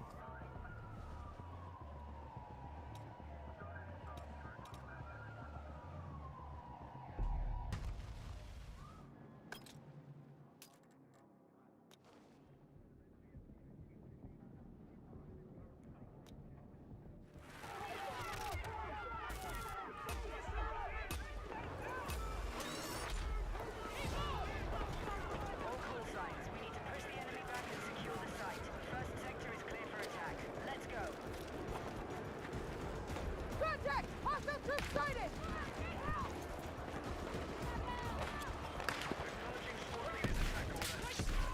Shit.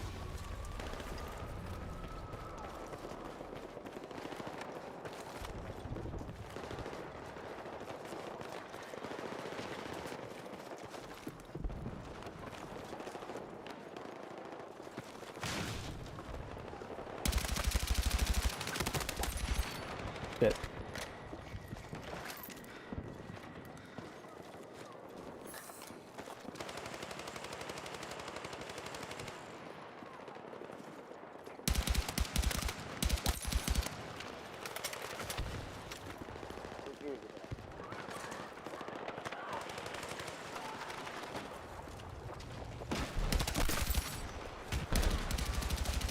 Fucking hell.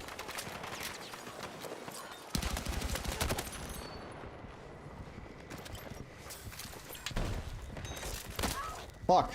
I went for it. Now get me! Now get me! Now get me! Now get me! Voy a hacer mañana.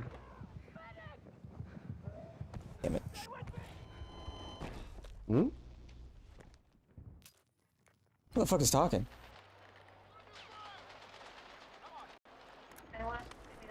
This guy's hot micing. Oh, ustedes sí, sacan. You can hear his Mexican team. You can hear the whole family.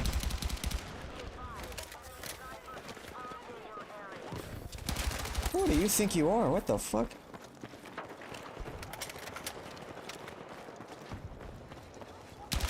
What the fuck? It's actually just holding a door. You're doing a good job, buddy. You got this door locked down. Fuck! Need a medic! Let's move! ¿Por qué no se queda tranquilo tu celular, vale? ¿Mm? ¿Que vas a ir a ambas o qué? Pero sabes cómo tú vas a hacer eso, ¿verdad? All behind me. Muy bien, organización de apoyo. I need the Mexican to come and fucking rescue me. Ah, damn. Muy bien.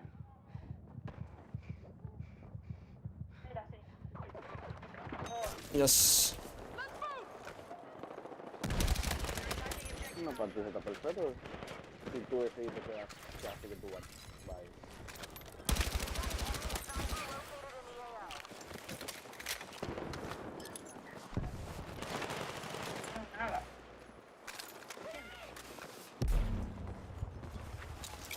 Ok, pero si son gente que, con la que ya a ti no te gusta estar, ¿para qué tú vas para allá? Oh shit.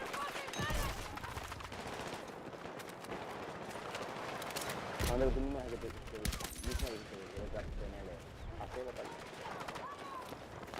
Losing soldiers. Stay sharp.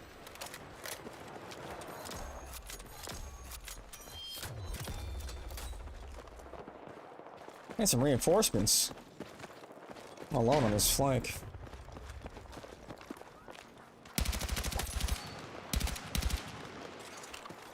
Shit. What the fuck? Huh? What? What? They're spawning all around me. Dude, I am deep behind enemy lines. Oh, shite. Oh, shit. Hey, I'm just one of the guys. I'm just one of the guys. Never mind. Más rato. They found me out. Muy bien. Ay, pinche. Pinche cabrón. I need a medic!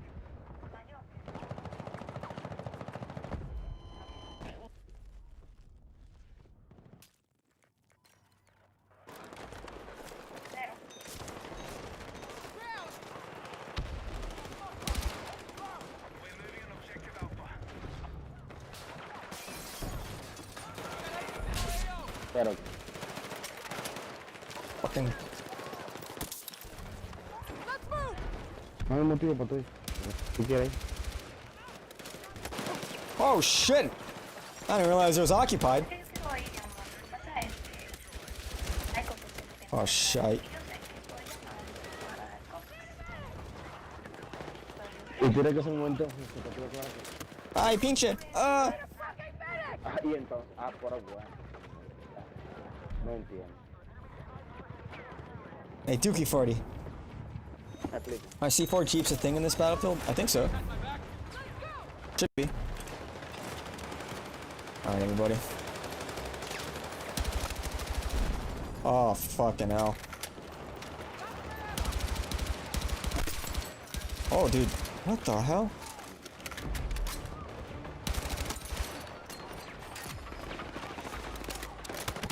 Oh, shit.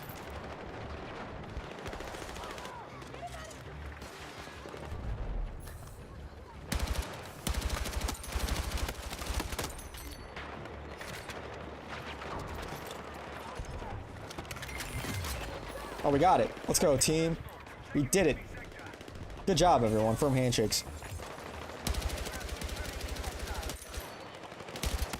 Oh, fuck. Game kind of has that 2019 Modern Warfare look. It does, doesn't it? It's good art direction, I think. It's crazy how badly COD fucked up. Oh shit, look at all these guys.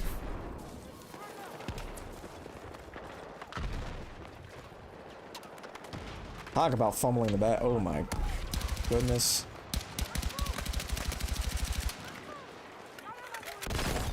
Really? A fucking claymore? Thank you. There?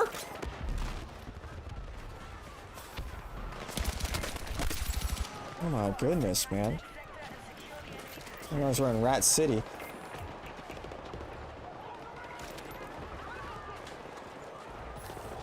Hey, watch out for that claymore. Don't blow up like I did. Oh shit. Ah, fuck. Doesn't look buggy mess like unlike the last installment. No, dude, it's fucking solid. This game is fucking solid. I'm telling you right now. Very good. Very polished. The servers are a little overloaded. Like getting into the actual game, like you know, opening the game and connecting to the servers. But like once you're in game, once you're in a match, it's butter. Help me.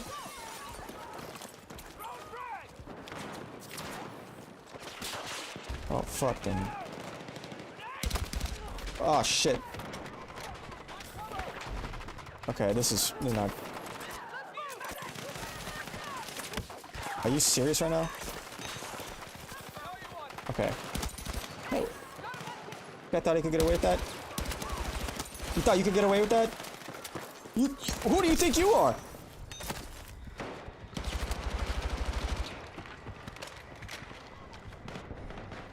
Hello, sir. Welcome to my 7-Eleven.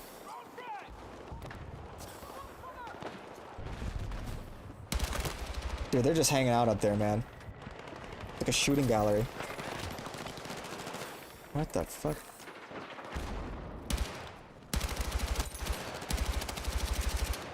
Oh my goodness. Hey, don't. Come on, I need a heal.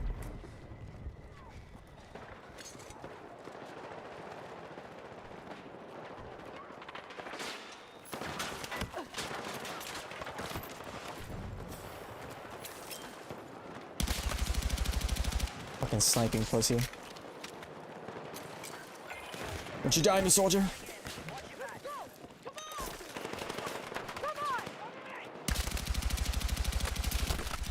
Dude, we are struggling to make any ground.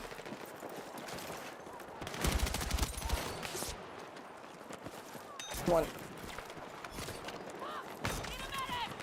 Let's go! What? My teammates are just running past him. They're so unaware. Oh my goodness.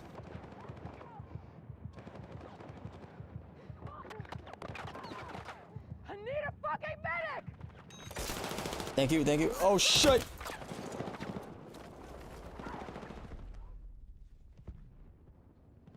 Fuck, man. For you.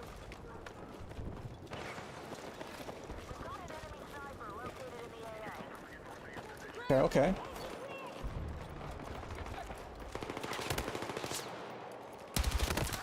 Need a fucking medic! Are you serious right now? Are you serious? Are you serious? You had him in the palm of your fucking hand, and you threw. And I watched the whole thing.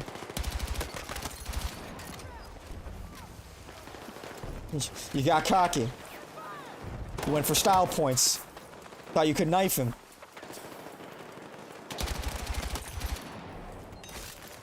Let's move! Shit. Thank you.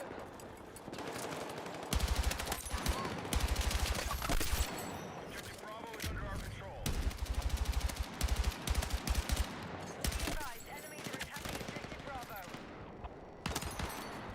Oh my god. Of course, there's just another. Of course, dude. It's a fucking Alamo. It's just me versus the world. Where's my team?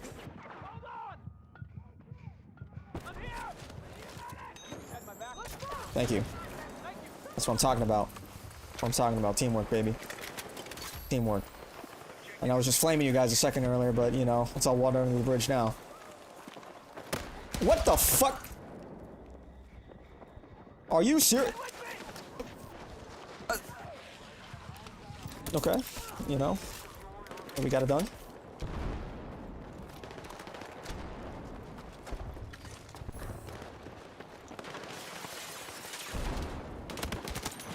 Who the hell? Hang on. I'll be with you in 1 second. Come on!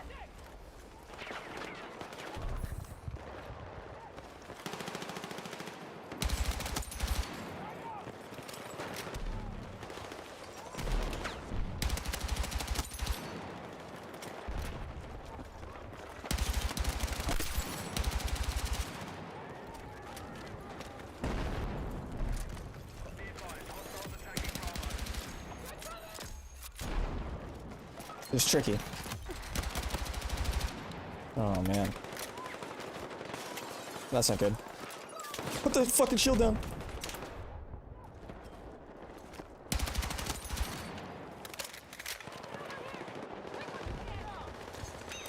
Got you, buddy. Let's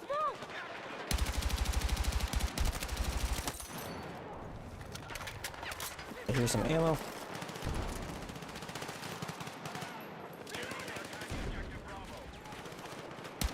What? I got you. Ah, shit. Ah, fuck. Ah. Fuck! Medic!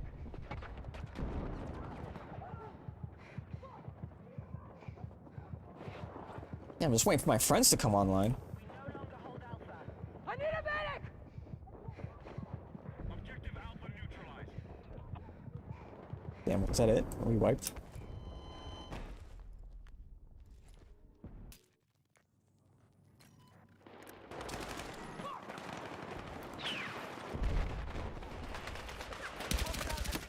Oh, fuck, man. We've got mass casualties. We must stop our losses. Yes. Thank you. What? Where?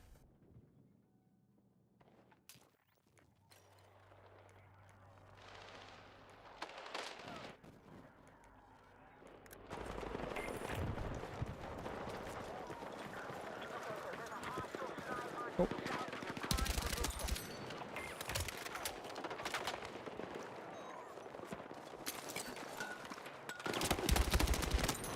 Oh, I got him. Fuck, man. I didn't forget about you.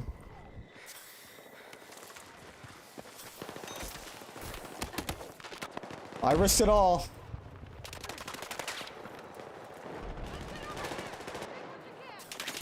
Fuck, dude. I can't even peek that.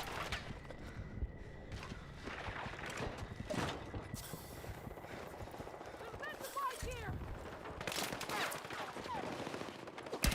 First team wiped out. Use cover. Oh, shit. We are targeting objective Bravo.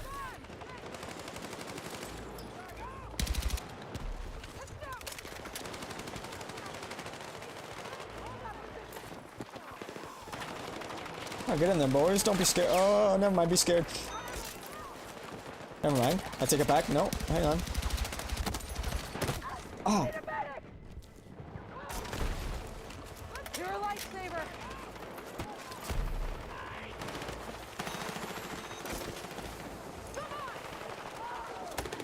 fucking hell, man. I just cannot get in there.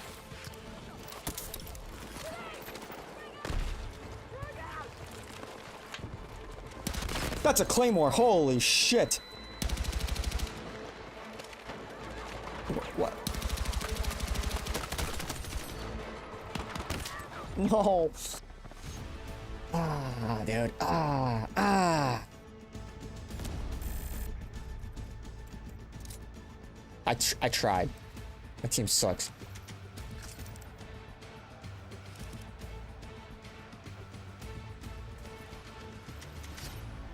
Where are the homies, man?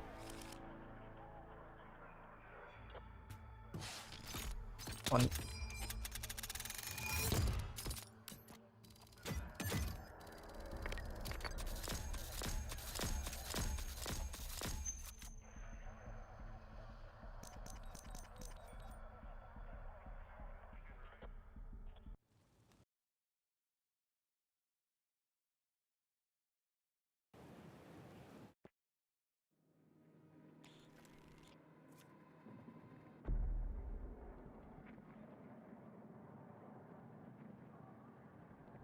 Nick live in 30. Yeah, I saw that.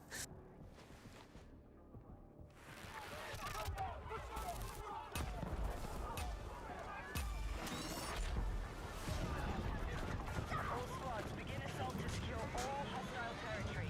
First sector is your target. Let's take it. All right.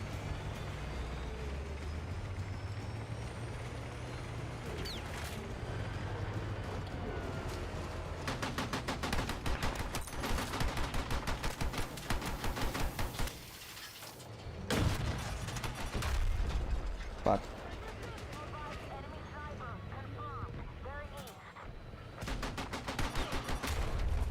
Objective marked. We need you supporting the attack.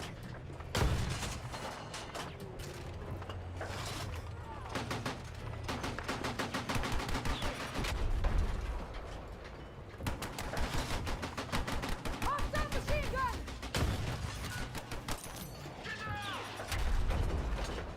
Bruh. Dude, holy shit, we're just tanking fucking shots.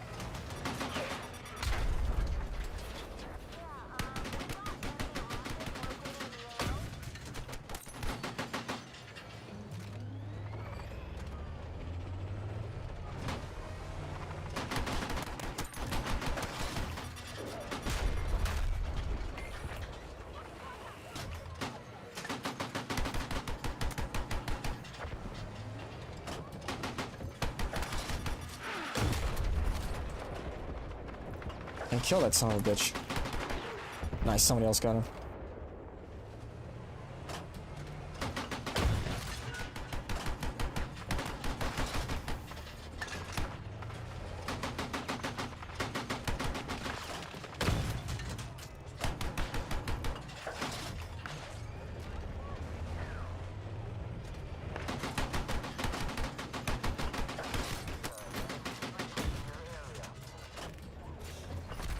We are. Oh shit, there goes the other tank.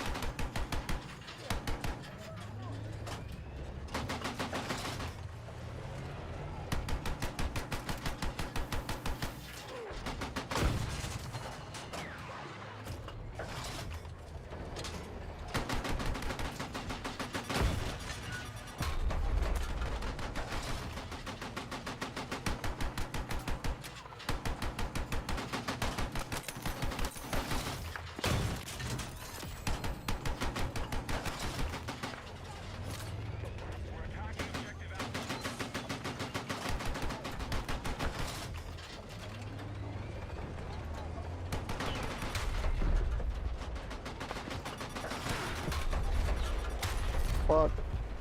Nice, thankfully I have an engineer behind me.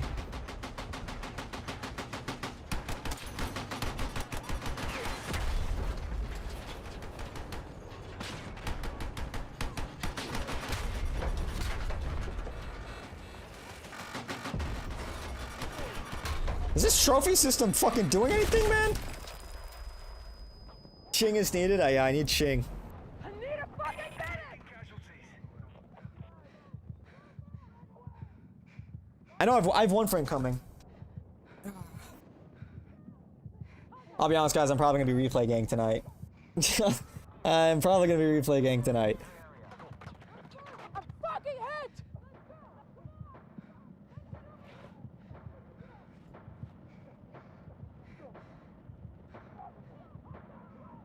No medics? What are we doing? What? Do you see this? You see what's going on here? We're not serious. We're just not fucking serious. We don't really want to take the point.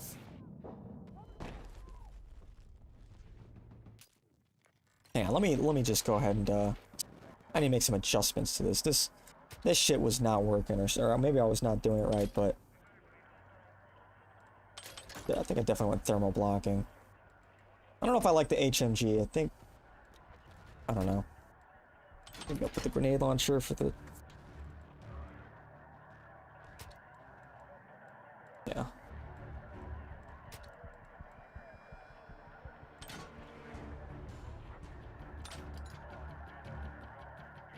I think it's fine.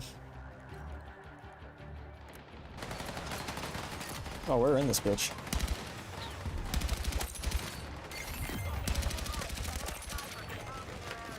Let's go, let's go. Oh. Ay, pinche cabrón. Where you at? I can smell you. Okay, I just missed every shot. You know, even Michael Jordan missed from time to time, you know? Okay. Shit.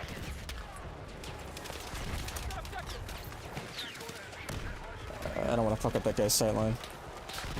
Damn, considerate. I'm a considerate teammate. What the fucking... Hey! You. Yeah, you. Yeah. Okay, we gotta, like, not be such bitches. Let's just get up in there. A little bit of smoke. A couple of smoke grenades.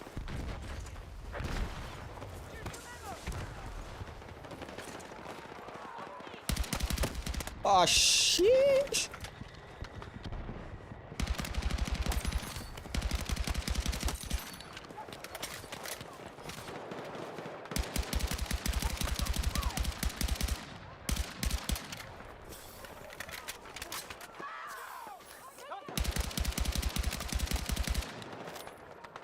Okay. We're making progress. I got you, buddy. I need No, he's in. The call was coming from inside the house. Of course.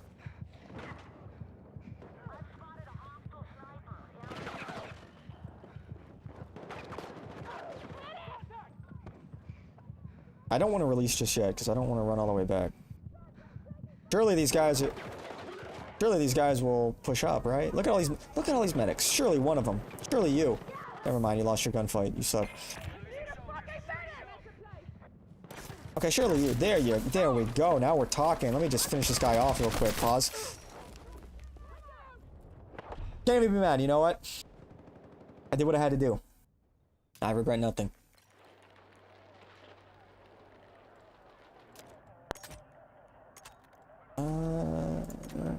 What level is this gun? 11? Man, it's slow going.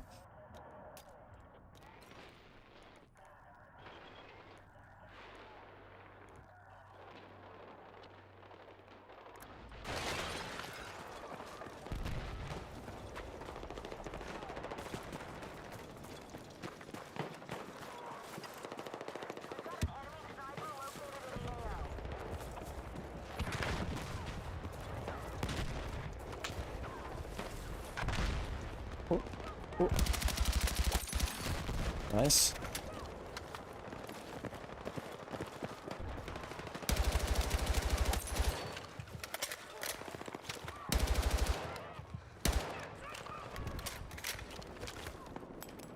Oh!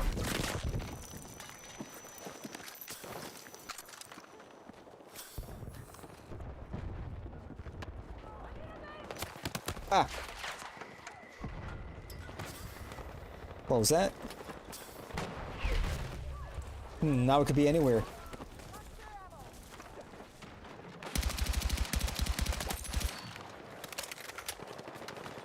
Oh, gosh. I kill one, another takes his place.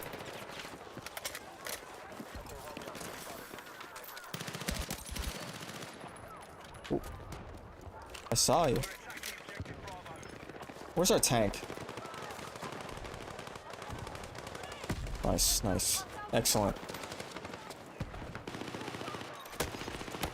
Fucking... Come here, come here. Get down.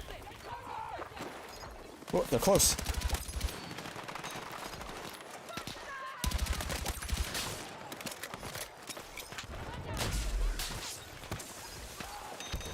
Oh, he released? Are you serious? You fucking cuck.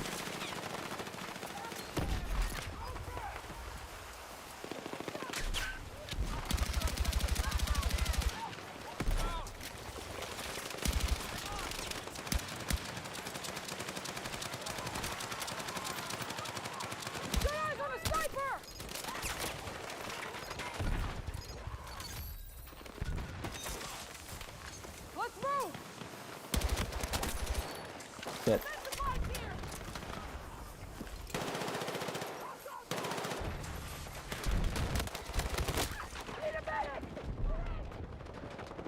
Alright, Sergio.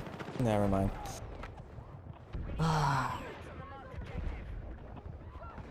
Apollo.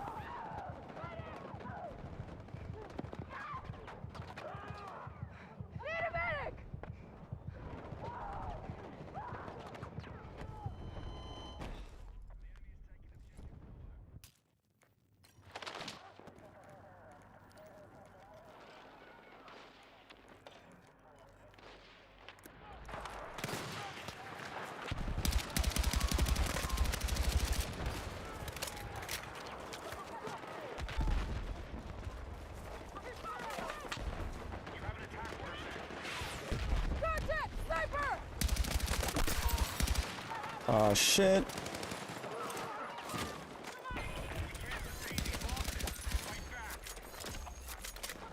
So we got A.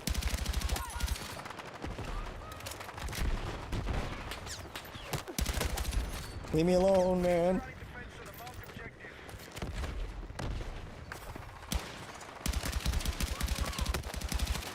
Shit.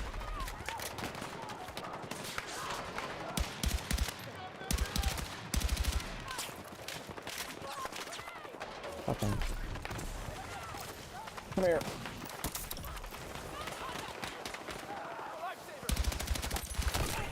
What the fuck just happened to me? Got a sense of the shadow realm.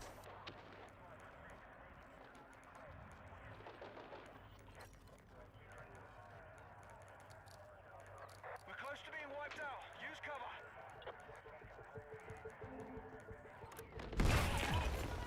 I'm over here. Dude, look at all of them.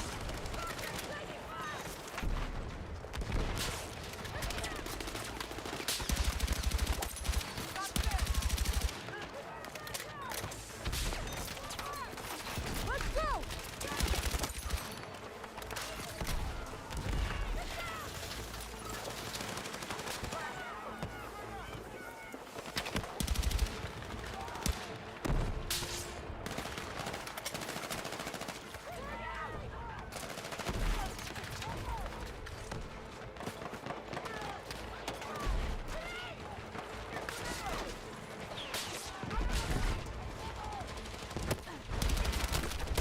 Fuck. Need a fucking medic.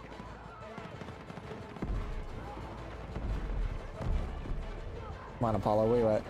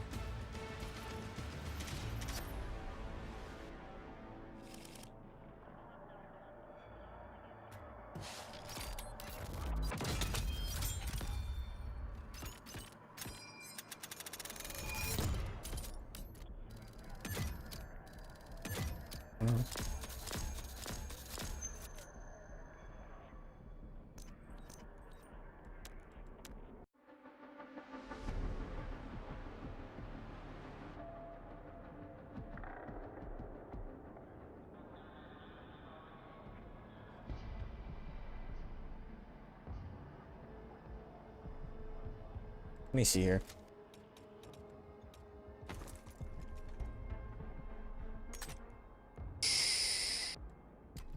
Did I get the short barrel?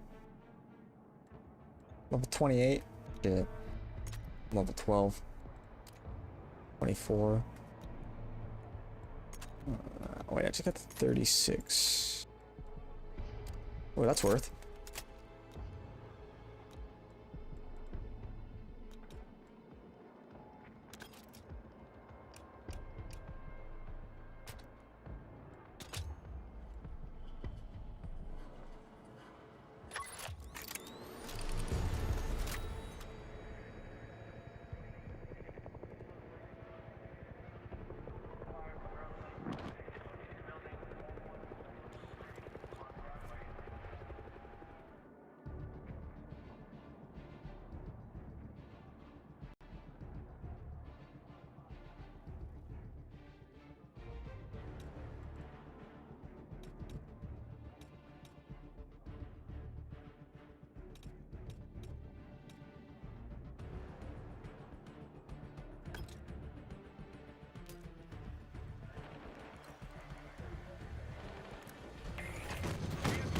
The hell?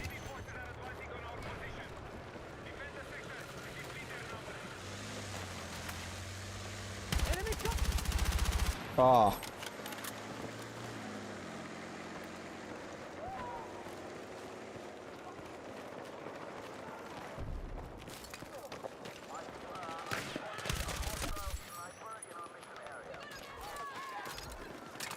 Fix the objective. Take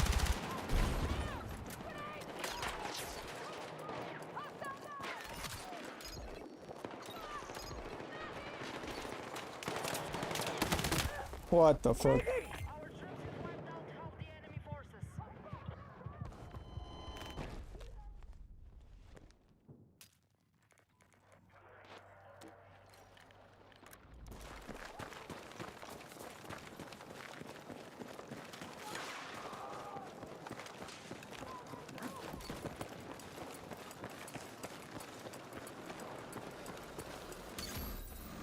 Bravo is under control.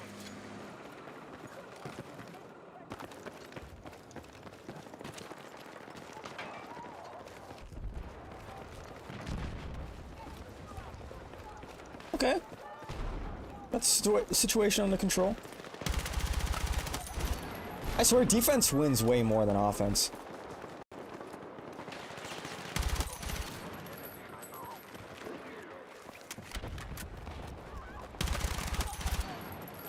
Yeah, dude, the M4 is just disgusting.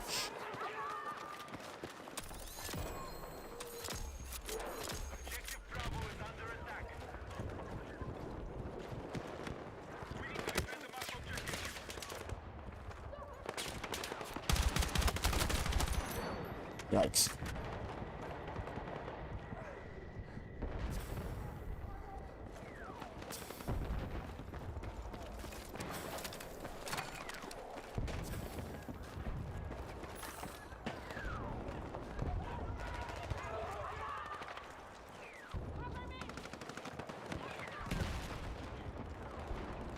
It's a lot of bloom. It's so bright out there.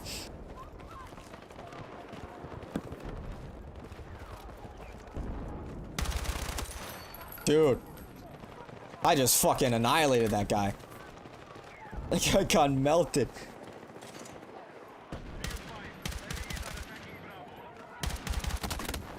Shit. I need a fucking medic! Taking bones out of chicken thighs has to be top. Dude, I hate eating anything with bones in it, man. I fucking... I hate, like... That's just me. I know people, oh, you're pampered or whatever. I just don't like eating things with... I don't want to have to, like, deconstruct my food, you know?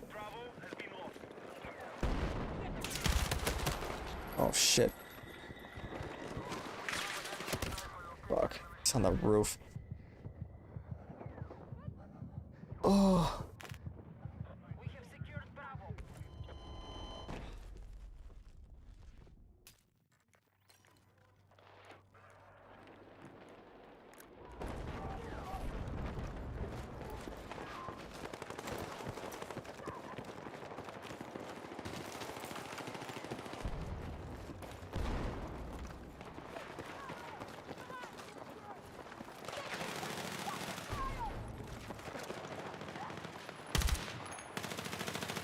Oh.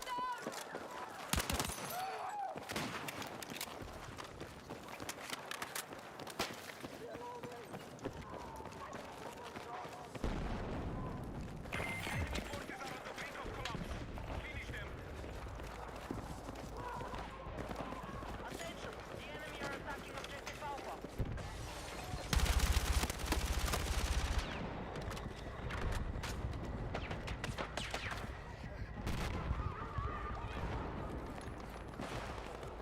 Are you just gonna sit up there all day?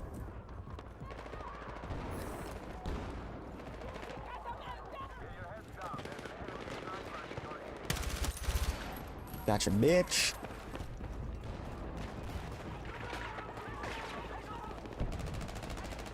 I wonder. Oh, what the fuck? I just bounced. What was that? Trying to do something. I was trying to test out some tech. They're the exact same. You haven't cooked them yet? Boneless is just too expensive? Ah, I hear you. I love my chicken nuggets, dude. I love my chicken nuggets, chicken fingers. Yeah.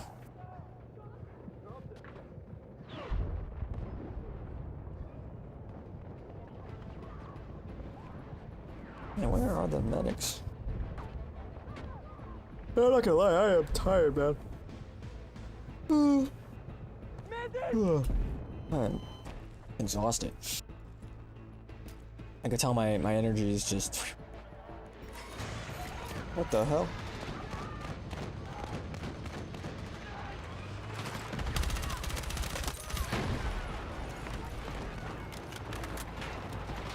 Teriyaki bowls and gyros? Yeah.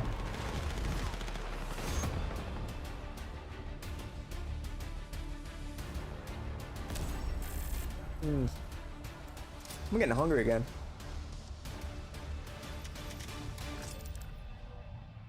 Ugh.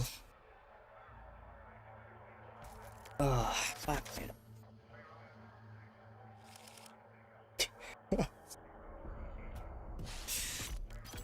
Play some Conquest.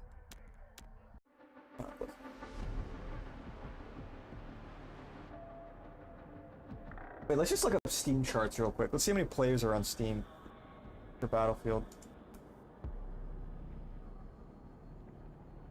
I don't think it's updated yet, actually. Let's see.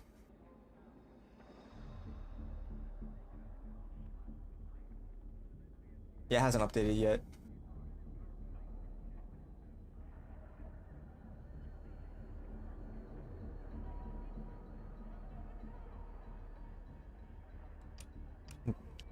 I saw somebody say there were like 700,000 concurrent players on Steam alone, which is crazy. And that would make it the third most successful FPS game on Steam after Counter-Strike and I think Apex Legends. Both of those games are free.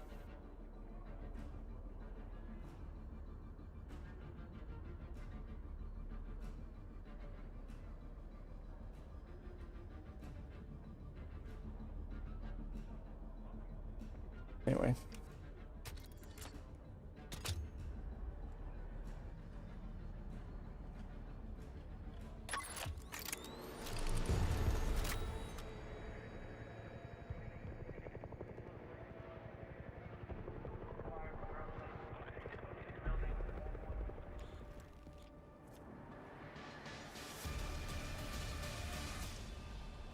Am I gonna stream GTA 6 when it comes out? Well, it's not coming on PC. Like, it's coming out on PC later. It's not launching on PC. It's alright, let me put on the M4. And I really don't feel like buying a console just for GTA, you know? Because I'm not going to use it for anything else. I just think it's such a mistake to not launch day one on PC anymore. It's like, it's not 2013 anymore, Unc. PC gaming is way bigger than it was. Because the problem is, like, you know, GTA is one of those cultural impact games. Everyone's going to be talking about it. If you have a console, you're going to be playing it, you know? People will buy consoles for GTA.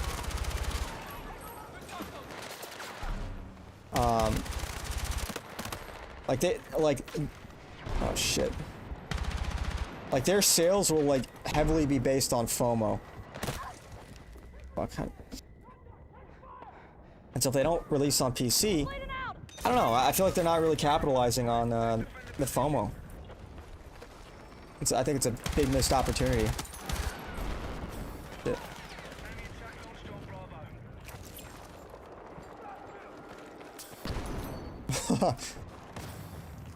The hell? Oh, I whiffed. Need a medic! Corner.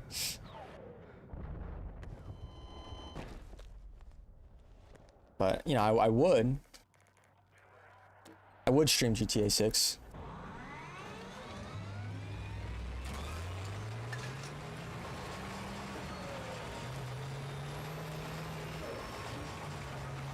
I mean, everyone's gonna be streaming GTA 6. Everybody.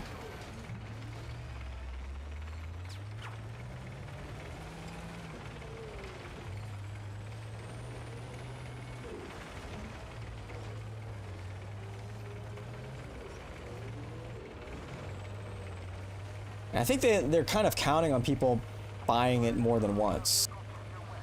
Shit. It's like GTA 5.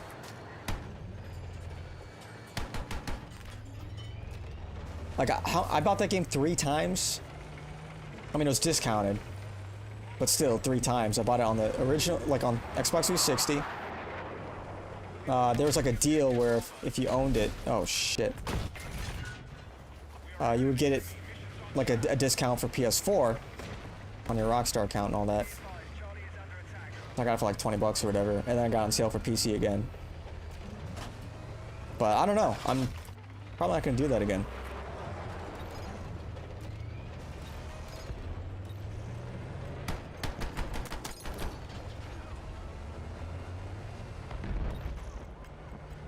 Shit.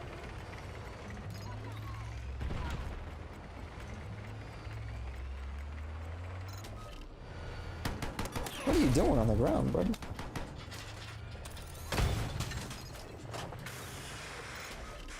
Okay. Fuck, I got no infantry.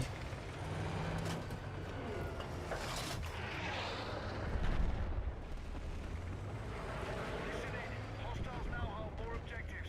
Out.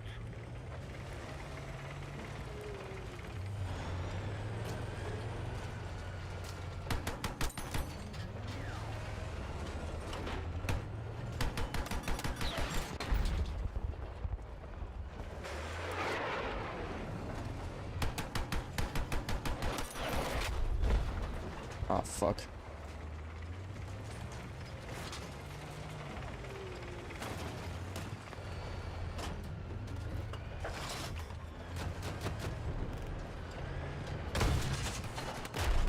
What the hell?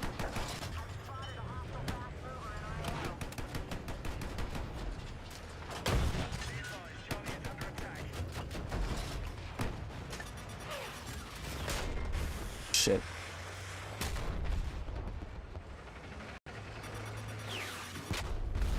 Fuck, bro.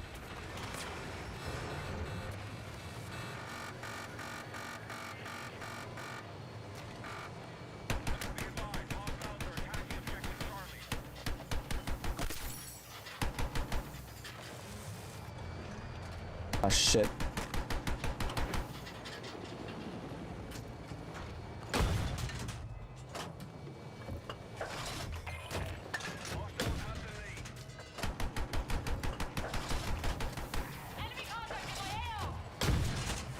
What?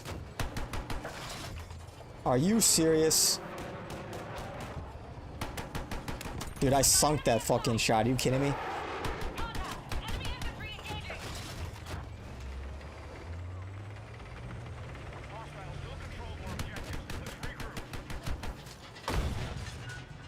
Shit. Fuck, man.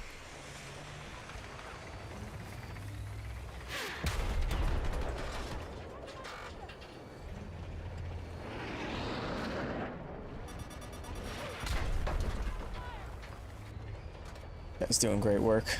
Repairing.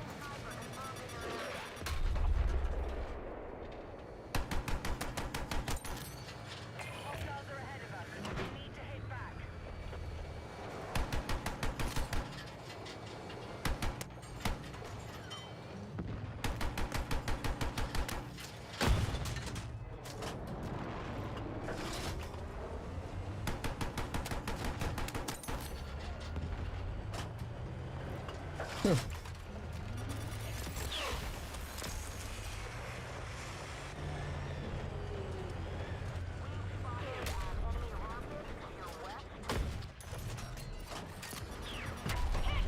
Shit. Oh, shit. Oh, we're getting... Yeah, we're cooked, man. All these fucking rocket launchers, man!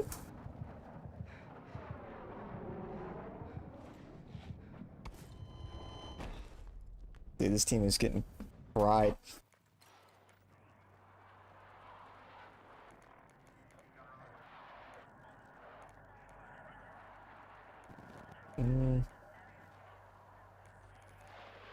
Yeah.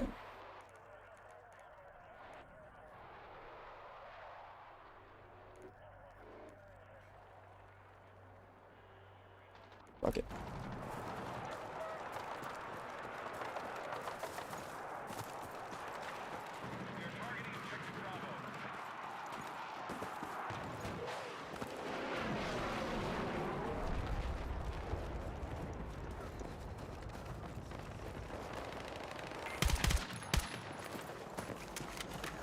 Shit.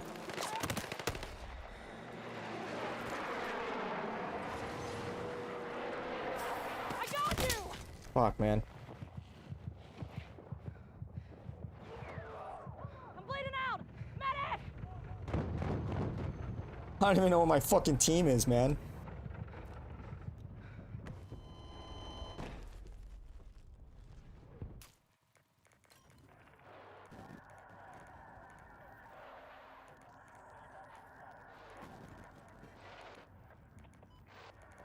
Oh, we have 1 point. Wish I could spawn on the jet. That'd be kind of cool.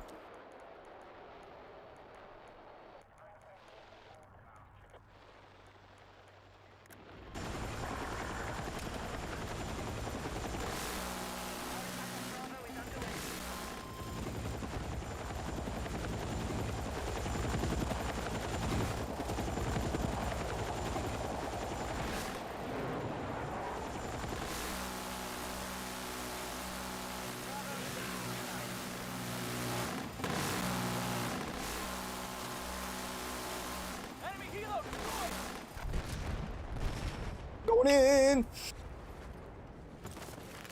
We have secured more objectives. Let's hold it. Nice.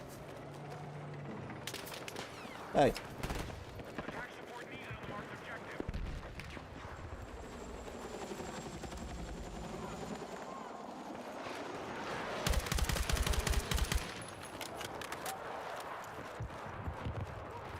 All right. Let's go for C. Contact! Hostile troops sighted! Shit.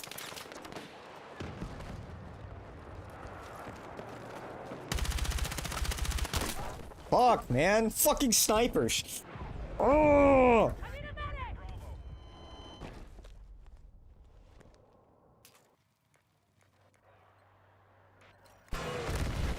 What the fuck did I just spawn in on?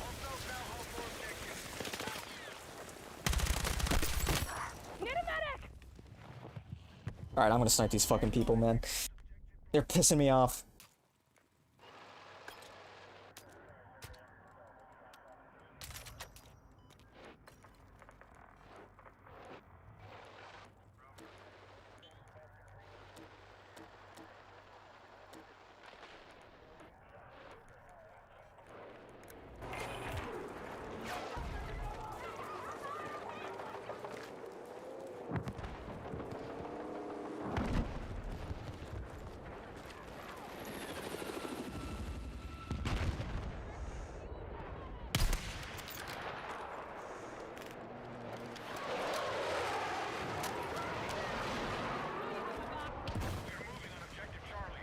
How does this... How do I use this gadget?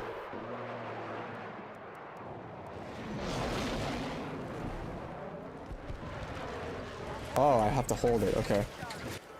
The fuck?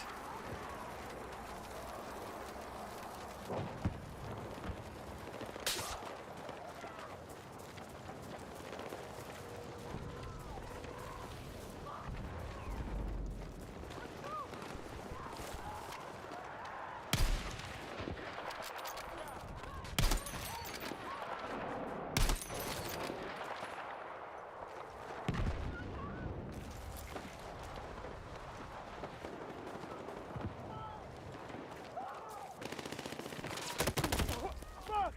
Need a medic! We are targeting objective Bravo. What are you doing there?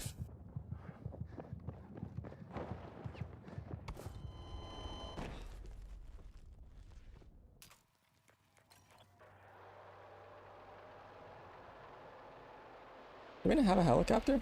Where's our attack heli? I see our transport heli. Where's our attack heli? Their jet. One jet. I think that's the other jet over there.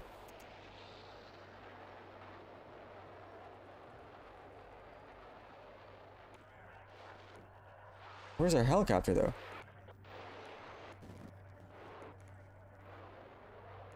Whatever.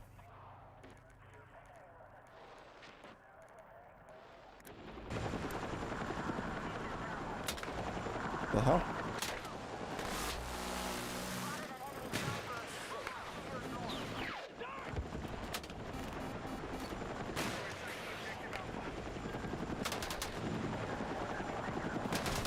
Oh, that's not good.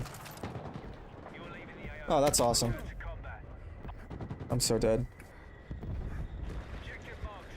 He sucks. He sucks.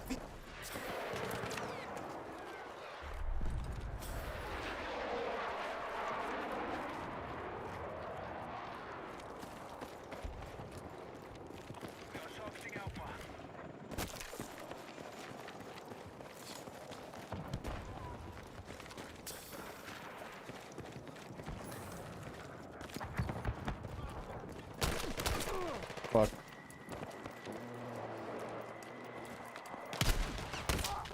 Ah, 80, man. 80. Alright, we now control more objectives.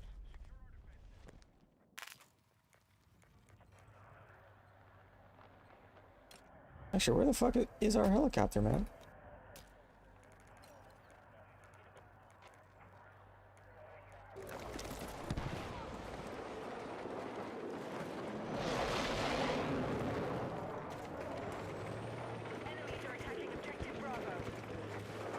What the hell? What do you think you're doing? What the hell? What the hell are you out there?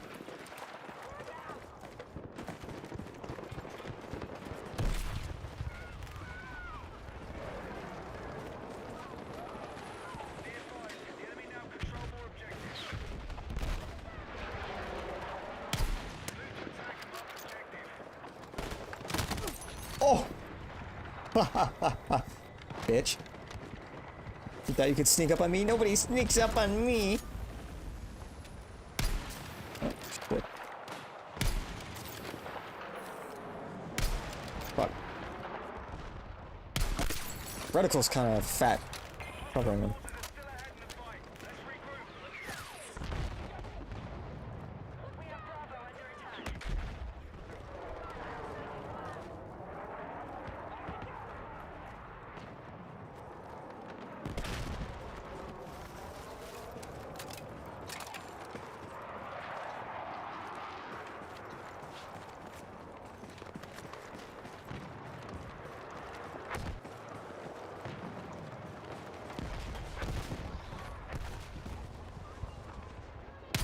Fucking sign.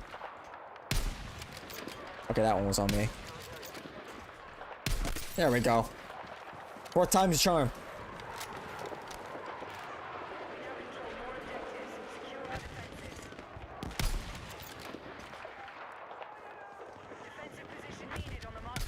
I can't see him. Fuck, man. Ugh.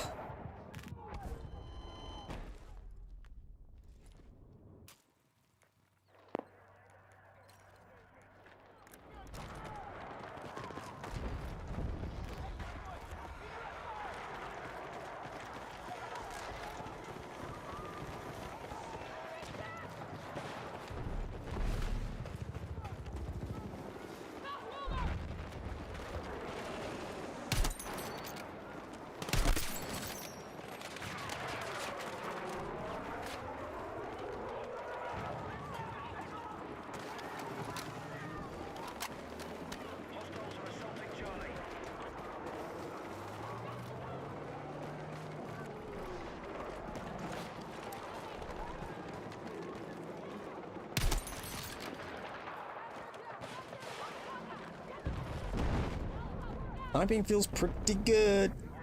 Feels pretty good. I don't even have all the attachments.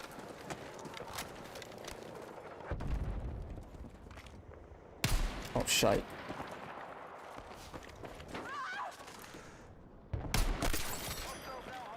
Whew.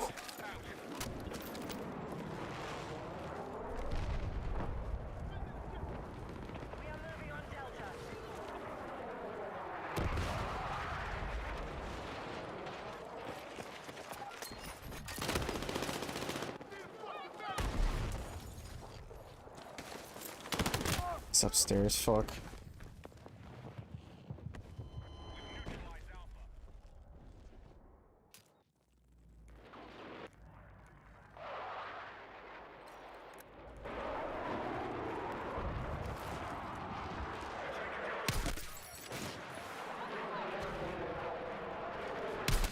$99?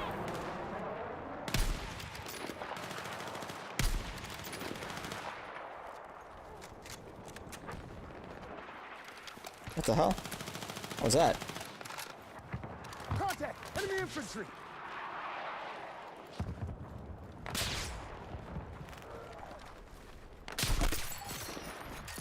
You're not that guy, pal. I can barely fucking see him.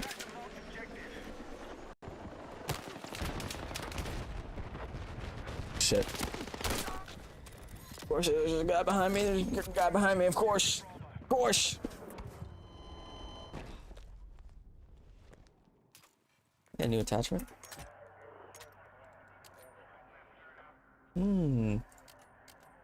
Reduces projectile and drag. Okay. Maximize. I think I want the extendo, yeah?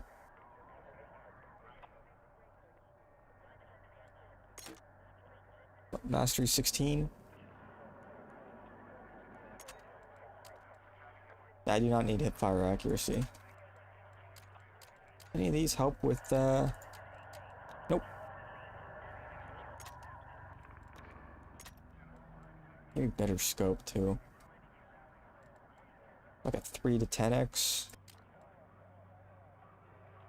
Level 40? Oh, shit. Objective Echo neutralized. Am I a BF player? Yeah, I played Battlefield for a long time. We now hold more objectives. Keep pushing. Waiting for my homies to get on, but taking forever. Oh.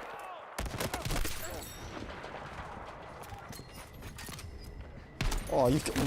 Okay, that was kind of nice. That was kind of nice. That was kind of nice.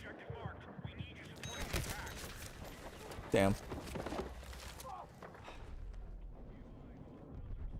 That's kind of a nice shot. I'm not gonna lie. That was kind of disgusting.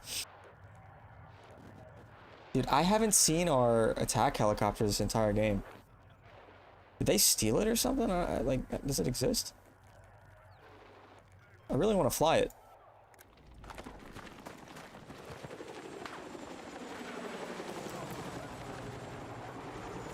I don't think I've seen theirs either.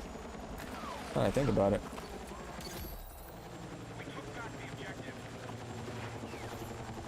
There's one guy on the point somewhere. Where are you hiding?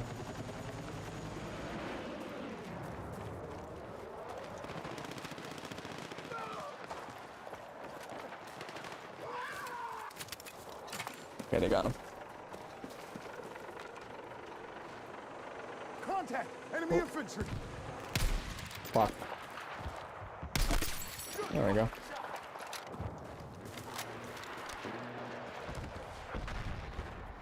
Eyes on a machine gun! That's gonna be kind of hard.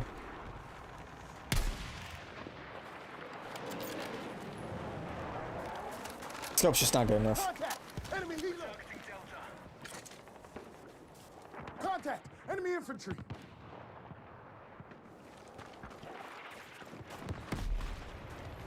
Oh, there's their attack helicopter. Where's it? Oh. What's going on? The crash?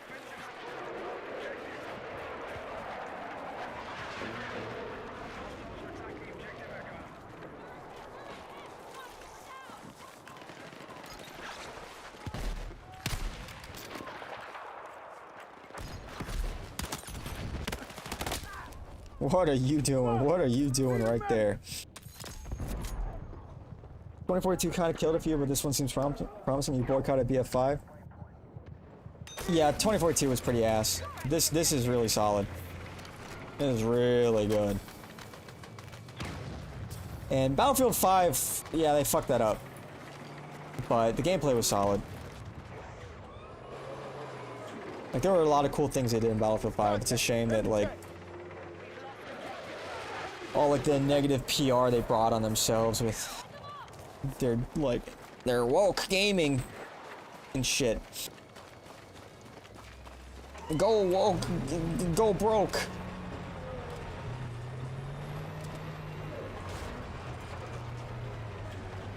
Enemy contact in my AO!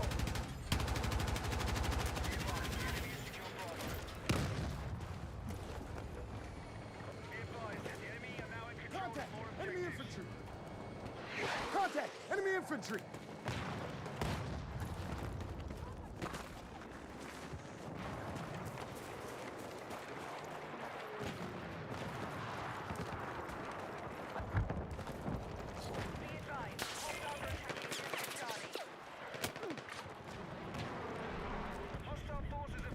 Fuck.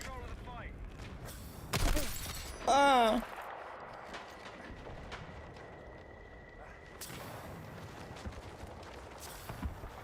Okay. Oh, he's trying to snipe me.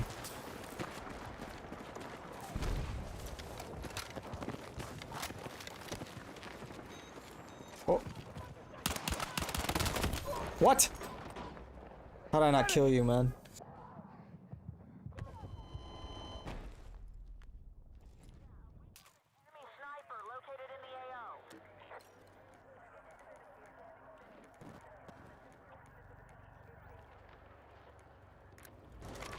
What the hell?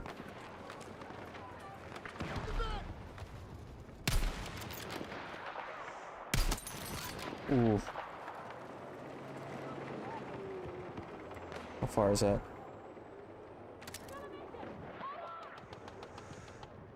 That's super far. Oh. Ooh.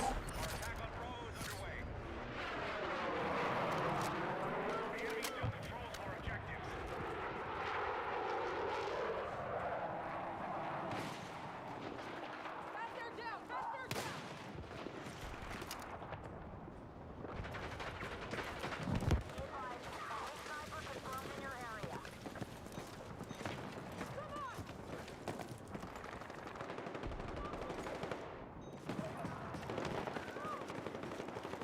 You were a big oh no, big Ghost of Tsushima fan.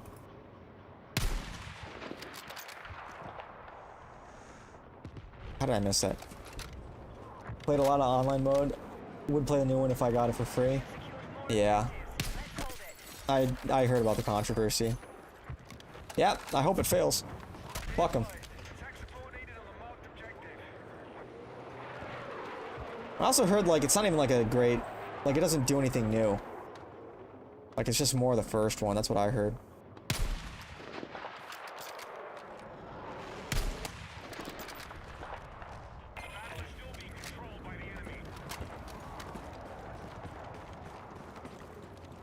Alright, we gotta get in the action here.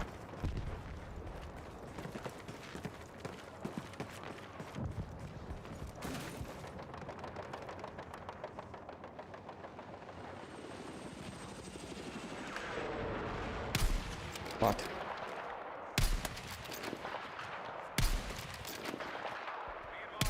Fuck.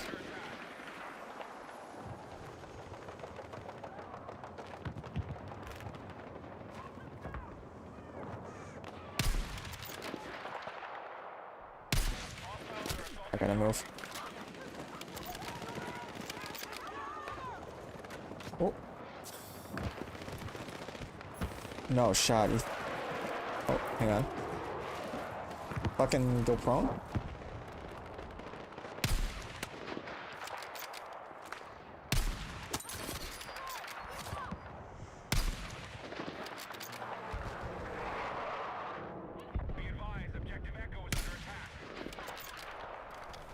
They don't have the rangefinder attachment. It's busted.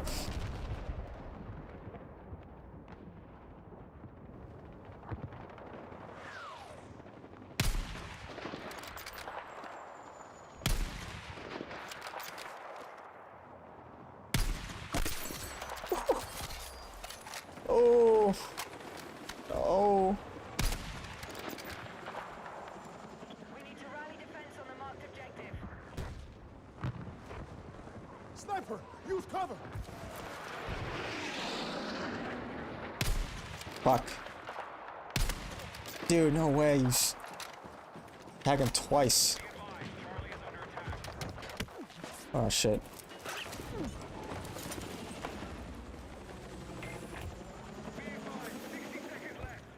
"60 seconds?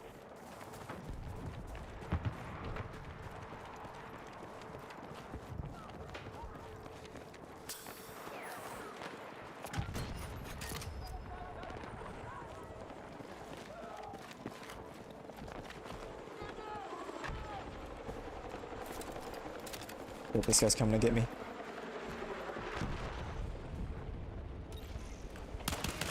Hostiles attacking Bravo.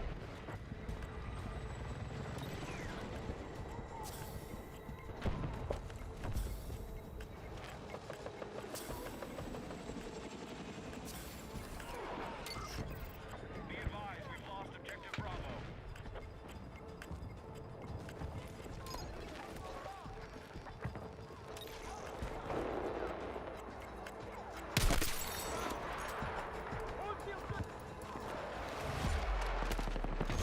Ah, dude, sniping feels good, man. Feels so good. Just waiting to see if Battlefield isn't a wreck at launch. We've been there for that before. Yeah, it's usually a fucking wreck at launch, right? 2042 was a wreck. Battlefield 5 was actually okay at launch. Maybe because it wasn't as popular. Battlefield 1 was pretty good at launch. Battlefield 4 was fucked up at launch. Battlefield 3 was fucked up at launch. But it's been smooth. It's been entirely smooth for me all day. Like, there's a couple problems here and there, but like once you're in game, it's smooth sailing.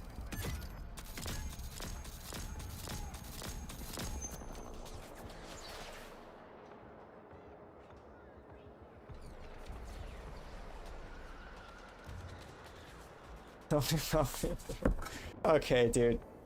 Alright, buddy. Okay, come quiet. Now you fucking chime in.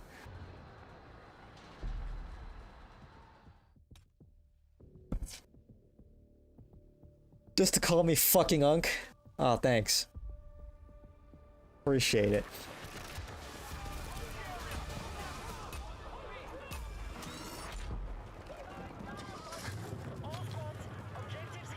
Oh, I guess we don't have attack helicopter in this map. Just transport. I guess I'll take this. Why not?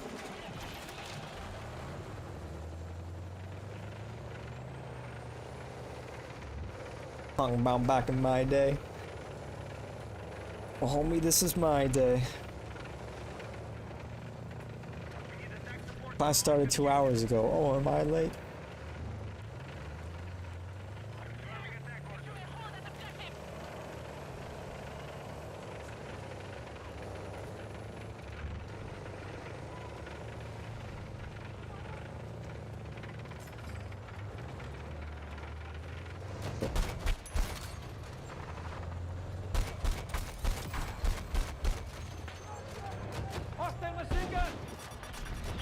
Fuck. Back it up, back it up, back it up.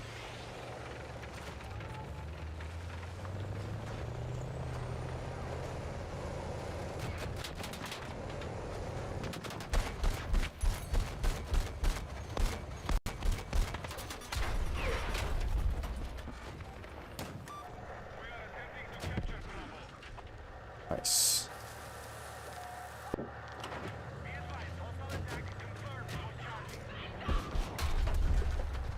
Let's just back it up.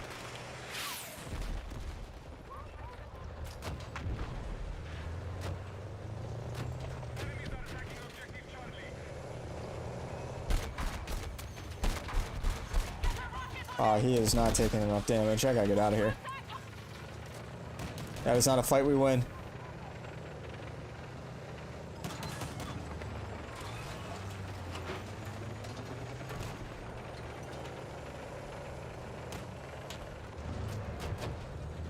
Nice kind of engineer too.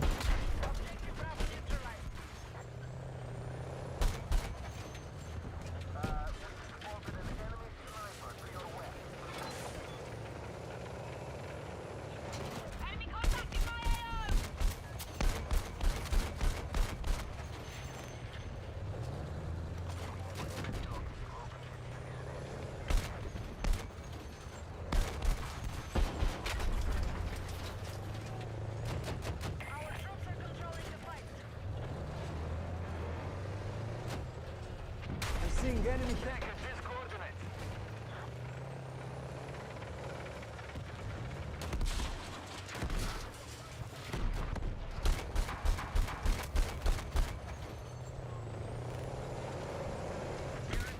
We are attacking objective Alpha. Nice. Is this?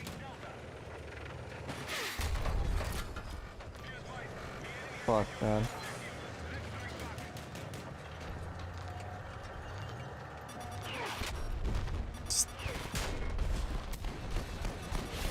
Dude, they're just... Okay. They're fucking everywhere! Oh, good morning, Groiper. What's going on? What's going on? That's a deep pull.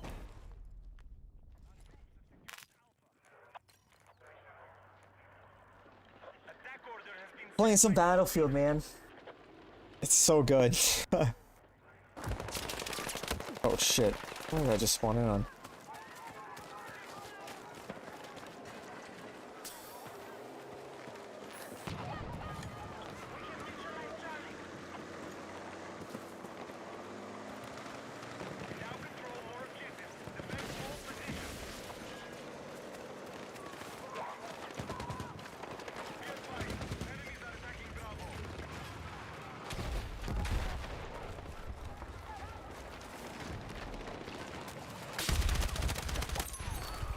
fuck.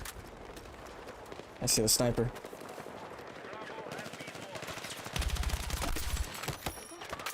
Who the fuck? Okay. It's not good. Yeah, I'm just fucking surrounded. Oh, yes. Thank you. What the fuck just happened to me? Oh.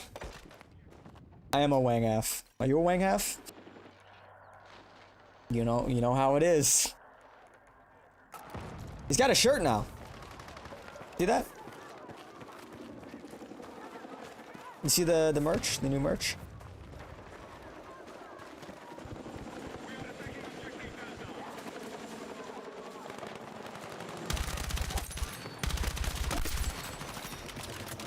Oh shit, I got you, buddy. I got you. Don't die on me. Oh, just watch out for the grenades. Let's move!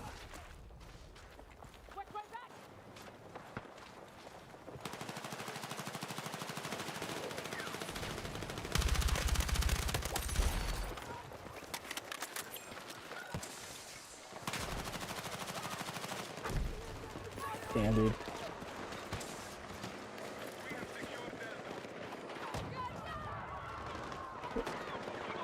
What the fuck? I'm running into something here. What is this? Kind of visual bug.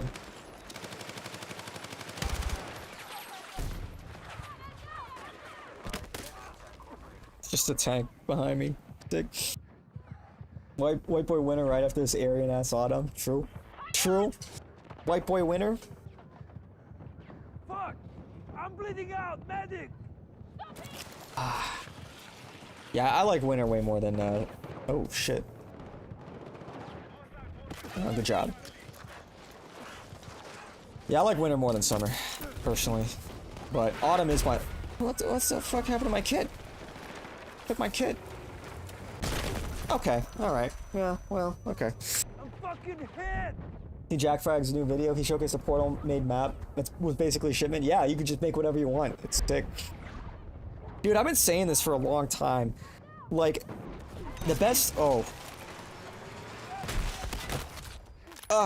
Did I get him?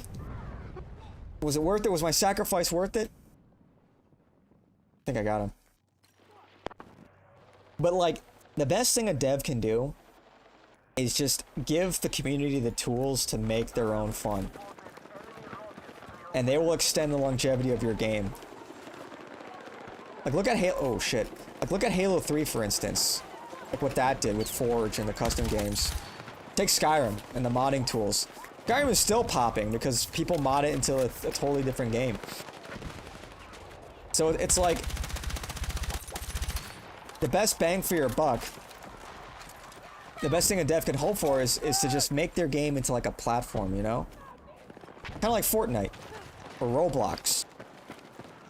Where the game is, it's much less about the game, but more so about, like, the game as a platform for other people to make their own creative games and creations and whatnot. And I think that's...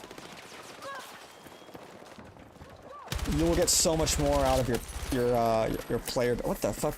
You'll get so much more out of your player base. What are you doing? Yeah, you can't go up there. I tried already, buddy. So. Yeah. Yeah, exactly like Roblox. Well, they bought an entirely different game just to play COD again. Who would have thought? Hey, there's something out there for everyone, man. You could turn the game into the game you want to play.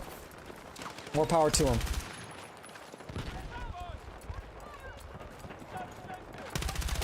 Oh, you thought you could hide, bitch? I can smell you. Oh, shit.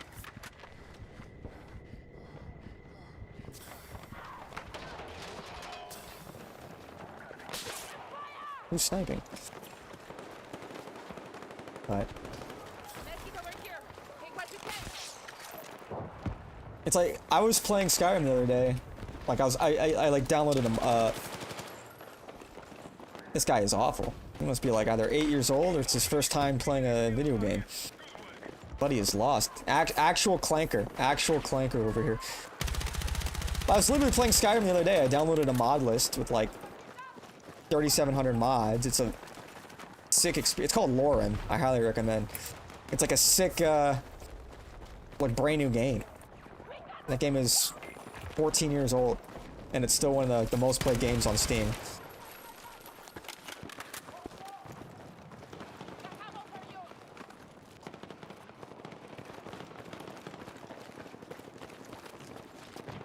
Gotta let the community make their own fun, you know?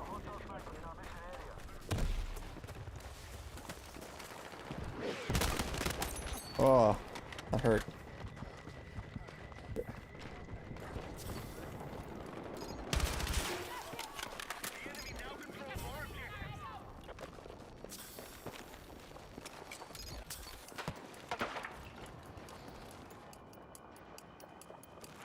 Hear him.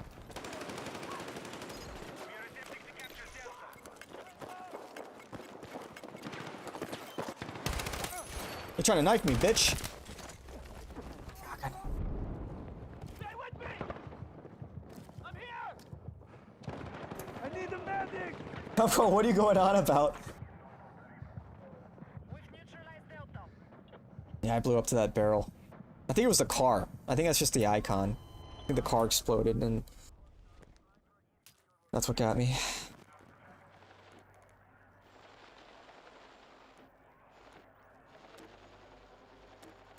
Where's our attack helicopter? I just want to fly the attack helicopter with a gunner. I can never get it. I don't even see it. Where is it? I don't even see it on the map.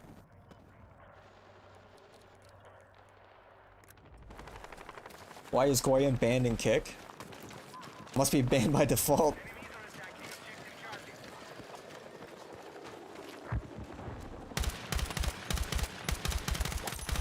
Oh shit.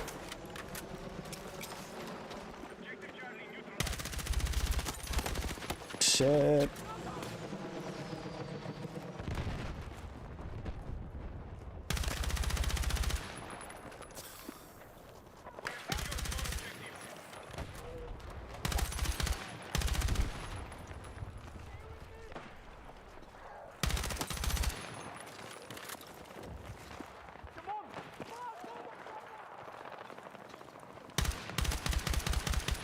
Fuck. I don't know if they're still in that building.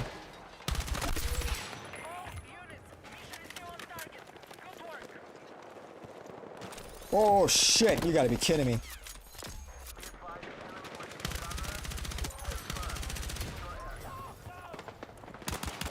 Bro, this is like fucking Black Hawk Down. I'm just gunning down Somalians, man.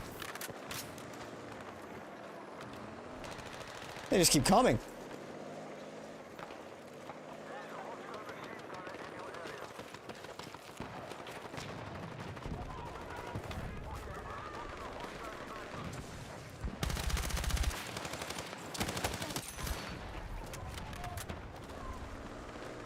Ah, shit.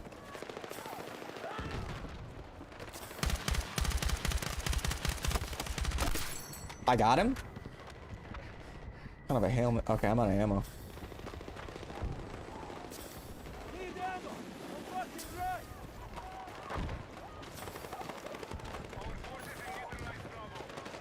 Who's got that ammo? Oh, there it is. I love how crisp the game feels, man. It's so consistent.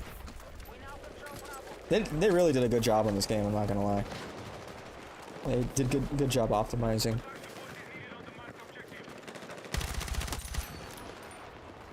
Oh shit! I think my teammate got him. Very good. That's called teamwork.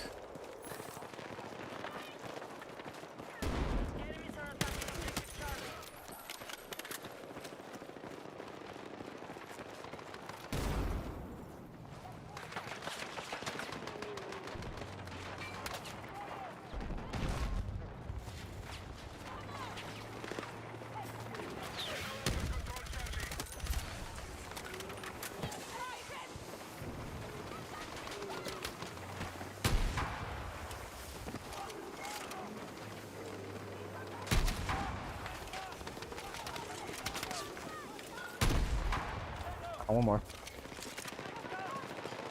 Damn.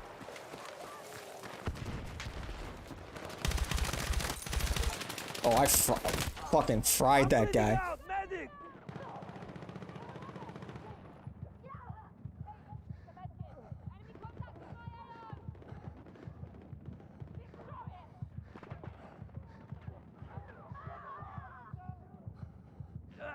I don't think I was gonna come back.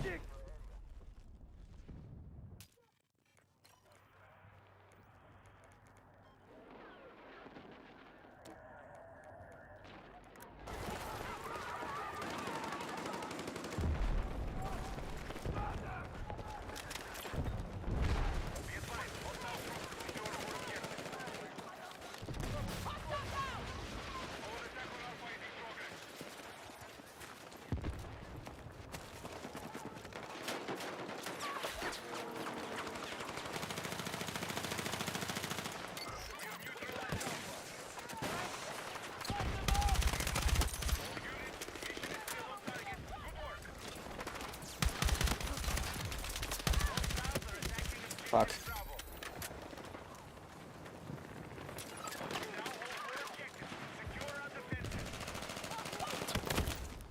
Oh, fuck.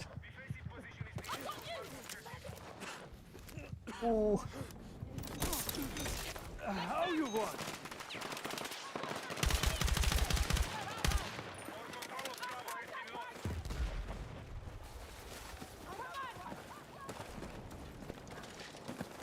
Mm.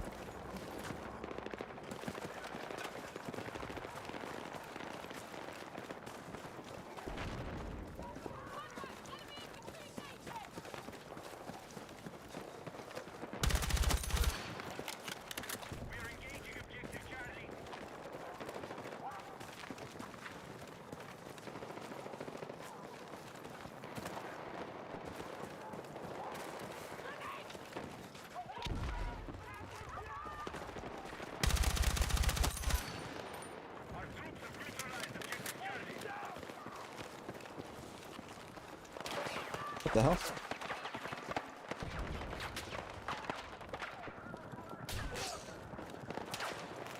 We now hold more objectives. Secure our defenses. We have an attack order set.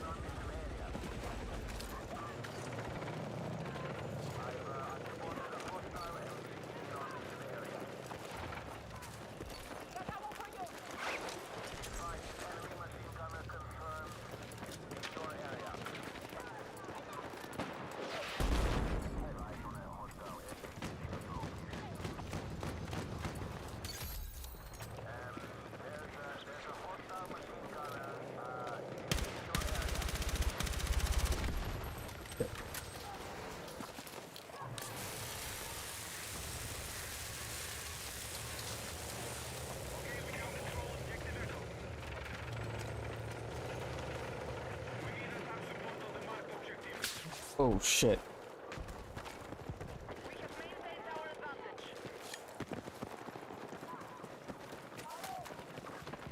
Enemies are attacking objective Charlie.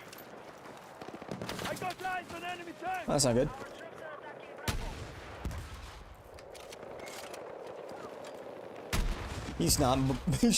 He's just standing there, menacingly. He didn't fucking budge.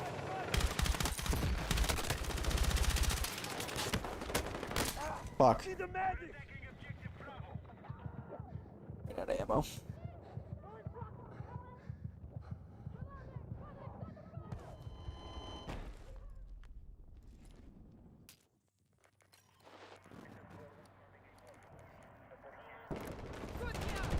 Neutralize objective Bravo.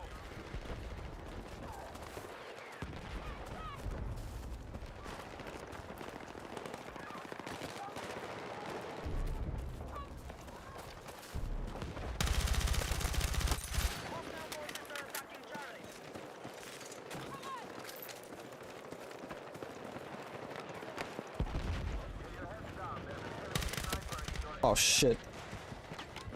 Oh shit! I need a medic! Where did you come from?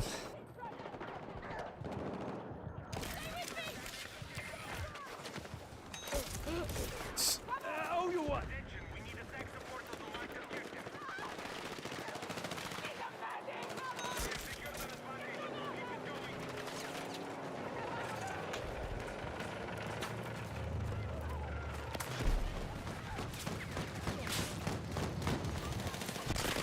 Oh my gosh. Got you! I tried. Oh, please.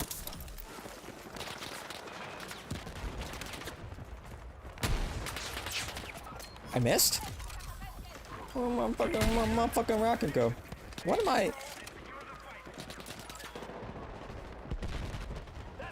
Give it to us! Okay, I thought I saw something over there. Fuck.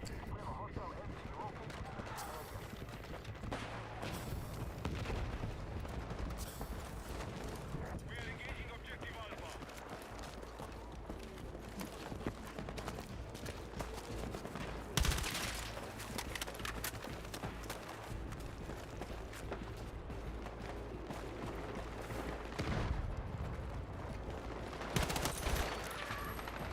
Oh, fuck. Nice. Oh, dude, this game is so fucking fun. It's so fun. I'm so tired, but I'm having so much fun.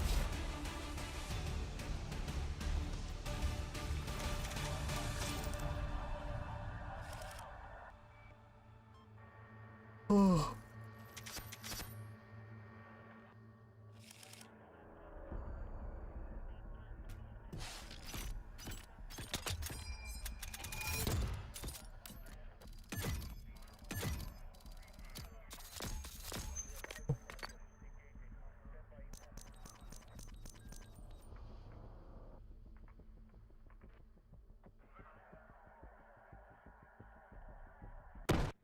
Heal teammates with the supply bag? Like, I already have that unlocked. I feel like I've done a lot of healing.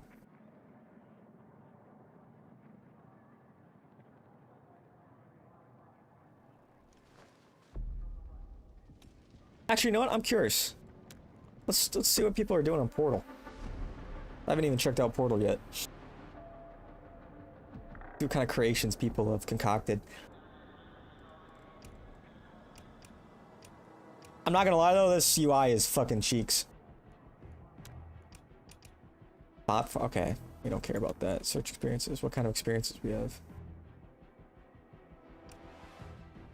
Exfil. Parkour extraction.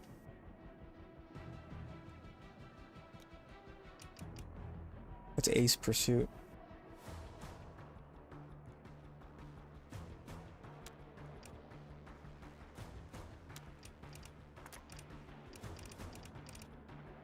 Okay.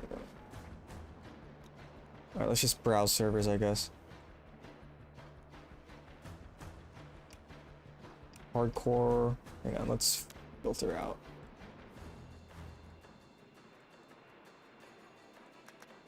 Oh, here we go. Let's try that.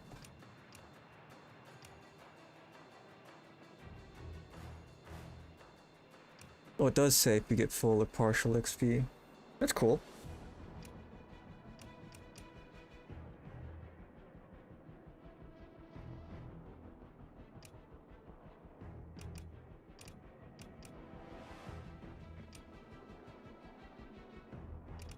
Empire State Zombies.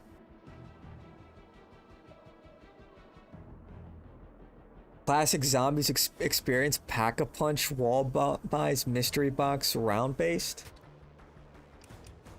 COD Zombies? You've piqued my interest.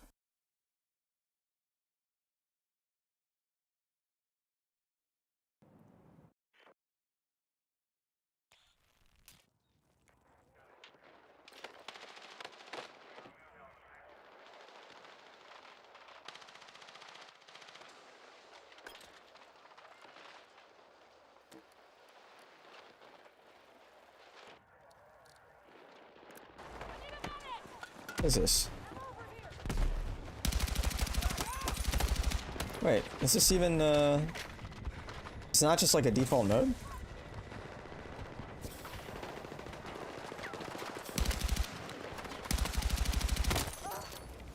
Fucking hit! I'm here!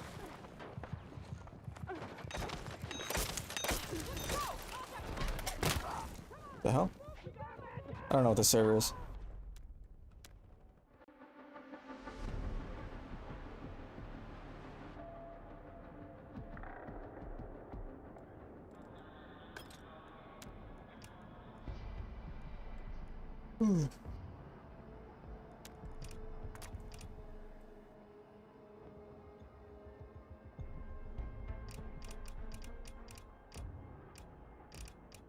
Shipment 24/7?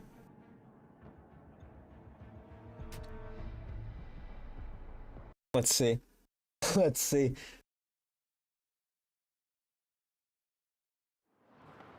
$32 players on shipment. Is this about to be absolute cancer?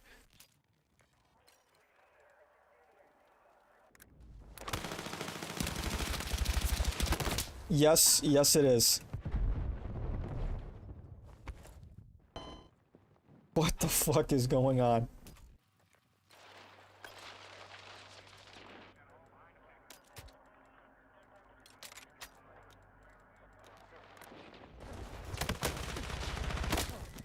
There's just too many players. We can't have 32 fucking players on shipment. We can't have 32 fucking players on shipment.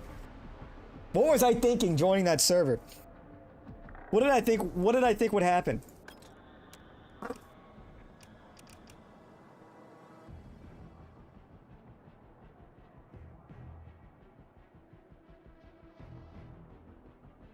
Let's just look at some of the cool experiences people are making.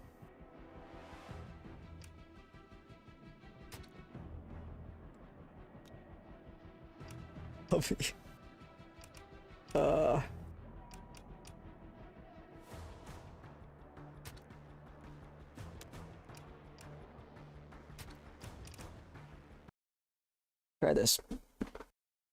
Dogfighting. For all dogfighting.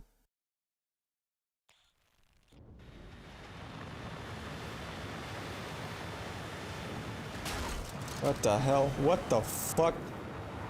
What?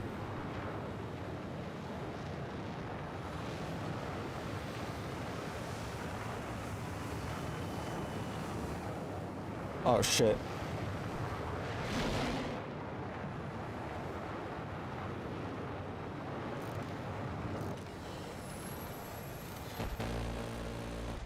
Get over to that waypoint!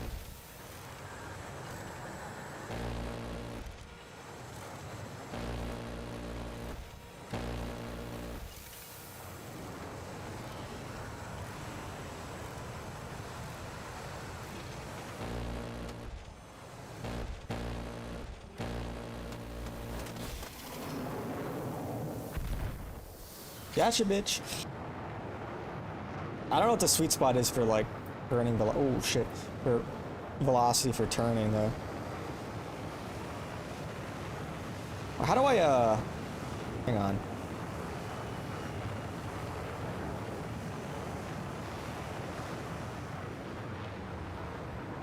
How do I vector? How do I thrust vector?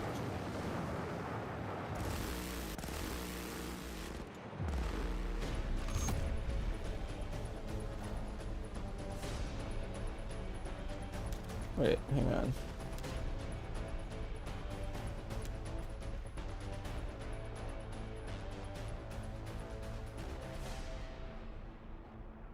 Maybe F?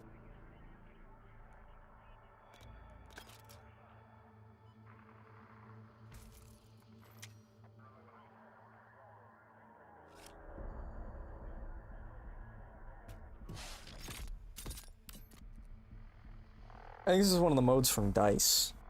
It's probably gonna take some time for people to make some modes and stuff.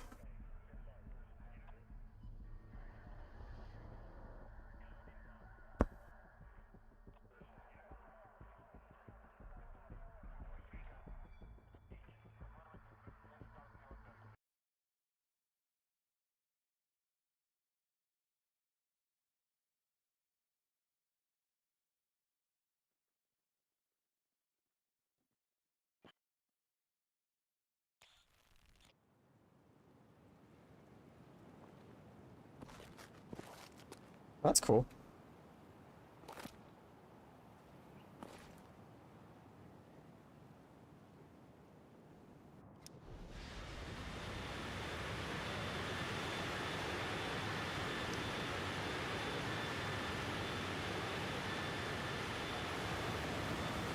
I don't really want to race though, I want to dogfight. Oh shit.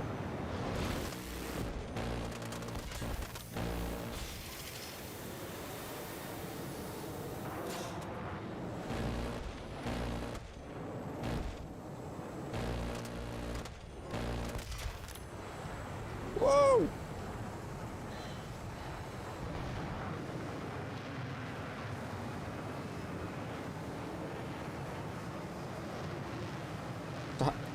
How do I thrust vector? I have to figure that out, man. I know you can do it. It's not Alt or anything, is it? F? No?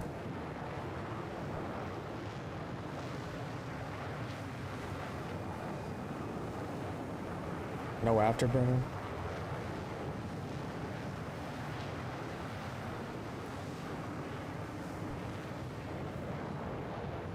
I missed it? Ah, shit.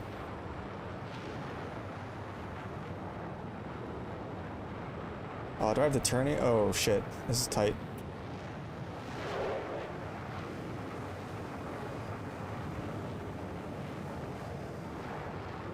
Oh, fuck. Oh, shite. Oh, sheesh. This is fucking with my head, man. The turning is fucking with my head a little bit.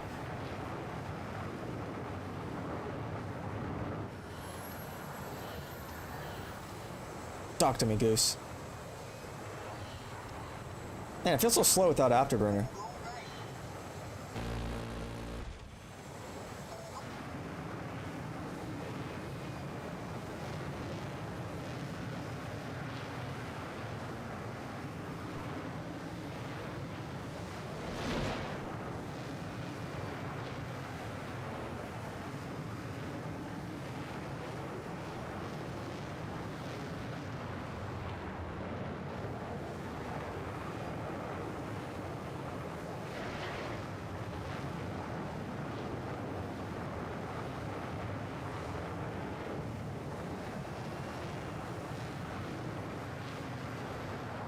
So am I just... I'm in second place, so somebody's ahead of me. Does this end when we finish the race? Oh, I see the guy in front of me. Come here, you. You ready to spread those cheeks?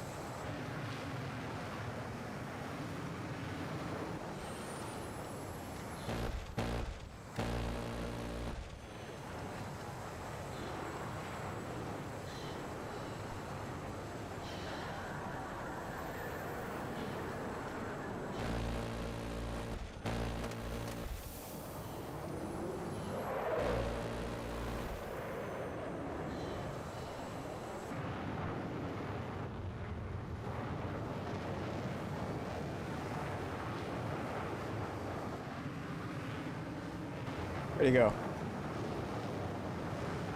Well, I'm in first place now. But I kind of just want to kill people. What's that? What the hell? Oh, I won. Okay, so like the description is not accurate. That was pretty cool.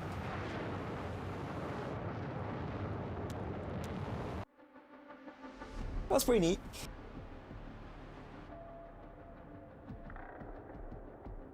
I think it's gonna take some time for people to make some cool shit though.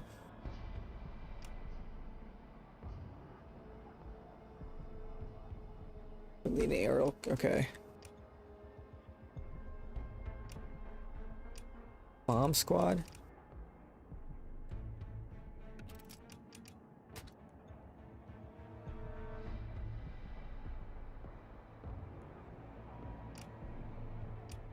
Oh, I think, yeah, they made Dust too, I think. That's pretty cool.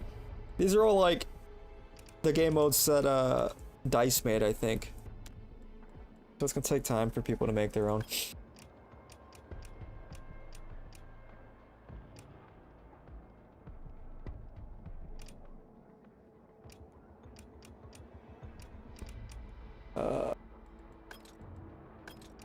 Yeah, this UI is bad.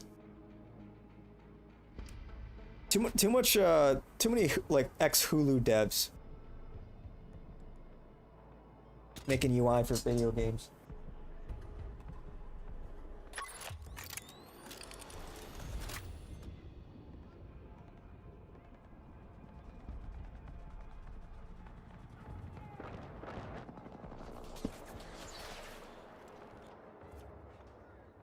Do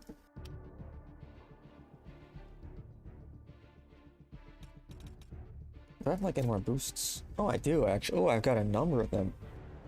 I should probably be using these.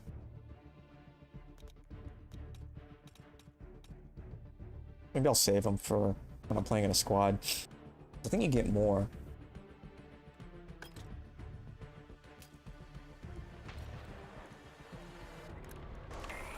Be advised, hostile attack is imminent. Defend your objectives and defeat the enemy forces. I need a medic!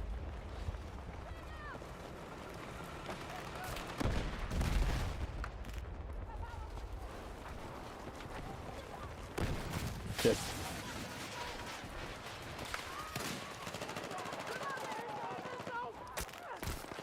Let's go!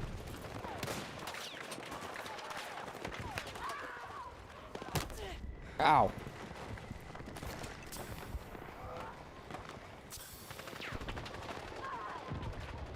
I got enemy in sight!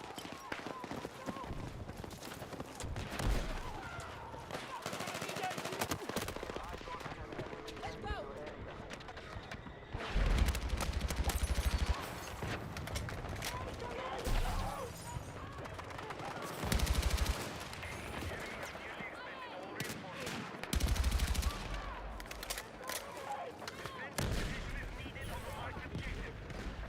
I saw you. Shit.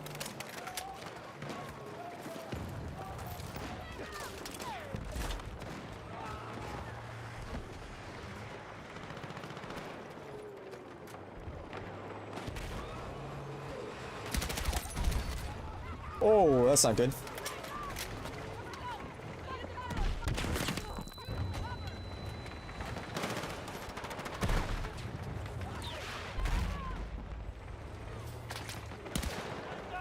Oh, fucking hell. How'd you get up there?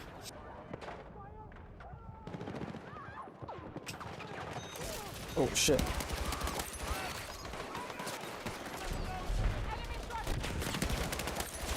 Put the fucking sledgehammer down. Medic! There's Need a medic! the whole fucking army just decided to breach that fucking building. What the hell, man? Fucking General Patton. Ah, shit.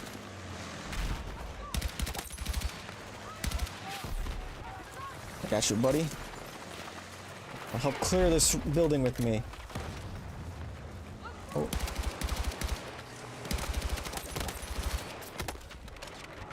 That is not good. Oh my gosh.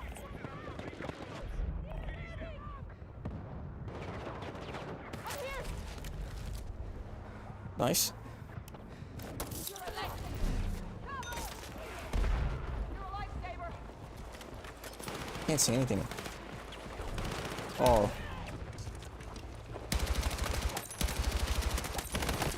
Need a medic! They're just everywhere, man. They're just everywhere. Yeah, it's the whole fucking squad, man. The whole fucking platoon. The whole player base. I'm out there minding my own business. Sector is clear. Get jumped from above. The whole fucking hood is up my ass, man. Medic! Sector was not clear.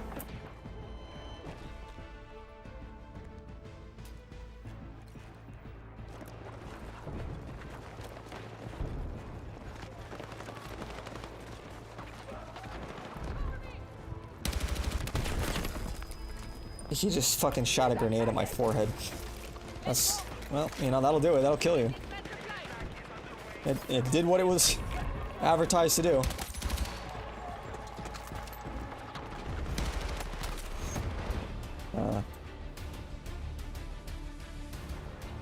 Hey, easy, easy.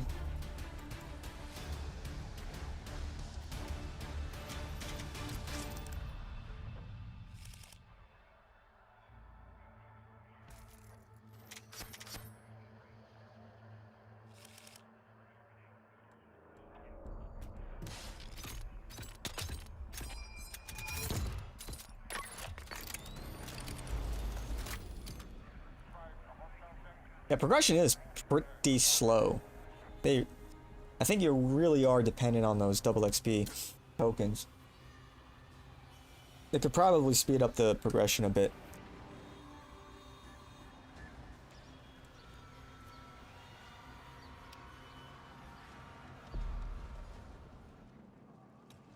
Like, I'm frying people and it's still slow.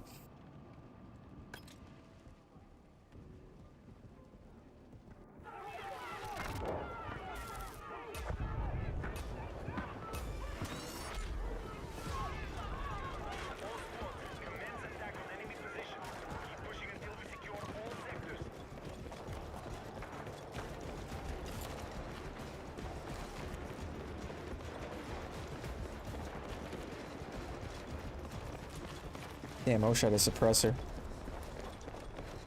Going on stealth operation, flanking mission.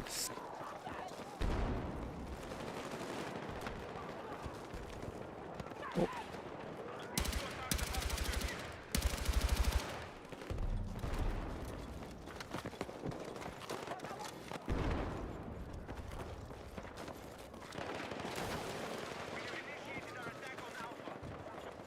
Oh.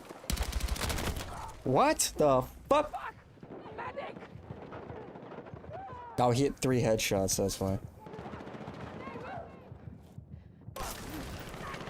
Cheers! Thank you!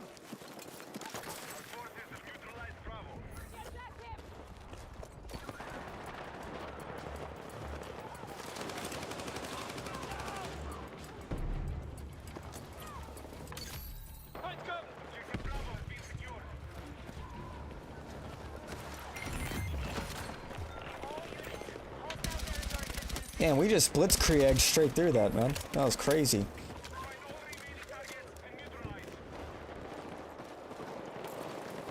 Total blitzkrieg.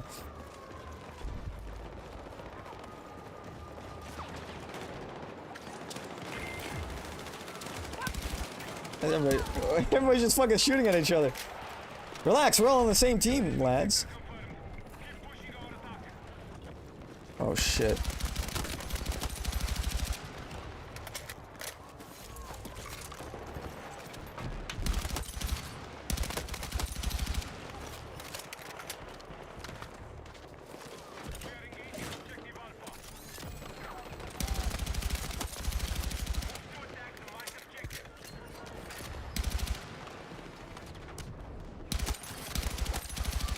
Wow, they really love peeking that angle.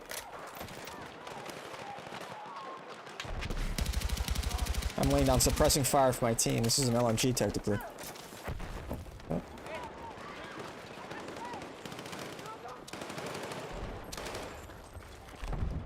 This guy's fucking double tapping bodies and shit. You got him. You got him, bro. He's dead.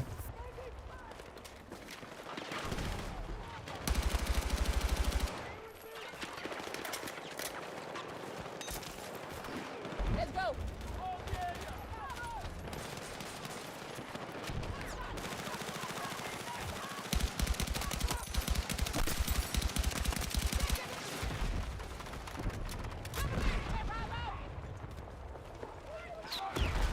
I hear them running below.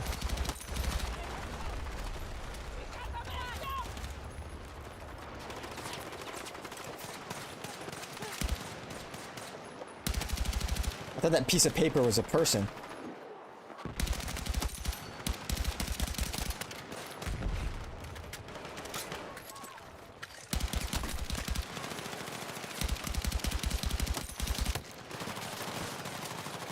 Damn, bro.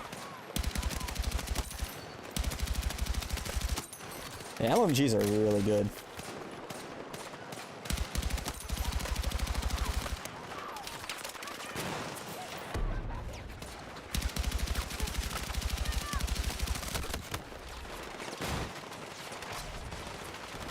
Oh shit, they're pushing up. Oh.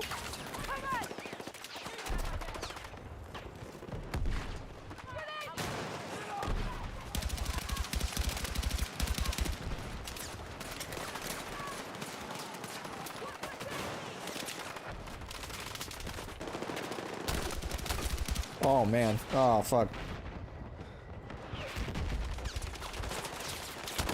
Ah, they came up. You had one job. You're the guy that was at the desk. You had one job, man. Let us down.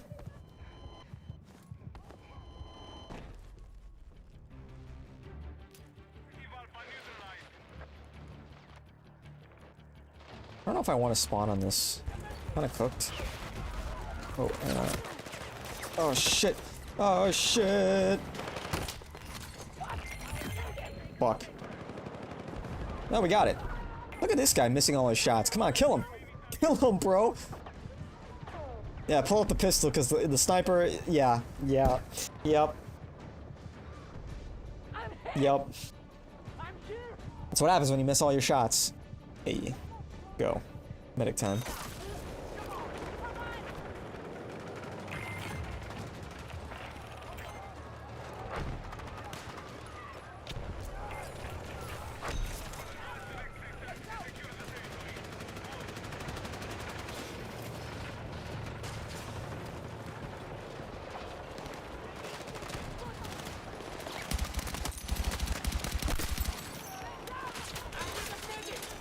Ay, caramba. Ow.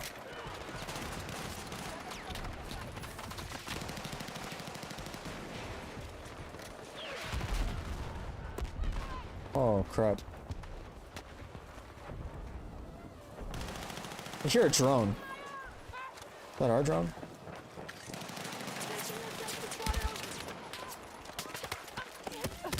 Oh, I tried.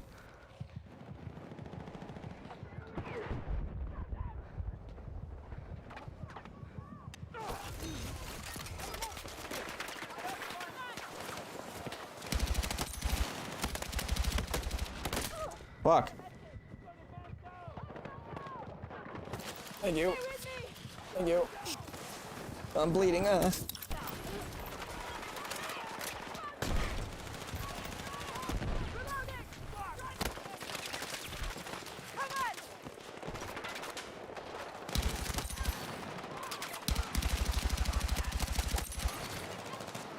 It is tough to push out from here. Oh, shit. Yes. Thank you, sir. Hey, we're pushing out. Nice.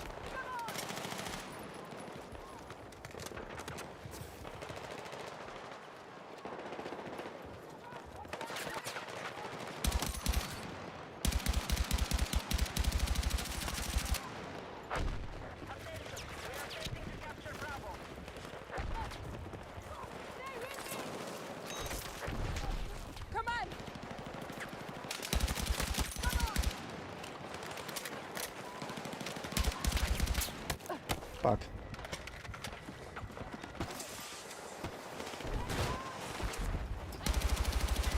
The hell? Okay, we're going on a flanking mission.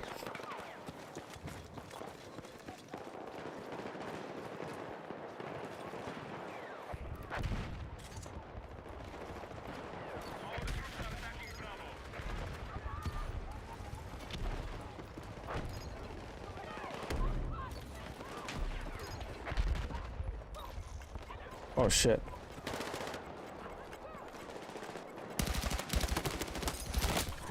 Up top. Help me, Iconic. I like Nick Fuentes? Yes, I do. I like Nick. I do like him. Let's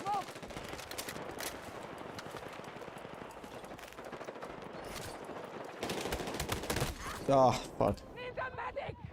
I thought that guy was holding that.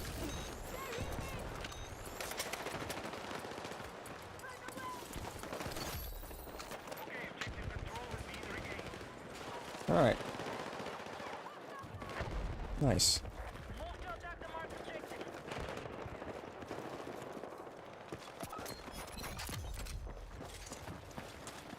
Yeah, we groypers, yeah. Yes, we is. Oh shit, can't go that way.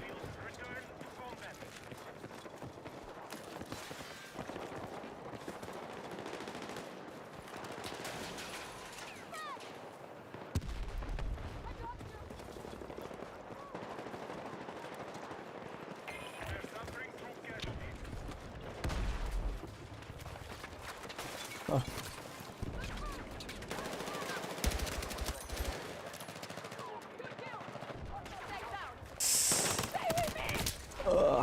Not really into Holocaust now and racism and incel humor. Not that serious, man. Really not.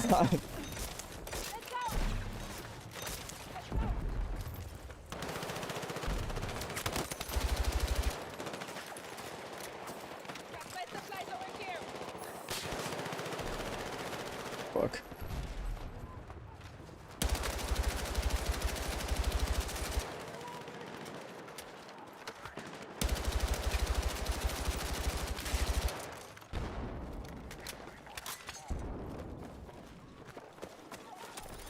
Shit.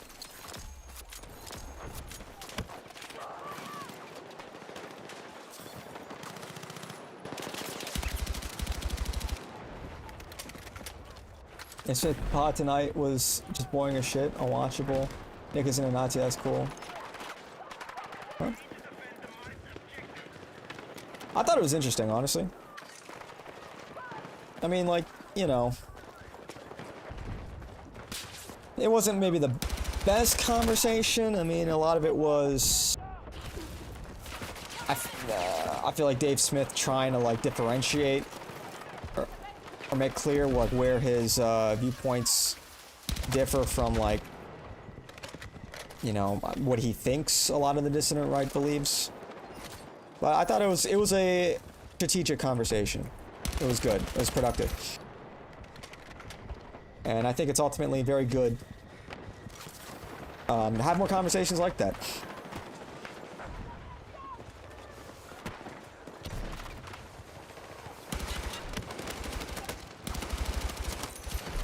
If nothing else, because it just clearly demonstrates Nick is not some, like, hateful, evil, bigoted guy. You know, he just gets painted in a very negative light a lot, and doesn't typically get the opportunity to, like, defend himself. Or, like, properly represent his own opinions. They didn't say anything. At the end of the day, Dave won't acknowledge a Jewish influence. Well, I mean, it's like, yeah. But, like, you know, what do you expect? I think he, like, it was a good conversation. I think a lot of people will see it. I think a lot of people, will be persuaded by it. And we want more conversations like that in the future, you know? That's like the real objective of that, you know? Oh shit. Like 3 of them there.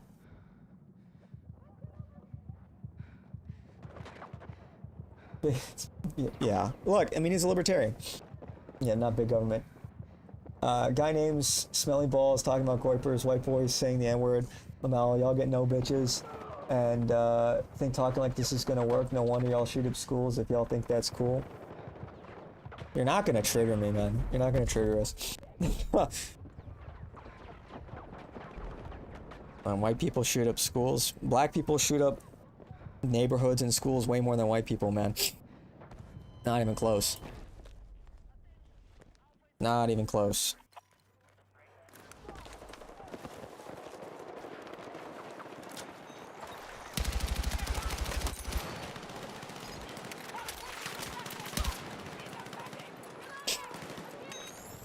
The thing is, like, you're not gonna stop it. Like, Nick is gaining more popularity. His ideas are becoming more and more popular. You know, like, there's gonna come a time you're gonna, like, whose side are you on?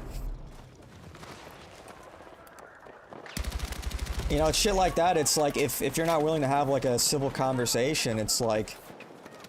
That's the thing, it's like... That interview was really nice because it demonstrated that, you know, you can have a conversation. Because Nick... You know, people call Nick a Holocaust denier. He's sitting down with Dave Smith, a Jew. And they're agreeing and they're having a civil conversation. And clearly they agree on a lot more than they disagree on. How hateful can he really be? And so if people are unwilling to have a conversation, what are you supposed to do? As long as we can sit down and have a conversation, we can solve these problems. But if people are unwilling to do that, it's like... What is the solution to the violence? You know? What is the solution to the problems that we're facing? This political schism.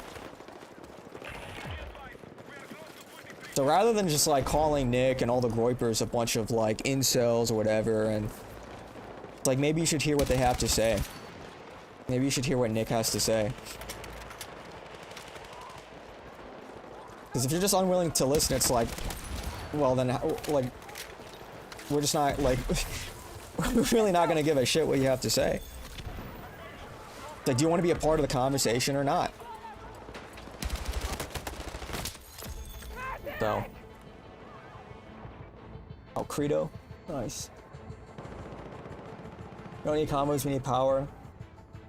Populist delusion is real. Yeah, but how do you get power? You need like political allies. Like, Nick is on his generational run. He's becoming more and more popular. He's doing all these big collabs. You know, let him cook, man. He knows what he's doing. So, black my shooters are much more prevalent than white shooters. Nick worships Gaza way too much. He's almost he doesn't though. That's just not true. I mean, look, it's immoral. You shouldn't support genocide.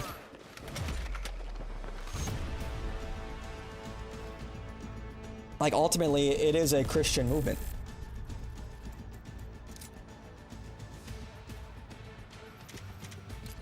Fuck Palestine, they hate us. Look, they might hate us, they might not, but that doesn't mean we should want them dead. Oh, you want, like, you think we should just be bombing, a bunch of children? Are we the good guys if we do that? Nick going live.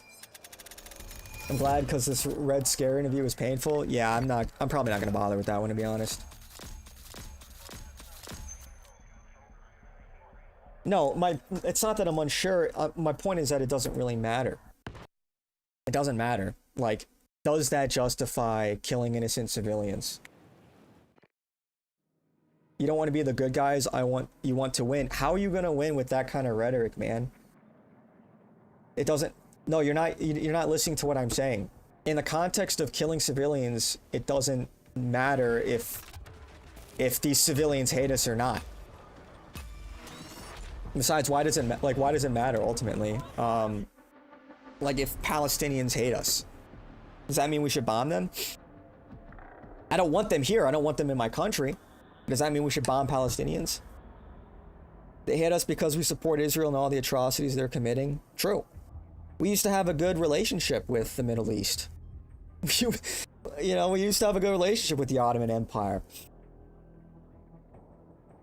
So there's a reason why they're hostile towards America.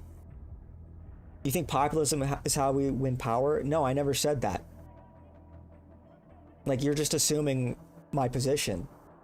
I don't care, bro, fuck Palestine. You see, this is like low IQ. If you don't understand like why what you're saying is distasteful and it turns people off, not only is it distasteful, but it's immoral. Yeah, like, come on.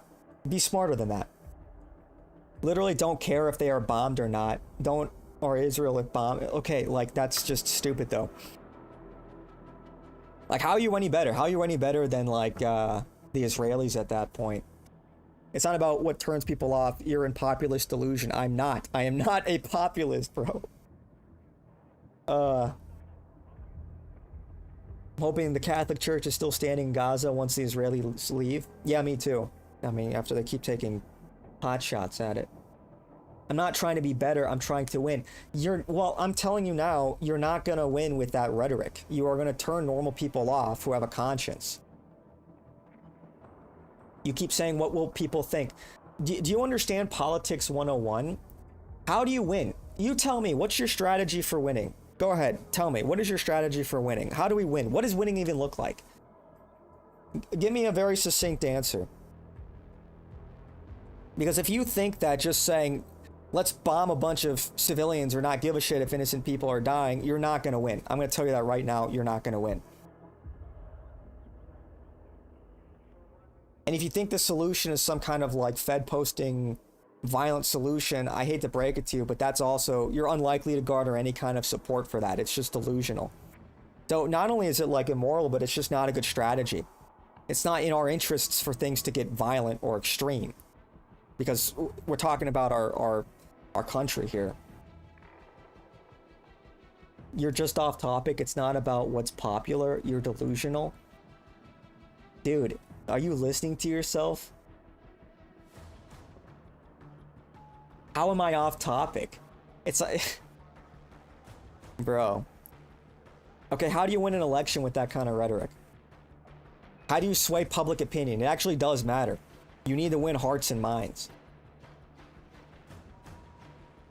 But moreover, it's about winning over the right people. It's about winning over people who have money, who have power, that can influence politics. So, you're not really giving any, solution. I want to win. Okay, how? How are you going to win exactly? What is your grand strategy for winning? I'd love to hear it. Because it doesn't really sound like you have one. Nick is live, though? I think I might then watch. Let me pull it up. If you think public opinion matters, you're in the populist delusion. You said it. Dude. You know why? Dude. Oh, man. People are becoming against Zionism. It's not popular. You understand that, right?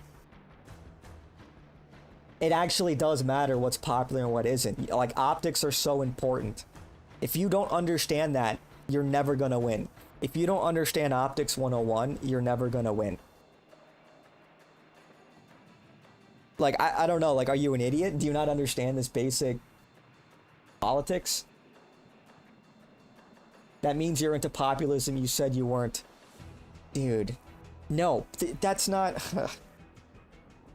It's not the idea that it's the will of the people. It's that our ideas become popular, you fucking nitwit. Do you understand that? Do you understand? You think our ideas shouldn't be popular? Do you understand the distinction here? I'm not saying that what is popular is always right. That the will of the people, Vox Populi, Vox Dei. I'm saying we need to make our ideas popular. Which means that they have to have an appeal. They have to be packaged well. If nothing else. It doesn't matter what's popular. Okay, man. It's not about what's popular. Well, what's popular is not necessarily the crux of everything.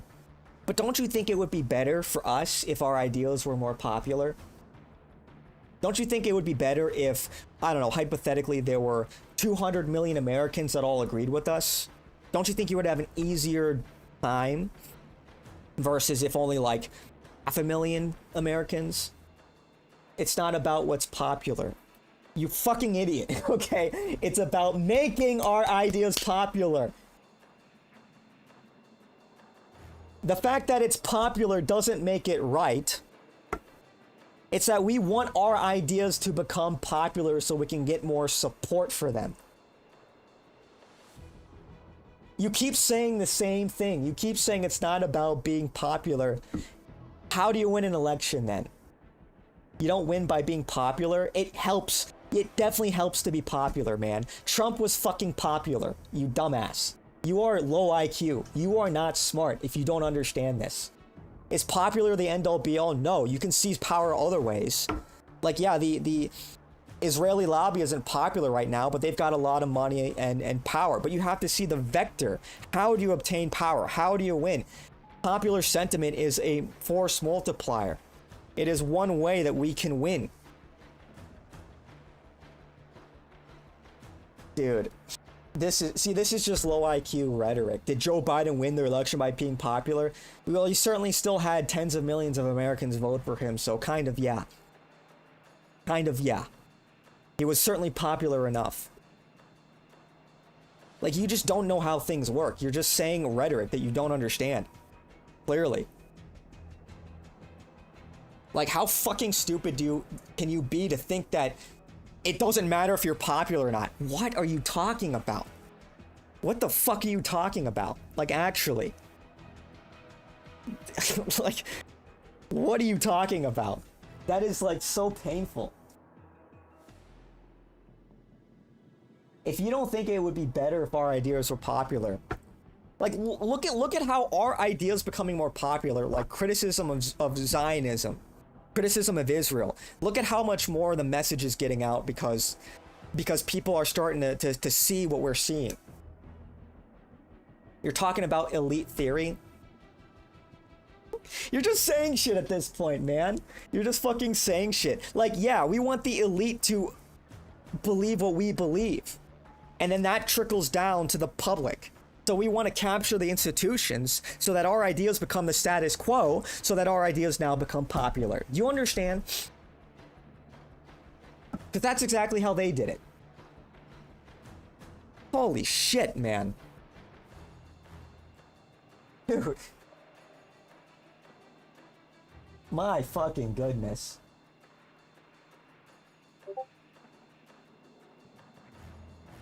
Well, I think I'm gonna watch Nick. I think I'm gonna hop off. Nick is live. He's been live, so. No, that's not how they did it. Oh, dude, the ideas are popular, man. Yeah, try having like Holocaust revisionism and see how well that goes for you. Try going out in public and trying to convince people like the official narrative of the Holocaust isn't as accurate. Isn't the full truth. Yeah, try. See how far you get, man. Holy shit. Some of you really are fucking goy, man, I swear. Some of you are like just destined to be slaves. Go look at the... Dude, oh man, this is just stupid. Anyway, I'm gonna go watch Nick. He's live. Everyone go watch Nick. Everyone go watch Nick. Curious, more popular. Yeah, and look how much trouble this is causing the Trump administration because they know he's losing the base. Psst, how old are you? You sound like a fucking boomer. You sound like are you even like what is your IQ? What do you do? Doesn't matter if he loses the base. Okay, you just don't understand politics 101, man. If you think it doesn't matter, why do you think the optics, they're trying so hard to convince the base that they're actually doing shit? If you think it doesn't fucking matter. You can't even spell elite, bro. Elite theory.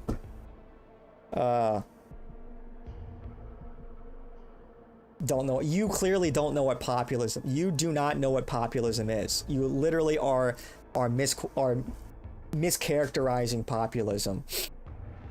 You are actually legitimately low IQ.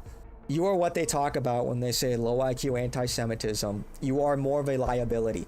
And you are better off if you like go work in the fucking coal mines or something and leave politics forever for people that know what they're fucking talking about. So, anyway. I'm gonna hop off. I'm gonna go watch Nick. He's live. Everyone, go watch Nick. Yeah.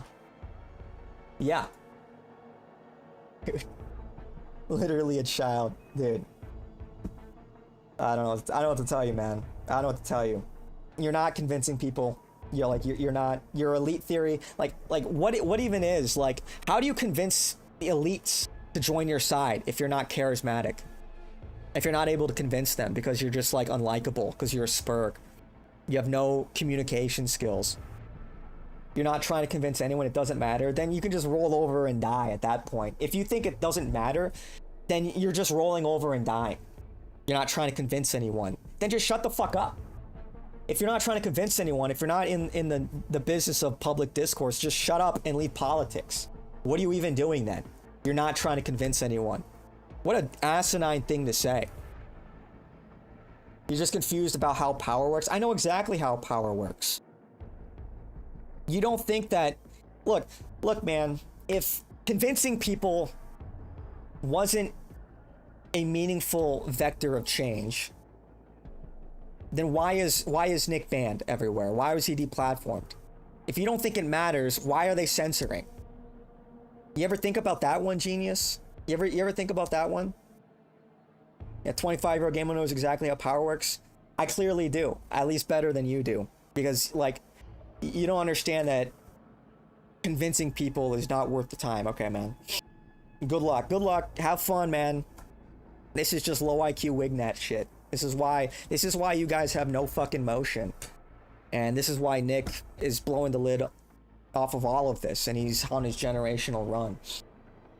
Nobody takes you people seriously because you say shit like this. That's just so obviously fucking false. So, anyway, good night, everybody. Good night, everybody. On that note, don't forget to like, comment, and subscribe. I'll see you guys next time. I'm gonna go watch Nick. Take it easy.